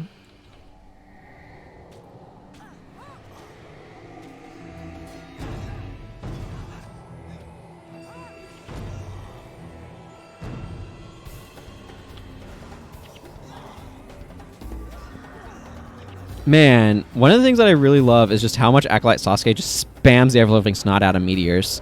He, is a one-man meteor shower. It is fantastic, and I love it. Defy some pain. Have 775 HP costs. You know you wanna.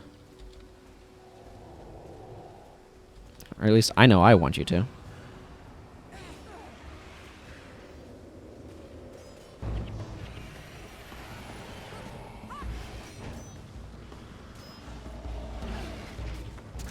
Okay, whatever. That can be interrupted, I guess. Sure, why not?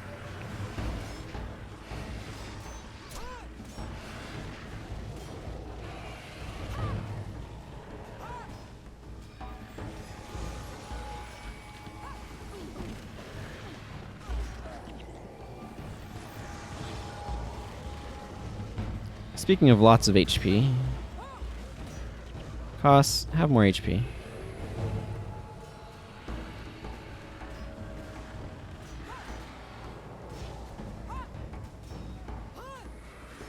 Talcora, how'd you die already? General Morgan's the one with Frenzy.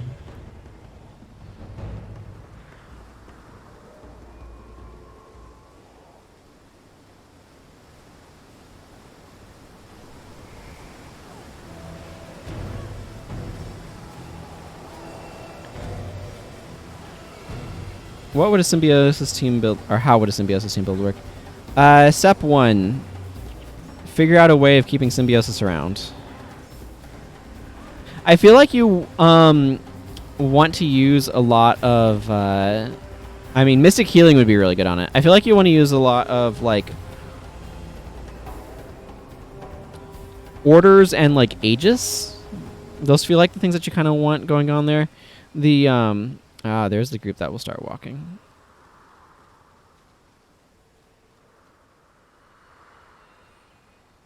Yeah, they're starting to move now. I mean, what benefits do you get from having 1k HP on the party? You deaden the effect of degen, and obviously you're tankier and stuff. There's not a whole lot of advantages. Not a ton of skills care about your raw maximum HP.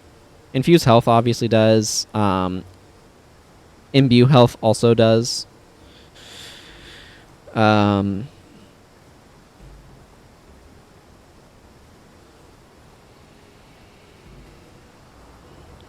see, is there anything else other than those? Flesh of my flesh cares how much you have, technically. It makes life sacrifice more painful. Gives Granth's balance. This piece is trash. It gives this more depth. This cares about your maximum HP. A lot of stuff really doesn't care about your maximum HP, other than not dying, but...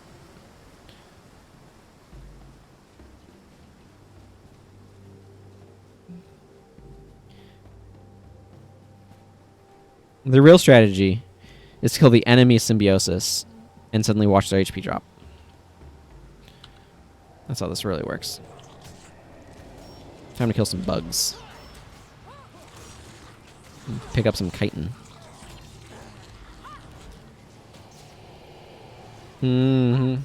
Yeah, it also is a good counter.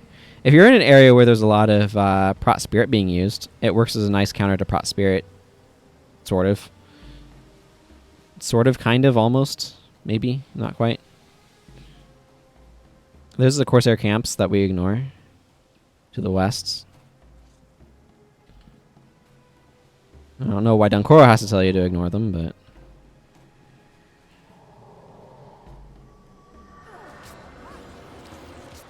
Yeah, mostly having more HP is not actually that useful in a way. Like a worse version of enchantment removal. Exactly. It's like, oh, you can deal more damage, but you have more damage you need to deal. But then you kill your spirit. And then their HP drops. I don't know. Okay, this is the part that's, like, really dumb and stuff. I want to lock a cost on this guy. Or no, I want to lock a cost on the closer one. And tell him to try to snare that one. And I want Icy Shackles on the further one. And I want a Meteor on the closer one. Okay, guys. Do your thing.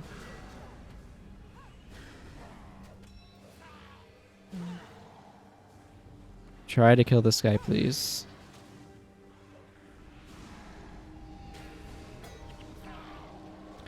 Did we get him? I don't know. We'll find out. I tried. Hey! Got there! Woo! That one is surprisingly tricky to get. Like, even if you're planning for it, it's so easy to have that go wrong. That's the hard part of this mission, as far as I'm concerned, is getting that Master's Reward. Because getting those guys killed in time is...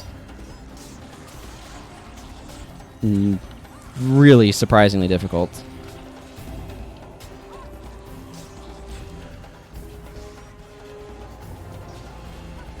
So I'm real happy to have gotten through that.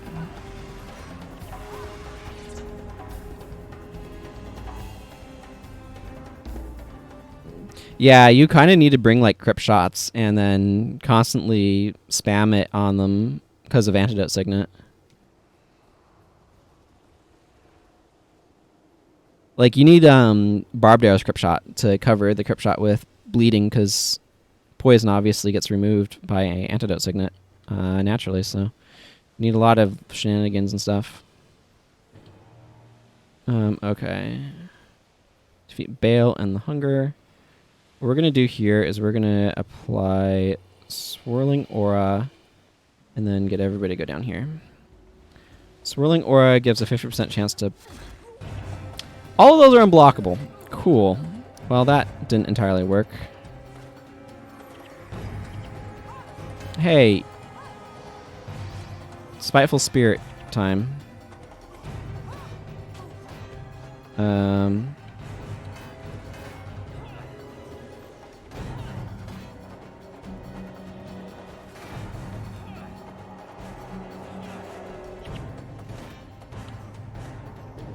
You have a spiteful spirit.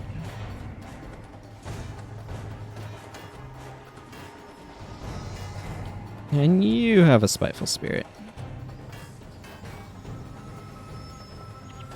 And you have a spiteful spirit.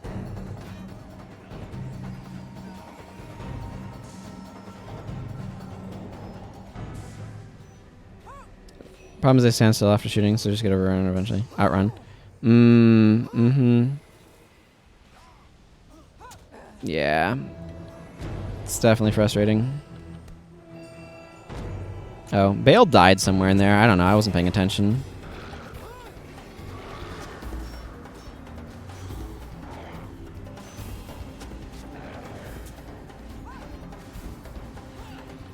It's not like we need to kill all those. I'd say I cannot keep up whatsoever. Yeah, that's unfortunate. I could see Strike as 1 being vaguely helpful in that regard. I am conditioned.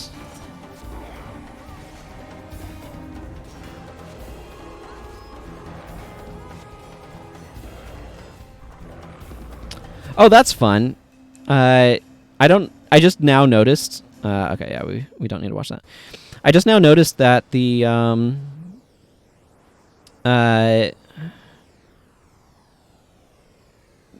Hunger was taking additional damage from Lightbringer title.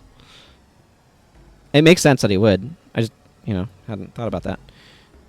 Okay, well, that kind of concludes that part of everything. Like, the only thing left is a solo thing that I am in no way, shape, or form trying to do this challenge through.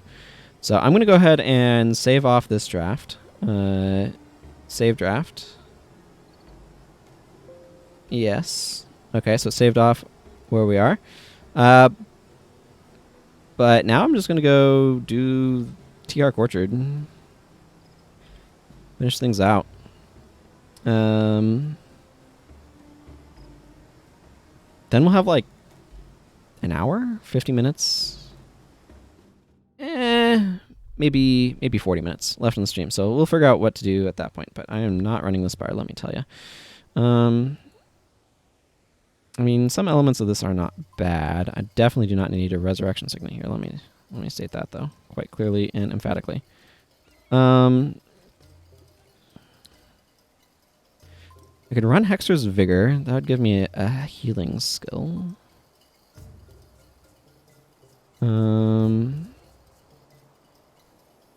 Yeah, I'm going to do that. And then Ebon Vanguard Assassin Support is good times. I kind of want to bring Assassin Support with Barbs.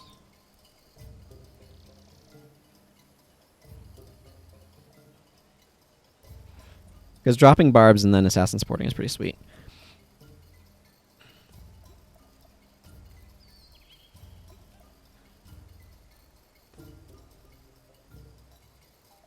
I kind of want to set this character up with an enchanting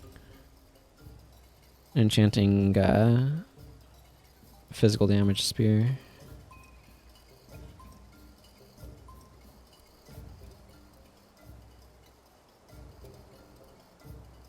I'll look into that later. For right now, is there anything else that I really want to bring? Peopling Blood is good. Ooh, Insidious Parasite.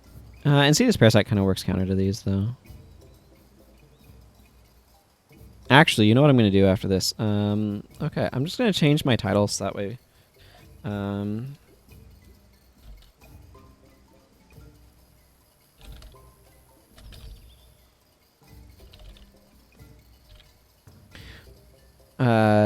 What I'm going to do here is I'm going to just update information. I'm going to finish up this book, and then I'm going to go to Eye of the North to like collect skills and fight in Magni's tournament to try to get heroes there.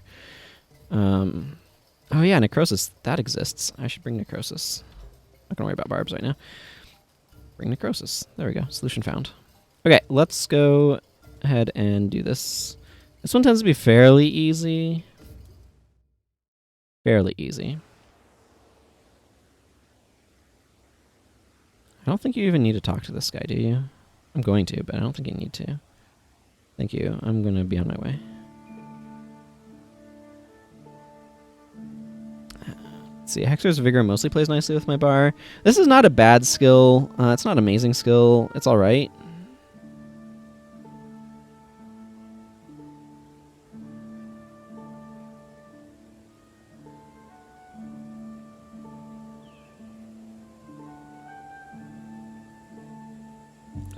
I could see actually changing this one to be like, for 30 seconds, whenever you cast a Hex spell, you gain X life.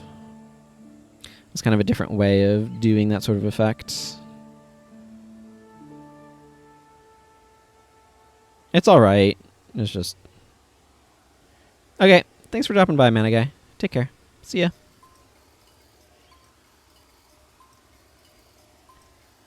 Okay, Dende, I need to go talk to you, I believe.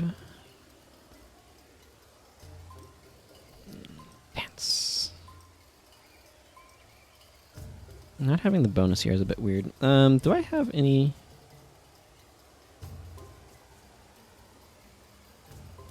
Galahadron Zendaijun. Those are neither of these, so... I have a certain, like, path that I take through this.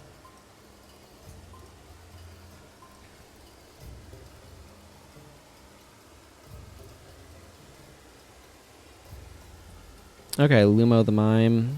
You're going down, Silent Clown. Let's dance.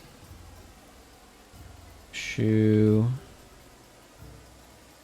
Breath. Dance again. Wave, obviously. Flex, which is spelled with an F, not a V. Okay, just keep flexing. Cheer. He's really into dancing.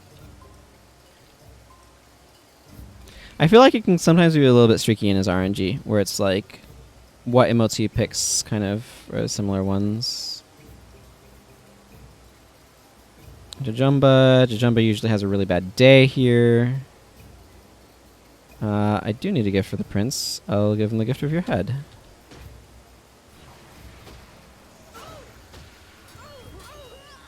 Thank you. I don't know. That seems like a really morally ambiguous thing to have done. I don't really know her story too well, but it's indicated maybe she stole this Anticolonian vase.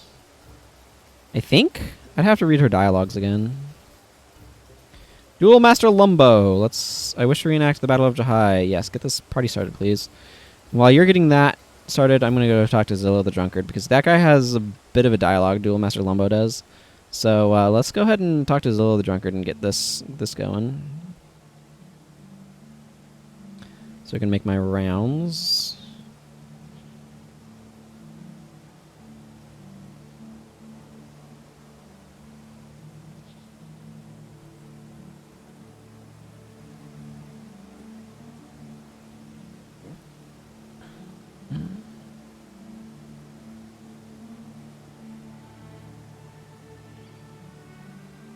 If you take the Great Zatuka's drink during this, by the way, he will totally try to fight you and probably fail.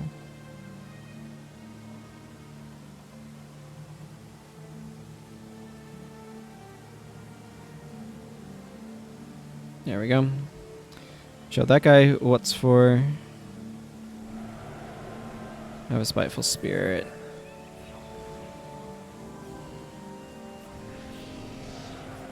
It's a good idea to be prepared for this guy. And of course, the harpies that'll be showing up later. Some health regen back up.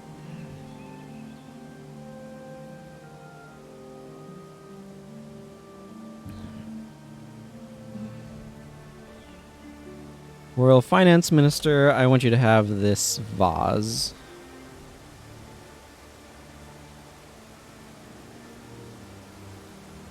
I also like to go Boka, Metu. Amter is the one that you need to talk to after talking to everybody else. So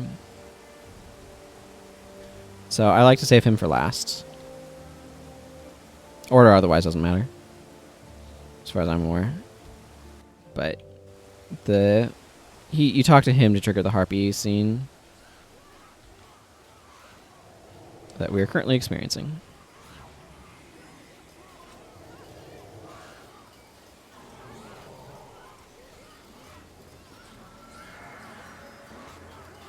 Pretty sure that one will just kill itself. Can help it along. This is a surprisingly good spot for gaining some experience.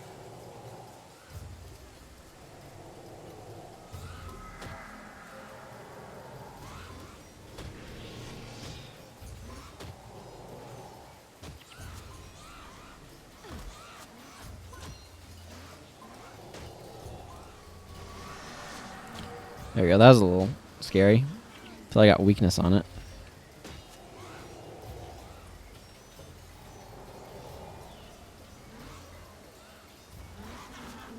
Fortunately, there's enough like fellow participants to kind of help things go okay, but come on, Zillow the Drunkard. You don't feel like taking down a Scree Harpy?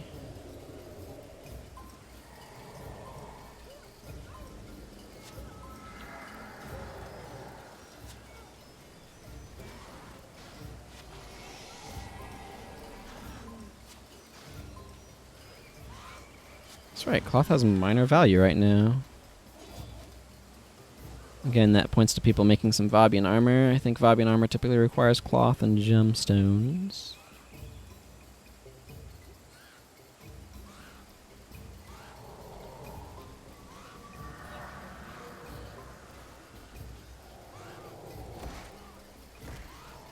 Yes, stand next to each other, please.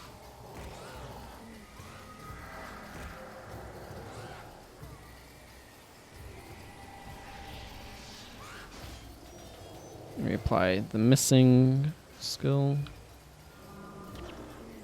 11 hand height squares, cool. Okay, cool. That should finish filling up this book. So that means I can go turn this in. And then turn this in. So let's go talk to the Whispers guy over here. And get a bunch of Lightbringer points. Where am I at with Lightbringer right now? I'm rank 4 Lightbringer. So let's just go ahead and set that over to the side for the moment. Talk to the Lightbringer ranks. And watch as my Lightbringer title goes up a bit. Actually, no, not him. The Archivist. The Scrivener over here. Oh, yeah. Sure. I will take your... Did I get that signet? Cool. Yeah, I'll take Lightbringer signet. That's a fine skill to have. Written evidence. Look at my copy of Nightfalls. Oh, I see you have a completed copy of Nightfalls. Yes, take the book. Boom, it just shot way up. I'm now a Conquering Lightbringer. Written evidence. Look at my copy of Nightfalls hard mode. That's going to be 9,000 Lightbringer points, so that's going to easily bring me to rank 6. Take it, and there it goes. Jumps up to rank 6. There's no reason to turn it in for Spear Marshal points. I don't really need those.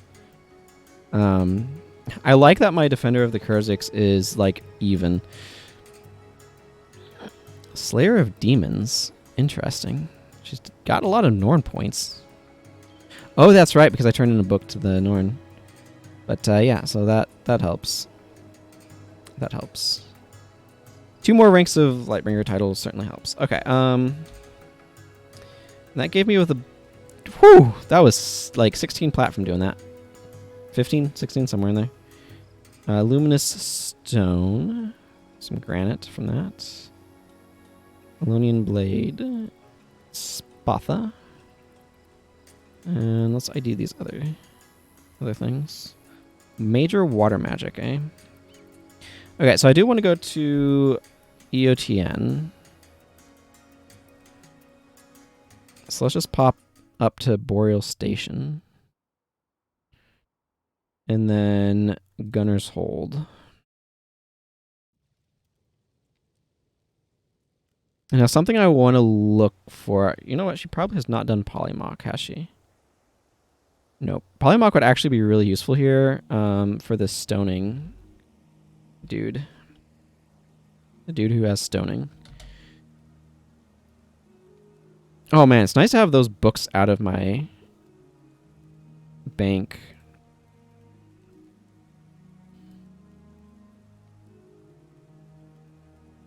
Okay, I'm actually going to sell the cloth here. I don't know if tan hide has residual value.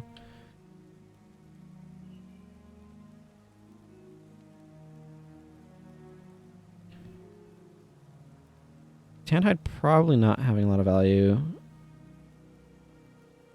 Chitin doesn't have any additional value, but whatever, I'm going to sell it anyway. I'm happy to sell off some cloth here. Give myself some space for it. More cloth later. Do I have any extra cloth lying around? No, I don't. I don't think I'm imminently going to be using any either, but...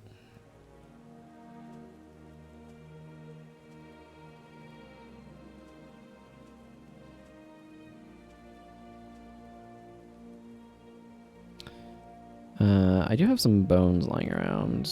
It might be a good idea to sell those. They are worth quite a bit right now. I'll think about all that stuff at a different time. Rune Trader. Is water worth as little as I think it is? I don't know why I clicked on Mesmer. Yep. It is exactly nothing. Merchant, please take these things off my hands. Thank you. No, I didn't want to deposit all of my money. I need to have money out for doing the tournament. I'm going to go grab some again. I don't think I'm going to need that much, but... I guess if I have done Magni's tournament... No, I have not. I've not done round 1 fight. Okay, I'm going to need to figure out what I'm doing in here, though. Some of this stuff does work decently well, but I think... Let's see, I could go Elementalist to bring Blinding Flash. I have Thunderclap on this character. And run Blinding Flash instead of Reckless Haste, which would be somewhat advantageous. Soul Reaping is not useful here, particularly. So energy management does start to become a concern.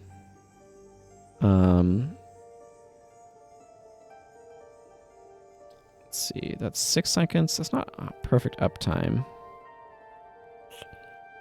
Alternatively, I could roll with a melee weapon and use sneak attack, except I don't have sneak attack unlocked on this character yet, so never mind. Can't do that plan. I want to put the rest of this into blood magic.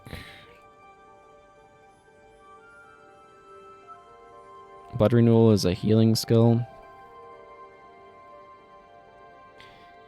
I mean, Spiteful Spirit is good. It's a matter of surviving while they use it. So, Blood of the Aggressor. I feel like this bar might work okay. I'll try here. I probably have something in my templates as well. So if I... Let's see. Yeah, so if I put... That's still 6. Okay, I'm going to swap those over to blood. I'd rather have my blood magic be slightly stronger. if I load from template, do I have a...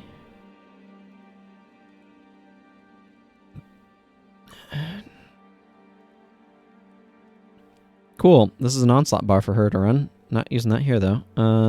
Expel... Hexless curses...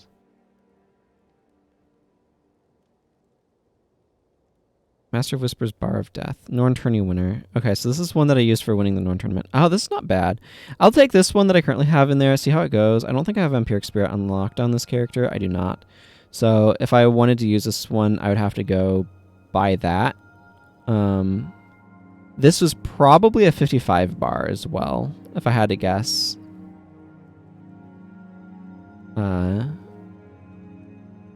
Because that Necromancer is set up to...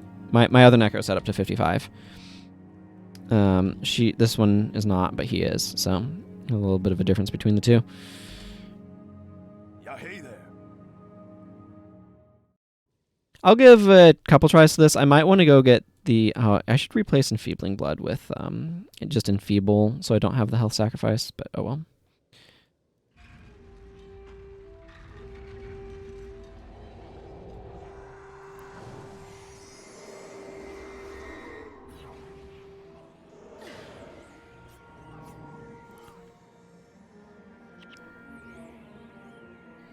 Man, he has a lot of health degen.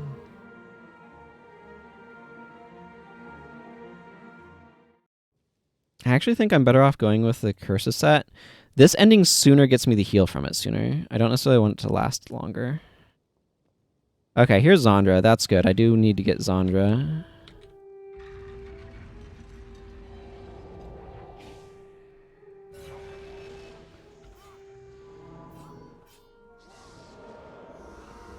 Seems like just Ebon Vanguard Assassin support is sufficient.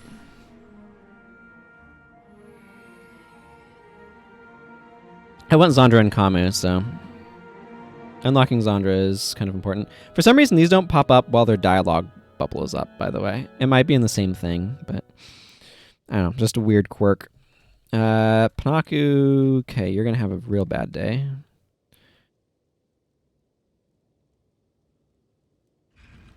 It's a matter of surviving Magni the Bison. That's kind of what I'm worried about.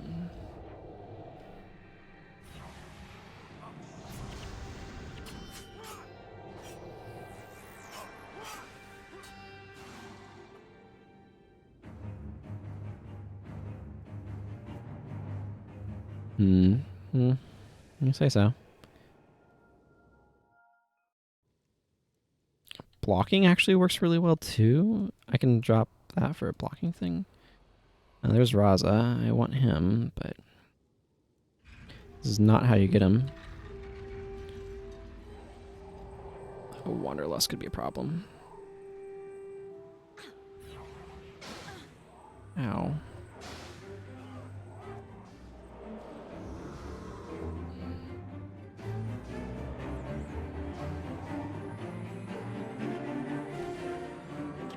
There we go.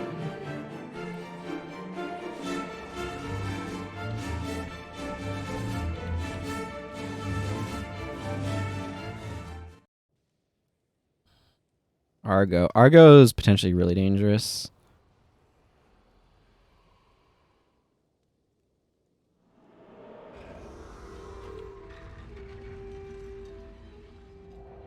Stone Flash Aura. That's not great for me. Not the worst, but Mystic Regen.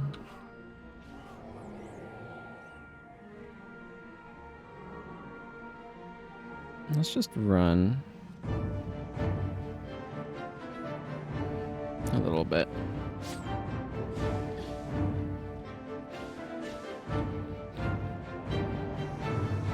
Holy crap, what's the recharge on your friggin' meteor shower there, dude?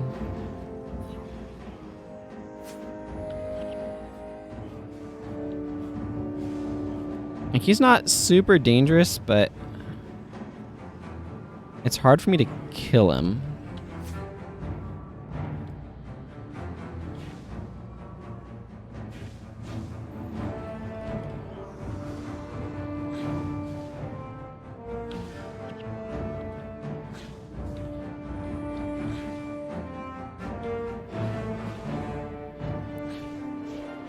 Yeah, this is not working. Well, I got Xandra. That was the important first step to all of this.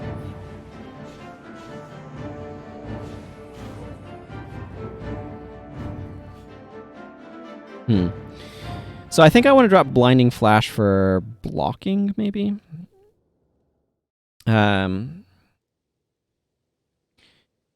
Yeah, okay, you know what I'm going to do here is I'm going to go slash assassin. Never mind blood magic. Go curses and shadow arts.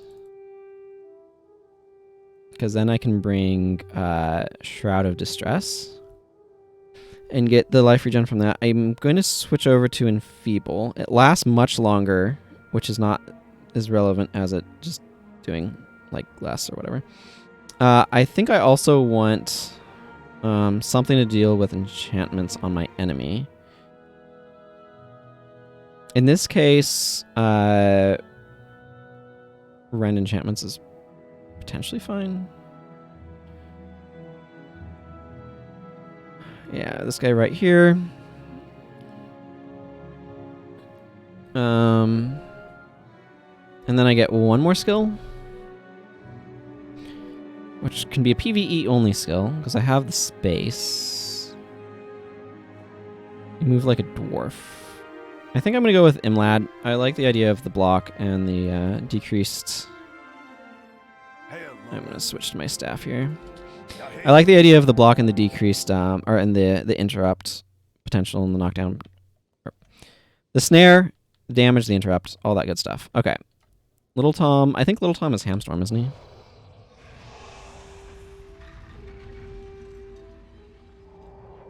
But if my HP starts getting low, Price of Failure should do good work.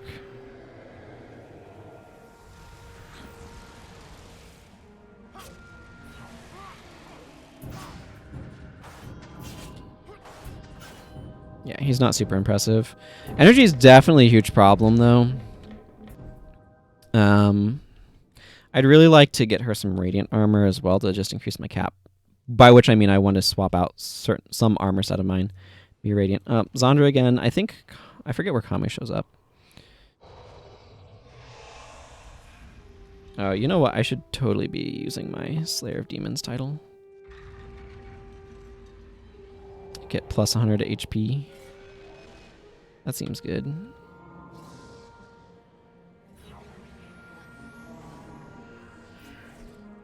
There we go. That works pretty smoothly. Ah, thank you for the heal. Soothing Memories at 100 heal is actually a good bit of restoration magic.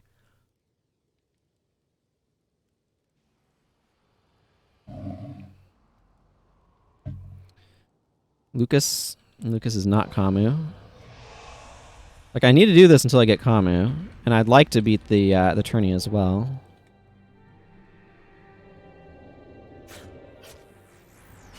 Oh yeah, that's right. He runs the bar that just makes you absolutely hate yourself if you're a physical attacker. He's Auspicious Parry, Deadly Riposte, and Riposte. So, unless you have the ability to be unblockable against him, and even if you do become unblockable, like, Riposte and Deadly Riposte deal damage regardless of whether or not you were actually successfully blocked. So, oh, good, there's Kahmu. Glad to see him here. Get a nice long Shroud of Distress going. He's on the path to enlightenment. He thinks I'm on the path to pain. Rending Touch. Ooh, spicy. Well, if I don't get enchantments, you don't either.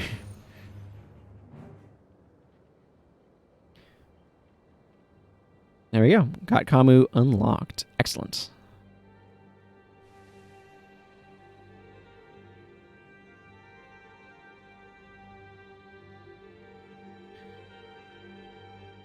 Okay, Norn Fighting Tournament. Around Devona. That's where I'm hoping Enfeeble makes Magni the Bison less deadly.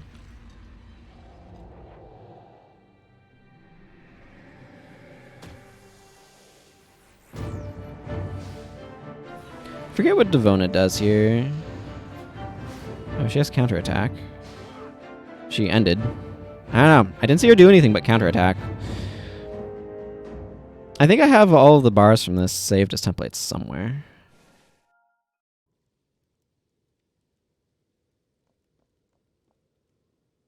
Up to Magni the Bison. Excellent. I like to apply this right before the round actually starts.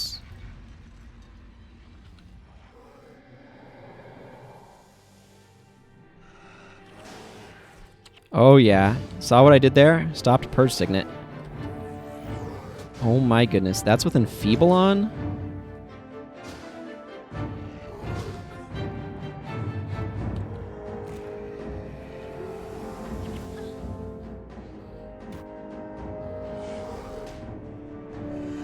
Energy certainly becomes a problem at a certain point. That's where I'm having to trust my Shroud of Distress. I'm just waiting for Purge Signet so I can interrupt it and get hexes on him again.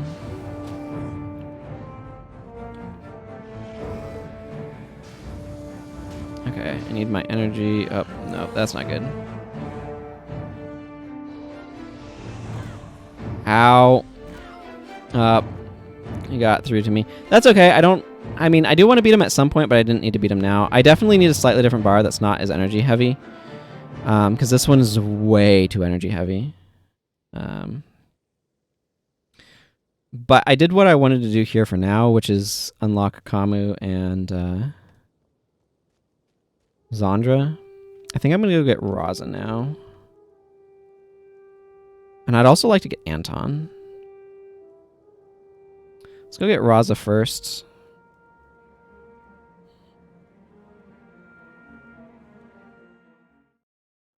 I need to go back to the Chantry of Secrets. I should have done this earlier. I don't know why I didn't.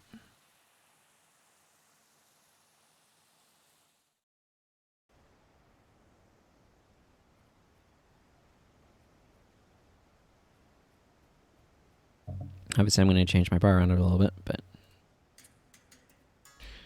I don't need this bar.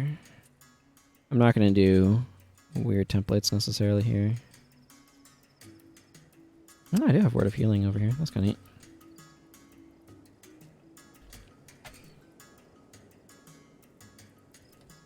Here's Seer of Truth. Yes. Take me there, please. Thank you. Takora Dankoro. Actually, let's drop. Let's drop Takora. Get all of my positioning way off. I don't care.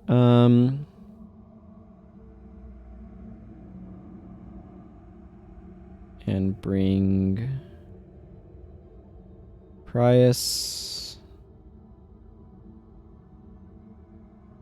I don't know why you want to join me, Megadora Stone. I'm not doing anything here that you want to be participating in.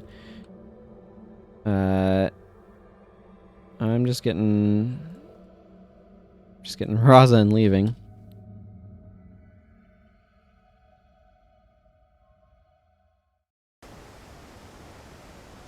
Let's see. I do want somebody in melee here. Maybe. Yeah, I'm just gonna grab costs. Sure, whatever. He works. Oh yeah, and I wanted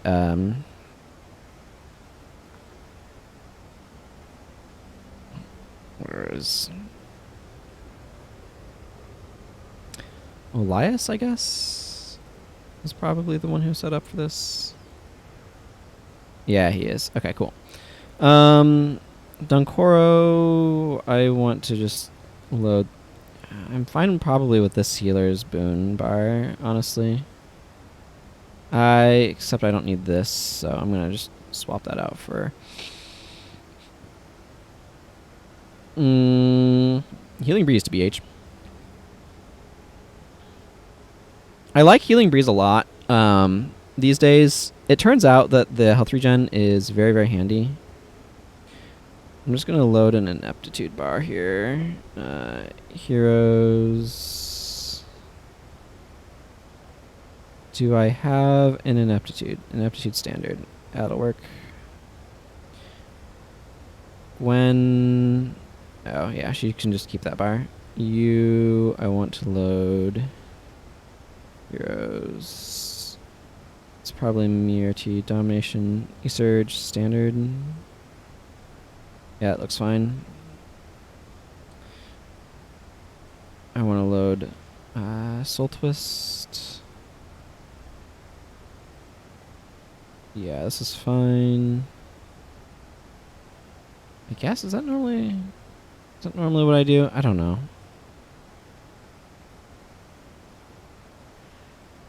I feel like I typically don't run Spirit's Gift. I'll go ahead and load this, but I'm going to swap him to Monk and grab Remove Hex instead of Spirit's Gift. I think I'd rather have that. Displacement's fine. I think I'll leave that there. Costs. We'll look at you in a second.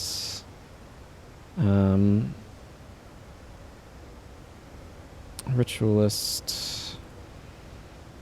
13 there. This probably goes like that. Normally 7. Oh, you have a couple of majors, don't you? Channeling.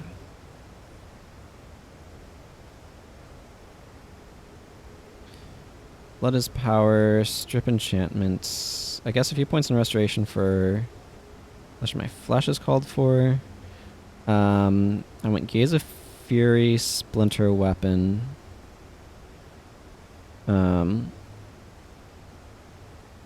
Spirit Rift, Ancestor's Rage. Your own energy might be a little challenging with some of this, so let's... but let's just go ahead and give you Bloodsong. Spirit Rift is particularly the one that might give challenge.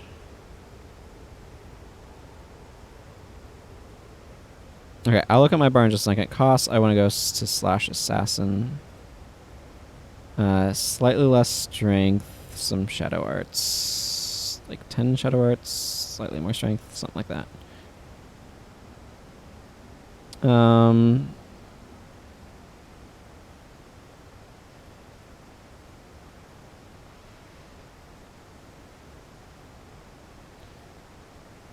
Probably something kind of more that direction.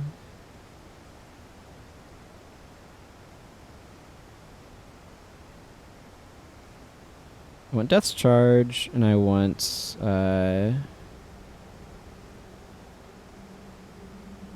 Shroud of Distress. He just doesn't need that. Probably. I'm going to put it on him anyway. And Unseen Fury, never mind this. Let's give you Sever Artery and Standing Slash.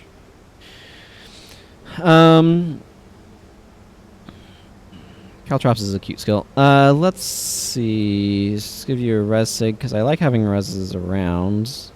And then,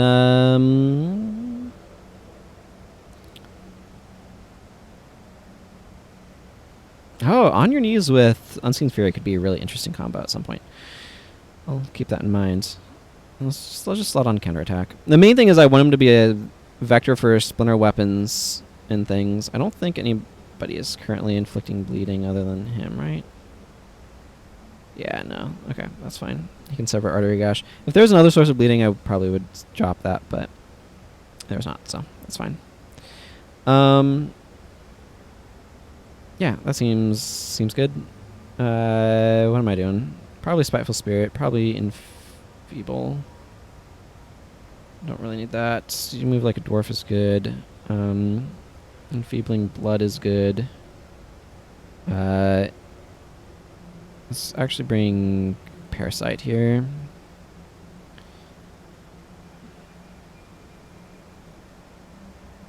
I don't mind bringing a Rend Enchantment, potentially. Oh yeah, and I can get some friggin' Soul Reaping up in this place. Signet of Lost Souls to help with some of that.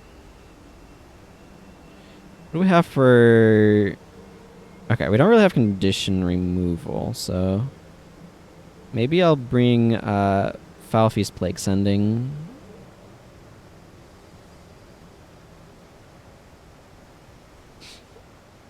Because this team comp doesn't have Men, Body, and Soul, so... We've got plenty of spirits. Actually, you know what? Yeah, we do have plenty of spirits. I think I'm going to go to Elias instead of that. I'm going to bring Essence Strike. I'm concerned about his energy. Okay, let's go get ourselves... Not the Depths of Madness. It's the Heart of Abaddon. Where the heck is Heart of Abaddon? Oh, it's this way. It's on my compass. Self. Also, I need to go back to my Lightbringer title to get the most damages in. Finding a purpose. I wish to enter the Heart of Abaddon. I am prepared for these dangers and wish to meet them head on.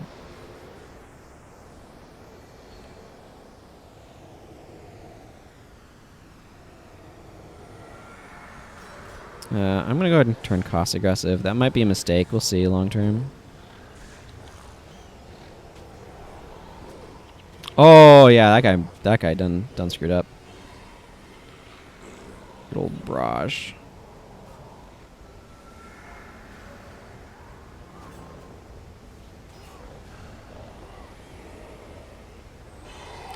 Hey, everybody. Have some of this. Okay, well, I want you to Gaze of Fury that.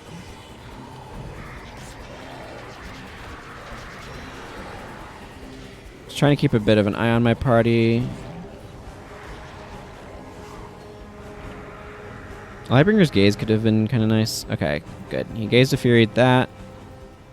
It's important to Gaze of Fury the Guardians. That's how we get through here more easily, more rapidly. Less annoyance.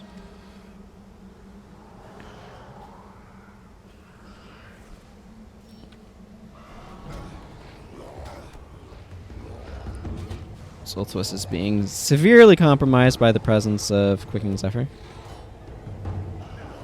Probably.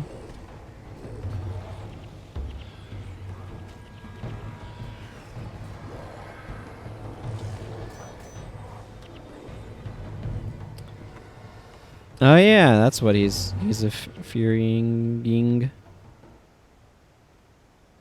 That makes sense.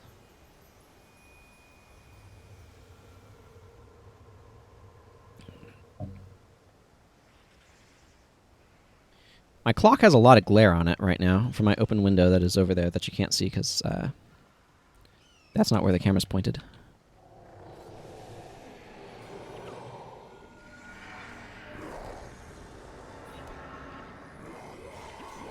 These guys are not inflicting a lot of conditions, I notice.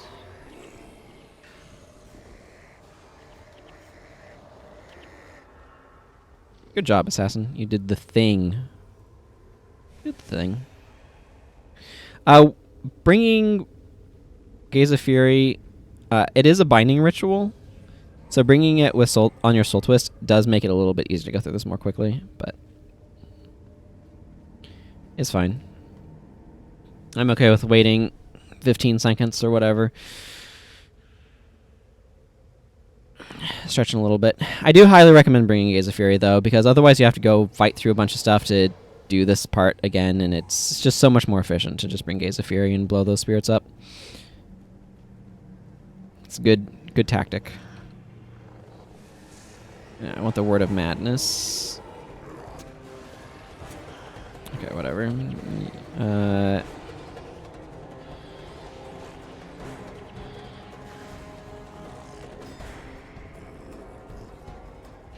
It's amazing what happens when your team build is a little bit more powerful than the random Garbo builds I've been using. Just give me that.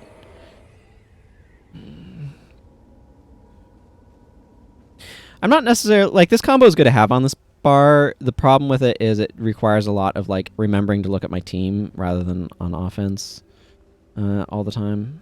Oh, yeah, there's another group right here.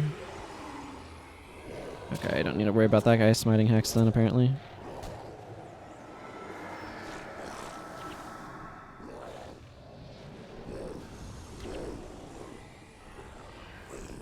My goodness, these guys are just melting.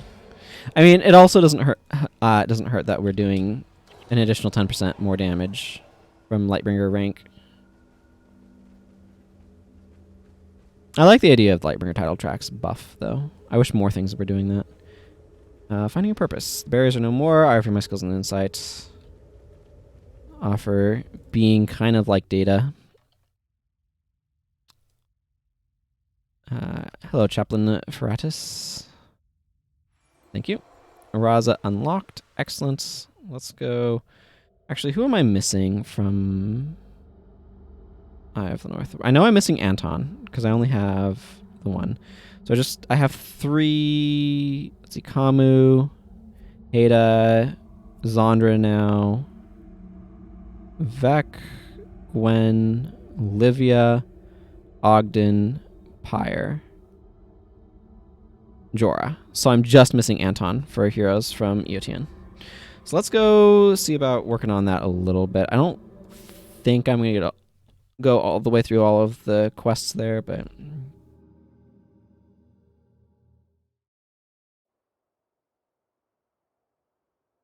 Let's see. I am going to change Elias around slightly.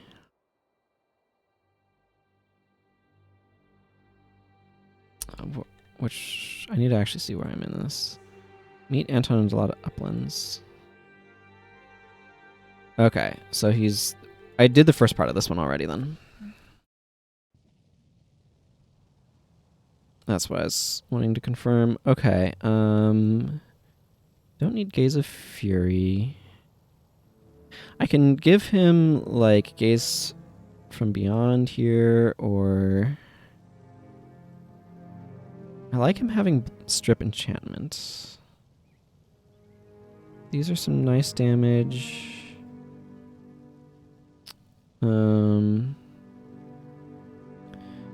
Options, let's see.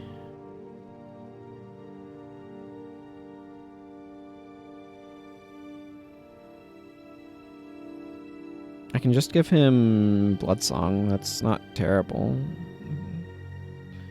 Some additional damage. That seems fine. Yeah, I'm okay with Cost doing that thing that he's doing. Okay, let's just take this and go. Hunt down Anton. I should be able to get ahead and end the stream by grabbing Anton. Then the heroes I have left are from Wiccan Walk. And Hearts of the North. Kieran, Miku.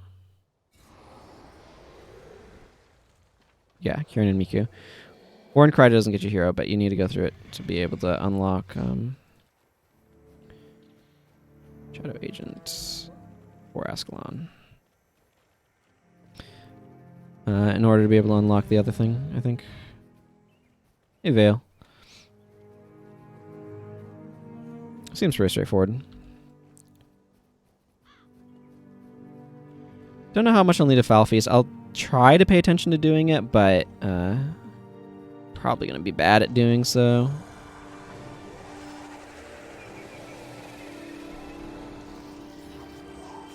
Well, Vale is obviously having a bad day.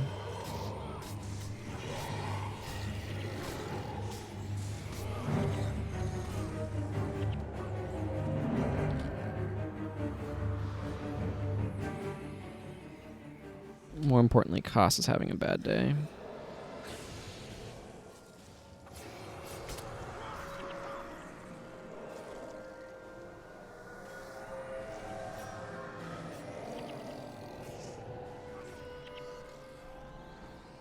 Okay, he's just about out of that. Time to go interrogate some Charr. Time to go put down a Mantid that doesn't want to stay down. It's the worst mechanic the game has to offer. That's not true, but it's a very, very annoying mechanic, and if I could get rid of it, I would love this area so much more. Because I don't mind the Mantids. I think they're, in many regards, an interesting fight. They're just one that massively sucks because of the ability to randomly stand back up. Which is very annoying.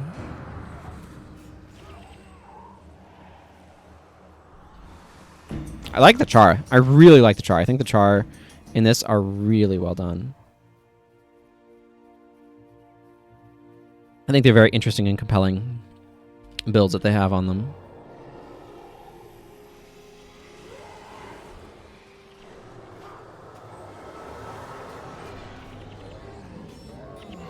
But unfortunately, my goodness, I have so much energy. Unfortunately, it's just a matter of the mantids being so irritating that I hate playing in these zones because of having to contend with the mantids. Which is really deeply unfortunate in my opinion. Because so much of this zone is really cool. What's going on with you, Vale? Okay, well. Cool. I absorbed 2 seconds of bleeding. A+. I feel like I remember Anton having dialogue here where he talked with them. I don't know what happened to that. I feel like I haven't seen it in a while. My goodness, we are just snowballing through everything. It's so strange playing with bars that are not terrible.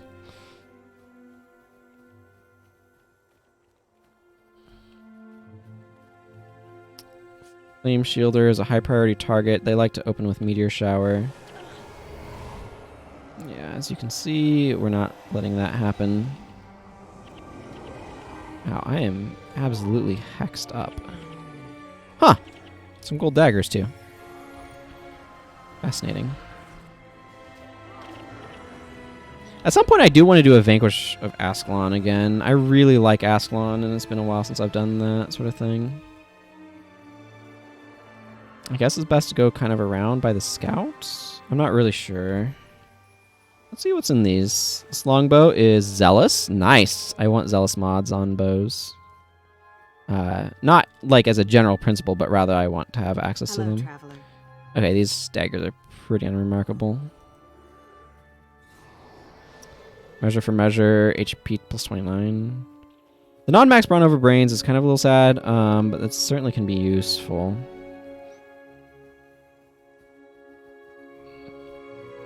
But yeah, having a Zealous mod available here is handy.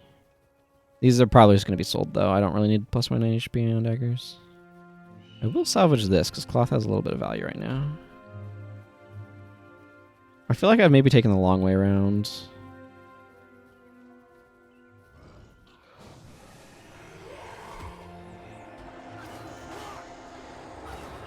You know what? Mistrust also like makes that stuff super deceptive.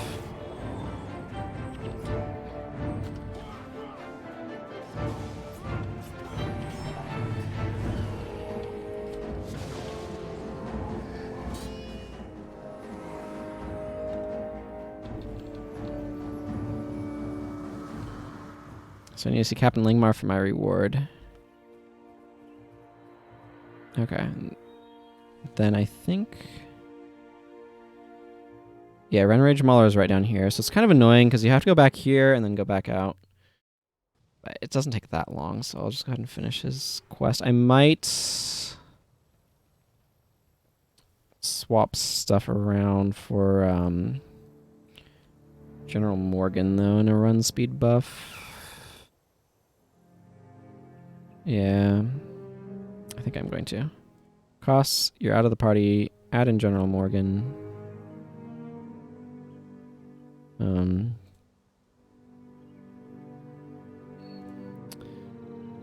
Heroes, do I have standard party runner? Yeah, this will work. Okay, that's maybe a little more of that than you need. Some more Spear Mastery, sure.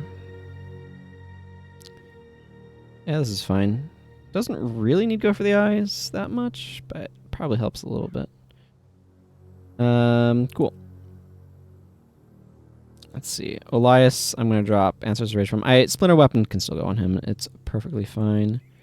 There's just an aesthetic to bars. I don't know if you feel this or not as well. But there's kind of like an aesthetics to the arrangement of skill bars that I feel I want to try to preserve and hold up. It's kind of an odd thing in some regards. We're getting plenty of blinds, so Spirit Burn seems like reasonable damage, so I'll grab that. And this other stuff really matters all that much, so let's go ahead and go. I just want the increased movement speed, pretty much, because that's gonna make this a little bit faster. Hey, Langmar. What do you need? Assassin's Revenge. There is an entrance right here, but it's kind of on the backside, so I'm going to go back from Doomlore Shrine.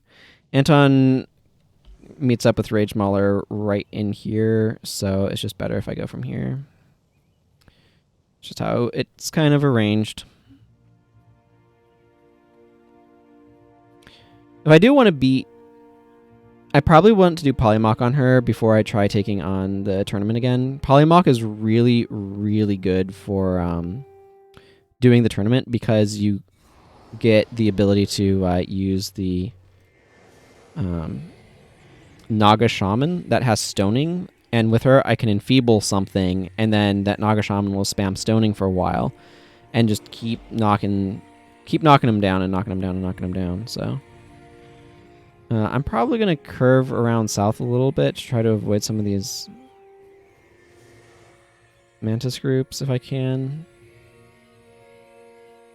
They're just really, really, really annoying to fight because of their ability to stand back up sometimes. So I'd prefer not to. I don't mind fighting some Charr, though.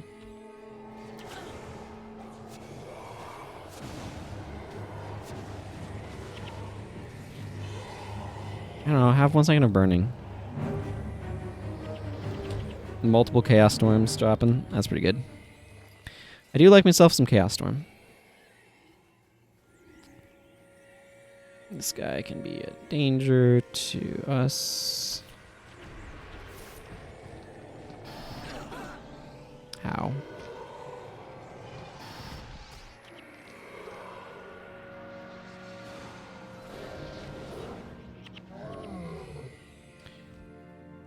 I'd rather not fight Molotov Rocktail. He does a lot of damage. I wish Anton gave us the reward there. Well, we're going to fight him. Oh, good. I like seeing the Siege Devourer siege interrupted. That thing is the real danger. It does so much damage.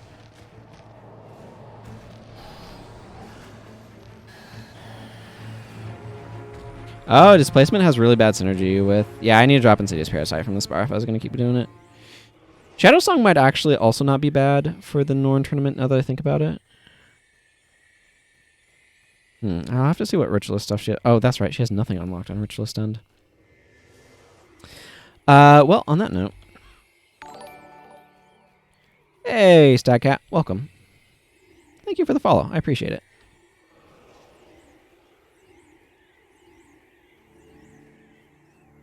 Flame Shielder.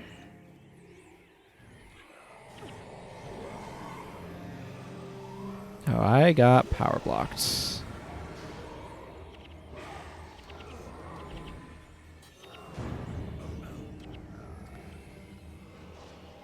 All right. Yeah, Naga Shaman could be good. But yeah, I should consider just getting her some communing. Shadow Song would be really, really useful against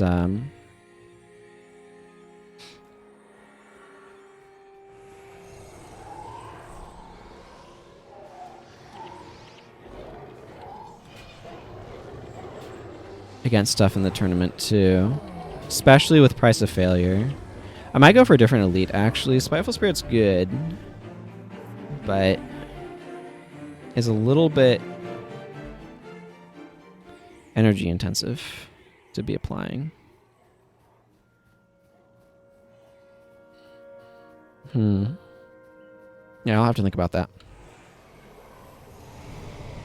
You know what? I should brought a Sign of Capture. That would have been a good idea here. Ooh, Encrypted Charr battle plans. Encrypted Charr battle plans are really cool and do not drop anywhere near often enough.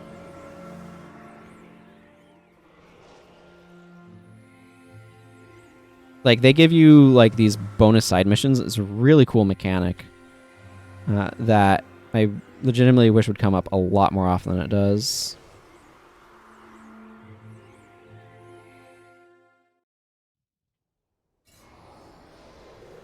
Hello, Anton. I'm here again to pick you up. Add you to my team.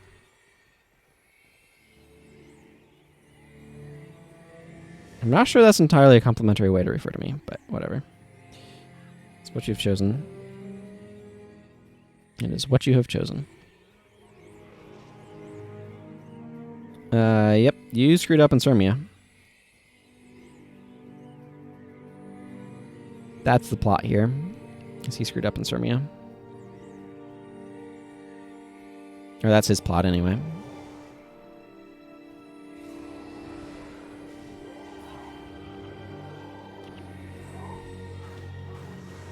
These guys are just running back and forth, not doing anything.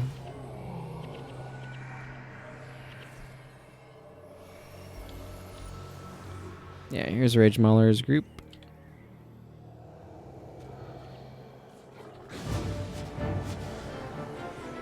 Whew. That union is absorbing a lot of damage.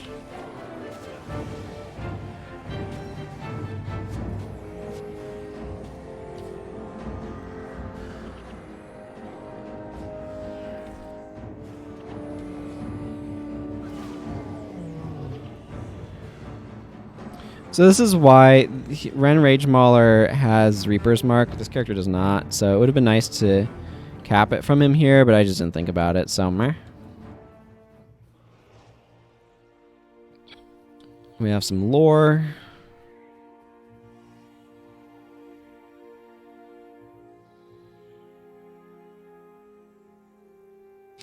I know too well of your deals.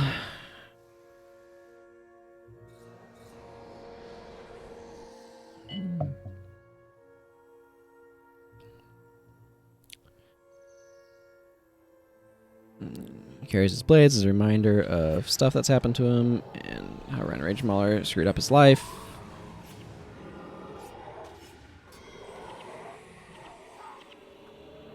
Cool. Now all I need to do is talk to Captain Langmar for my reward, and I will do that right now. And that will wrap things up for the day. Nice and tidy.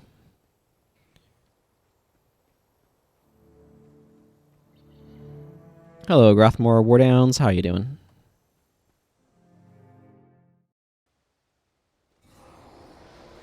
Captain Langmar. What do you need? Thank you for helping Anton. With Rage Mauler dead, he can join your party because I don't want somebody like him around who doesn't obey orders. Hooray! That should be all of the Eye of the North heroes unlocked now. So that's good. That is good. Okay, well that's going to go ahead and wrap things up for me today. I will be back. Let's see, today's Wednesday according to my calculations.